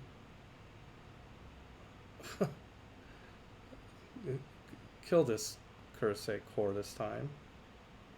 Yes, we killed it. And we got an arrow score. Good deal. I guess Beowulf's doing his thing up there. He can't be bothered. I'm a little nervous getting within range of the city and the encampment, plus whatever military units are out there.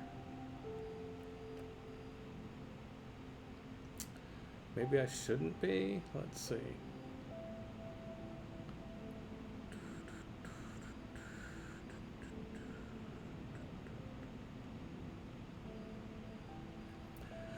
This is not a time for caution.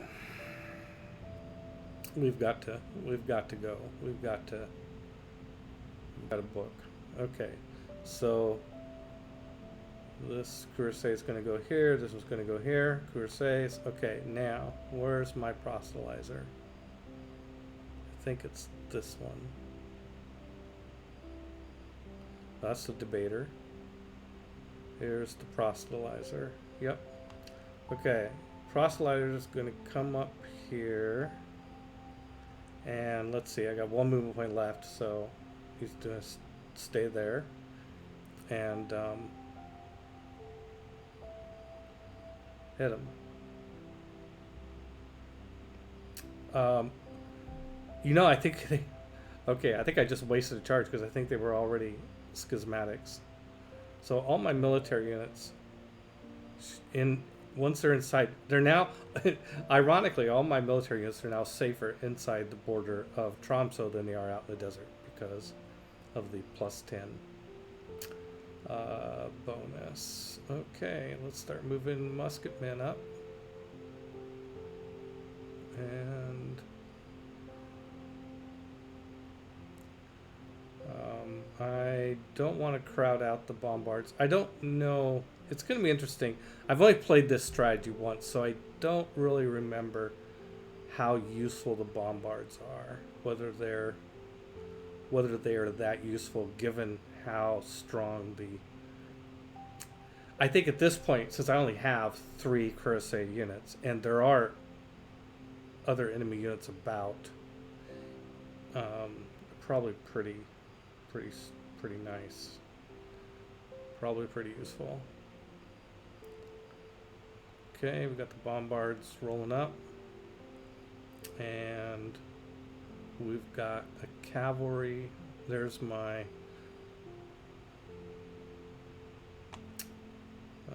let's see. Let's get this guy up on this hill. Poke around. Oh, there's a settler.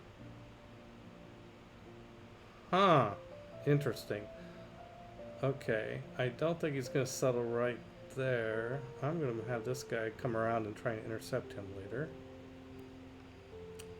I don't like being in the swamp, but that's where it puts me.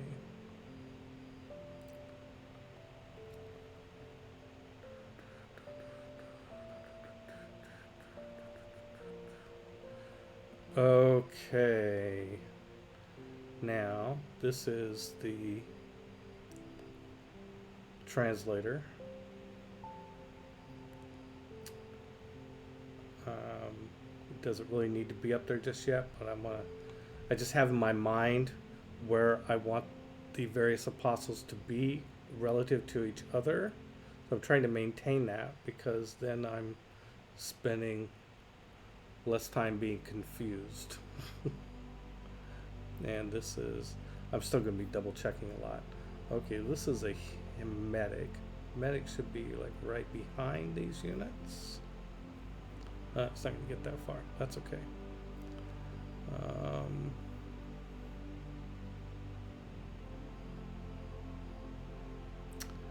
I'm thinking at how clogged up this is going to get that my that this field cannon core will get to a valuable location faster if it comes around this other side. Now this is another, it's an orator. Okay, let's just put them in this holy site. Why don't you fix things over there?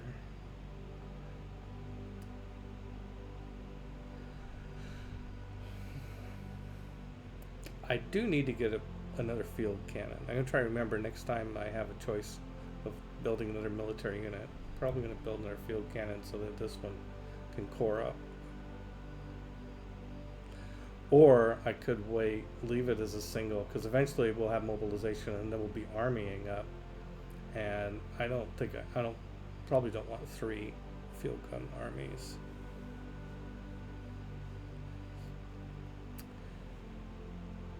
Yeah, I highly recommend this Packer fan. It's just a ton of fun. It's religion, religion / domination. Although you could just as easily just make it domination. See, this is medic.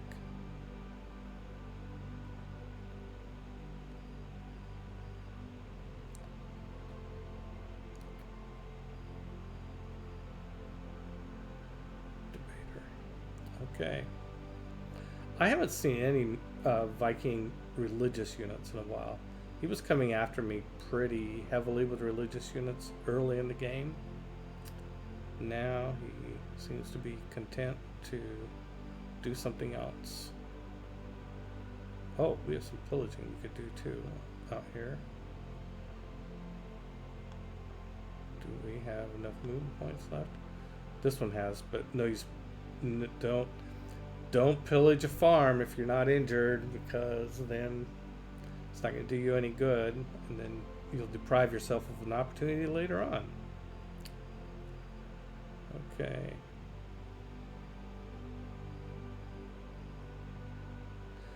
Oh, I could be attacking. Let's see how that looks. That looks pretty bad. Yeah, okay, we definitely need the bombards. So the plus 10 for crusade, plus 3 combat strength.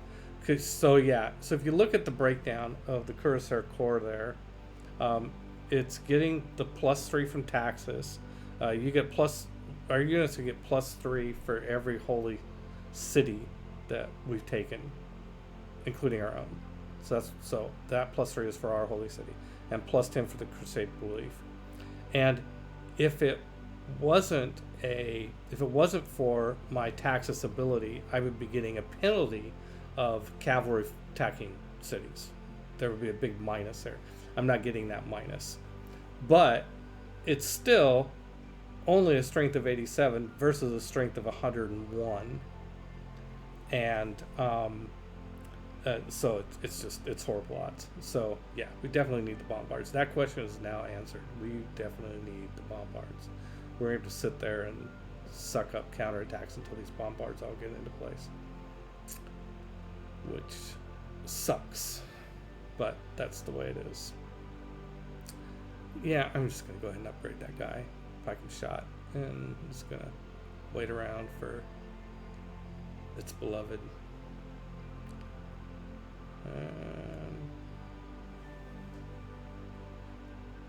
Hopefully they are strong enough that they will. Is this moved yet? Nope. Alright, let's plop down our last free hippodrome.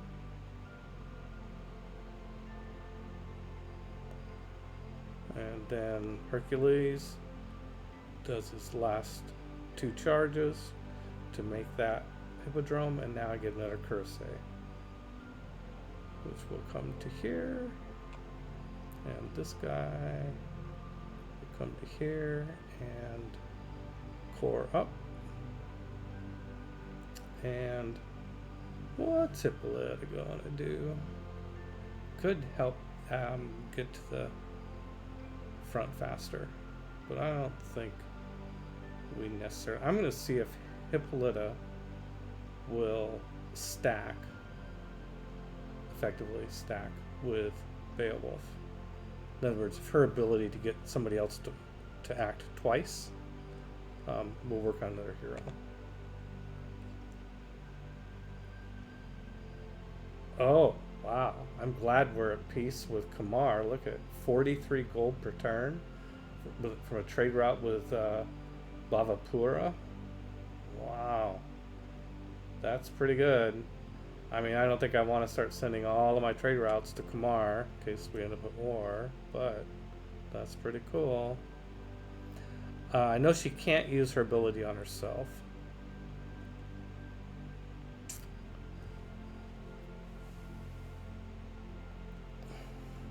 Oh, did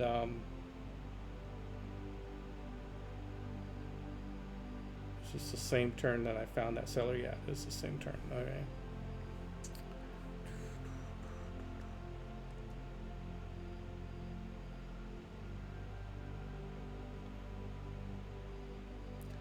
I don't know that I really care if he builds another city over there where Adrianople was. It will. Okay, now I'm really curious to see how his attacks work. Okay, so he did an attack against my cuirassier that did 20 points of damage. Okay, so that's not bad. Now if he throws units at me, then it's going to get nastier. But that's what Beowulf is for. Now, speaking of Beowulf, any new threats over here in Singapore? Not yet. Okay. Do I want to heal? Let's see. He's got 75 hit points. Oh, I can get to Nicaea. And simultaneously moving closer to the front. Next turn, rest and get all the hit points back. Okay. Not getting there very fast, but getting there. Okay, so now I need to make room for the bombards. This bombard can go that far? 0.75 times 3 is 2 1/4. These might be fast. These are modern roads. Oh, earlier I said I called my modes modern roads, but they were really industrial roads. Okay, so that's an industrial road. This one's a modern road, and this one is a modern road.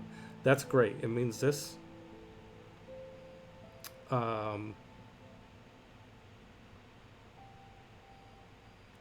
it's dangerous too, but I want to put this, I want to get these up here as quickly as possible.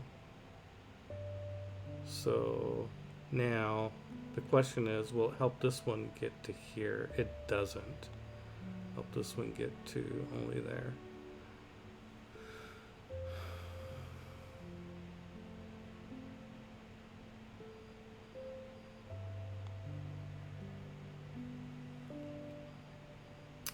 Okay, no, I don't need to be that I don't need to be that aggressive because it's not going to help me.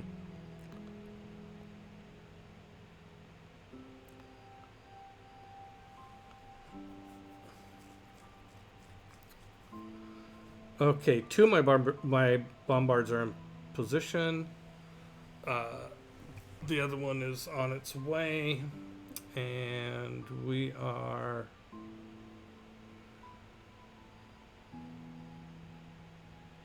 Now this is weird. This encampment didn't fire at me. Maybe it can't fire over the hills. Maybe it needs line of sight. Probably is. This encampment is in the grasslands, and there's our hills. That's great. It means this tile isn't as vulnerable a location as I thought it was. Okay, so now these guys are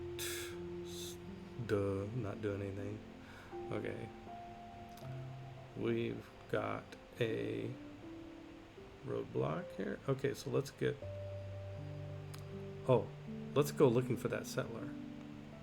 1, 2. Oh, the settler went away.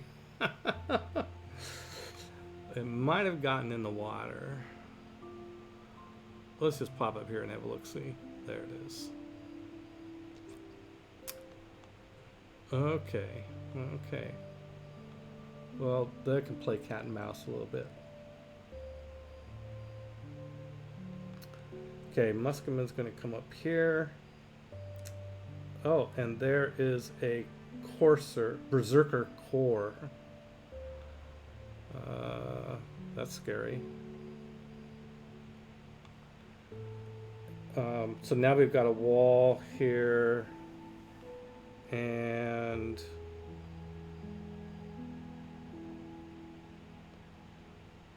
we can. Well, we'll see where the best spot ends up being for these guys. I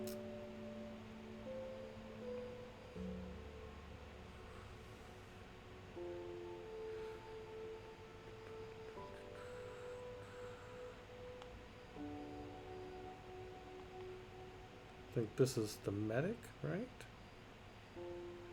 Oh, let's see. Did I have a medic down here? Yep, I have a medic here. So this, I could pillage, but I think I'm just gonna fortify and heal with 20 points of damage. It'll be curious to see how much he heals with the medic next to him. I'm predicting he'll heal 15. We'll see.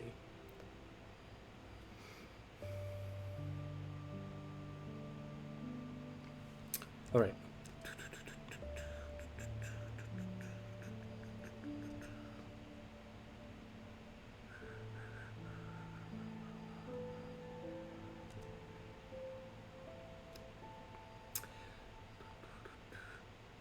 Yeah, this trick of the cavalry being able to attack cities, it works really much better if you're on relatively similar eras of the technology track. The fact he's got modern cities and I've got cuirassiers, Renaissance area cavalry versus a 20th century city. It's even with that advantage, it's not enough to make them effective against cities. So that's a setback for us, but that's why we have our lovely bombards.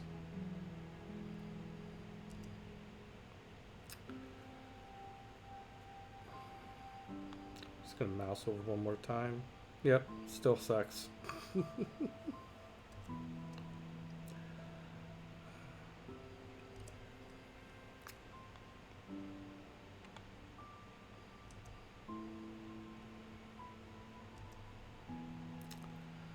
Hippolyta. She's got movement. She's got 3 left. Well, she can get up here and get these guys going a little bit faster. So let's give this guy another move point. So they get to there.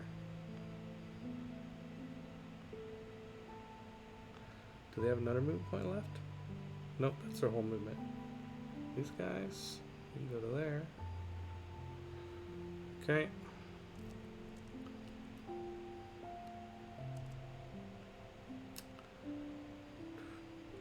Oh, my other proselytizer might be useful soon.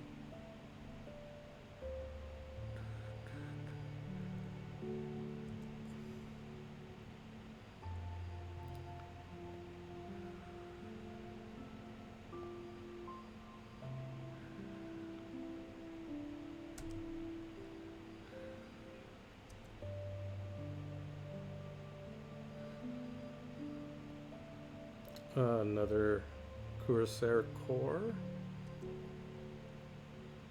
And now Hercules can come back up and join the fight again. How many turns does he have left? 5. No, he's not going to get there in time.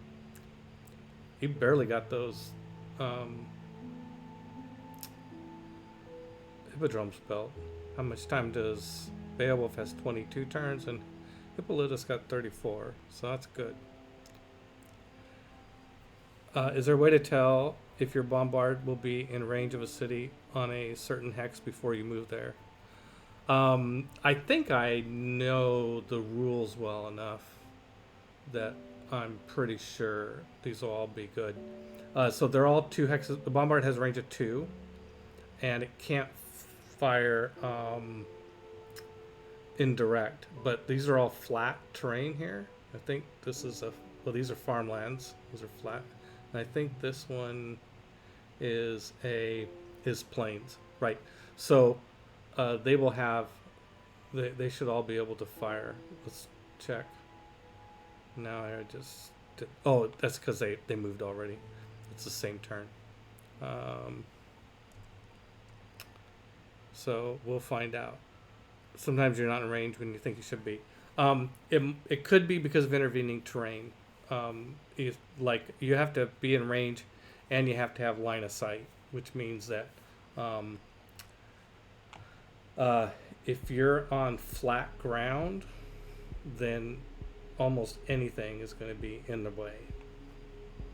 So that could be woods, hills, rainforests, mountains, obviously. But if you're on hills, you can see over hills or woods that are on flat land. You can't see over hills that are wooded hills. Okay. Oh, he attacked the bombard. Okay. That's what happens sometimes. Okay. And the medic completely healed the cuirassé. So the cuirassé healed 20 points. The medic combination, so that's nice. Okay, now the bombard is going to attack.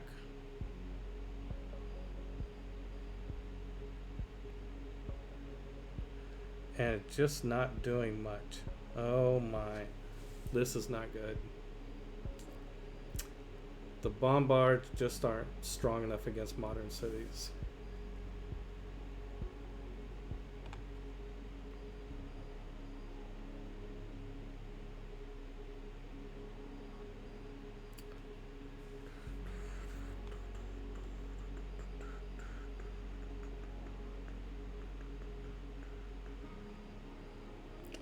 Yeah,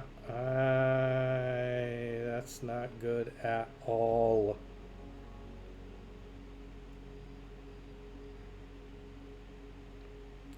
Village for 195 science. That seems like a good idea.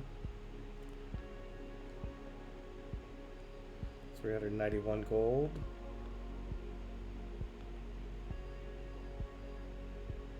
Pillage for 195 faith.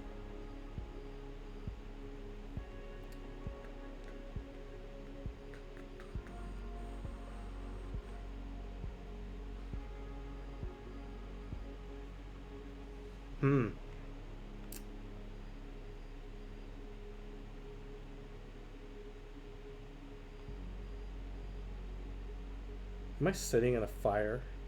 Is this hex on fire and I'm sitting in it? Because that usually means you take damage. No, it's just pillaged. Okay.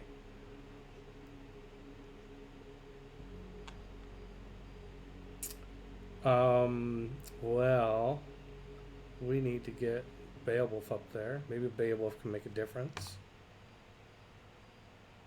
Oh, he's gonna heal. You know, I should have I should have him bring him up and have him forage to heal. I mean pillage to heal. Let's see. Let's just see what it looks like when he rolls into town. Okay, we're gonna go to here, and then let's just mouse over this. No, he could hurt himself pretty bad and do a little bit of damage. Okay, well he's gonna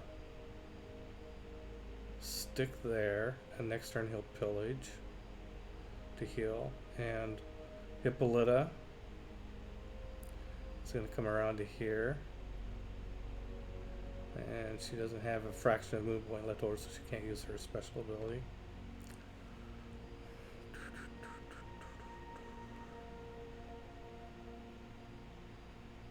Oh, Suleiman wants to send me more coal. Did I hear that right? Did I see that right? Did I see that flash across my screen like that? Let's see. Strategic. Oh wait, let's take this first. Yeah, I'll definitely take those. Strategic resources. Coal. So you gonna give me another like huge number of them for 5 gold? Yeah, 18 of them for 5 gold. I think he stops there because I think that's the most I can. Yeah, that's the most coal I can have. I'm sorry, that's just funny. That's just funny. Can I sell any luxury resources now that I'm not at war with Kumar? Nope. Okay. Well, that is not good. We finished the holy site though. Let's build a hippodrome, I guess. I mean, you know, it's our thing, so is there one we can do that's not mission critical, that's 2 hexes away? Or one, doesn't have to be 2 hexes, it's encampments that have to be 2 hexes away. Oh, let's just plop down this desert. Even with a mine, it's not gonna be that good.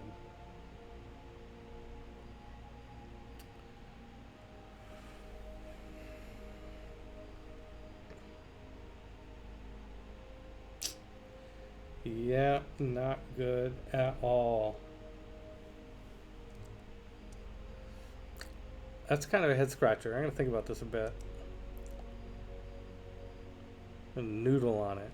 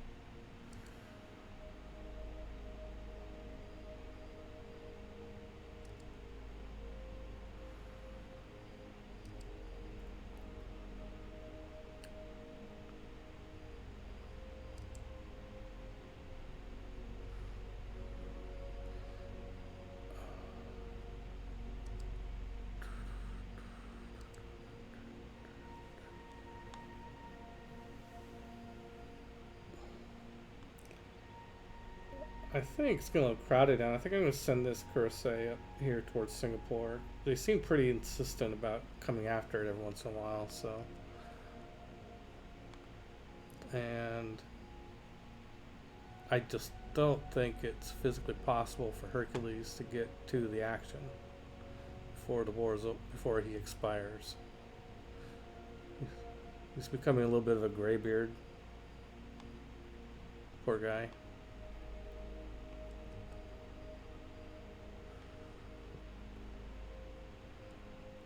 Well, I think Corsairs are going to do what coursers do best, which is pillage.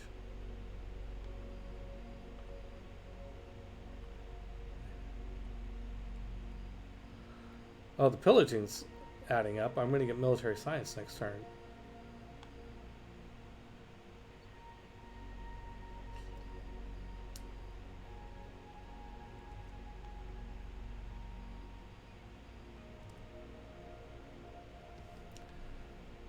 Okay.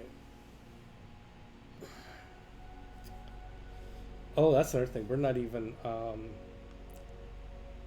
We need to surround Tromso so it's at siege. Otherwise, it's going to heal up every turn. You know, I don't really need to have a unit within range of this encampment. Plus 25. Oh, medic. Oh, that's interesting. It healed. I think the medic healed my musketeer, even though the musketeer had been active. Had it been active? Maybe it just fortified last turn. Yeah, because it didn't. Oh no, it did pillage. I think it pillaged the first building in here. Pillaged the university. Now it can pillage the library. Oh, interesting.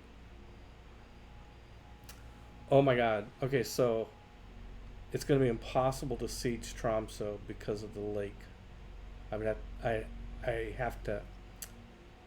I would have to have a boat in the lake.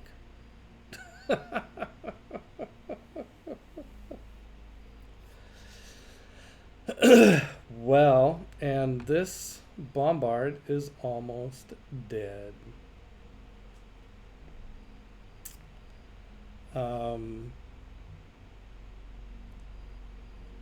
Pillaging won't heal it, and the medic will give it. Now the medic in this case didn't help it heal by 25. There's the medic.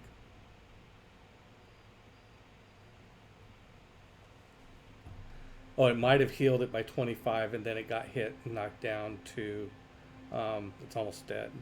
Down to 14. That doesn't seem like it can dead it. Well, that's not good. We can get oil and steel, but see, we're just chasing the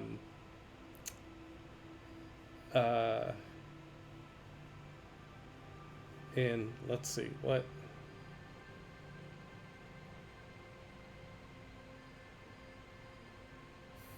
Five in 38, 43 turns, we would be eligible to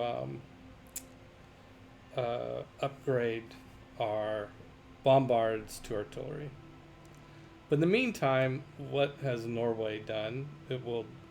It's this far away on the tech track. It will be. It's already got anti-tank guns, so it's probably going to have tanks, machine guns, maybe aircraft, maybe bombers. Yeah, I am going to. It's been really naughty for Chris. Yeah, I may need artillery. Yeah. I am going to declare this game a loss. I thought, if I could steamroll across Norway here with this force, with the combination of Crusade plus my UN resolution that's active for, another, 12 turns or so, 15 turns. The combination of these two things would really, really gave me a chance to have an exciting campaign. But this is not an exciting campaign. This is dead in the water. I mean, I got a couple things like Beowulf, but even Beowulf can't do damage. Look, if you look at the stats there, Beowulf attacking is barely moving the dial on the modern cities. Modern cities are just too tough. Just can't take them with Renaissance troops, as it turns out. So this game, I was unsuccessful at getting a early enough, strong enough start to make the combo happen. So I am not going to prolong our agony any longer. I'm going to call this good. Yeah. There's no way I'm going to win this game. There's just no way. So that's the way it goes. That's the way it goes, man. They can't all be winners. I was playing on Deity, which is out of my league also. I'm not... It's funny. I did win one game. The first game I tried to play on Deity was with Macedonia. Alex, he's so good. And I got on the steamroll right off the bat and knocked out the Aztecs early game.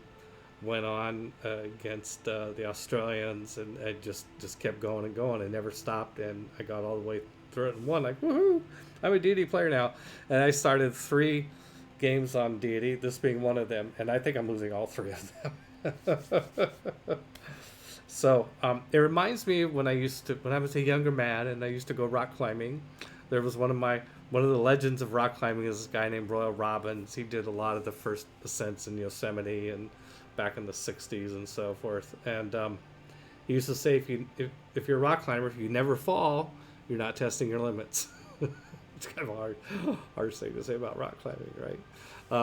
But I think Civ kind of works the same way. Once in a while, you just got to say, hey, am I a DD level player? No, I'm not. Not yet. But it will be. All right. Thank you for doing. What's the next Civ you'll play then? You have over 50 of us in our seats wanting to know what's next. What is next? Yeah. Thank you. Thank you, Jim. Well, I am tempted to play not Deity. I think I'll back off 1 ratchet back to level 7. And I've done Diplomacy Victory. I've done a Domination Victory. This Byzantium strategy feels like repeating a Domination Victory. I could do a cultural or science or more traditional religious victory, which I think if I tried the more traditional religious victory, I would probably back off to level 6 because I think it's really hard. I don't know. Anybody in chat have an opinion? What would you like me to see me play? Name a Civ or name a victory level. Get cultured with Peter. Has a ring to it. Culture victories are the hardest. Although I do have a way I like to. There is if you can get a strong religion and reliquaries and Mont Saint Michael, there's a fun culture strategy. It feels more like a religious strategy at first, and then you need other tourism stuff. Yeah, we could go for a cultural victory. All right, let's see. And then which Civ would I play for a cultural victory? I'm gonna think about that. I've done Eleanor. Eleanor's fun with religion and doing the Cthulhian secret society. What's it called? The Void Singers. And get the cultists. Yeah, that could be. But anyway, okay, I would go for a call. I'm going to think about it. Look at the various civs and find out who I want to play. That would be one of the good civs out of the civs that are good for cultural victories. Which one will I want to play? That's a good question. All right, I will announce it in a video. I will make a video this week and announce it. Well, thank you all for hanging out with me, and let's. Sorry to disappoint you with a loss, but man, it's just the way it goes. We'll see you next. We'll see you next week. All right, bye.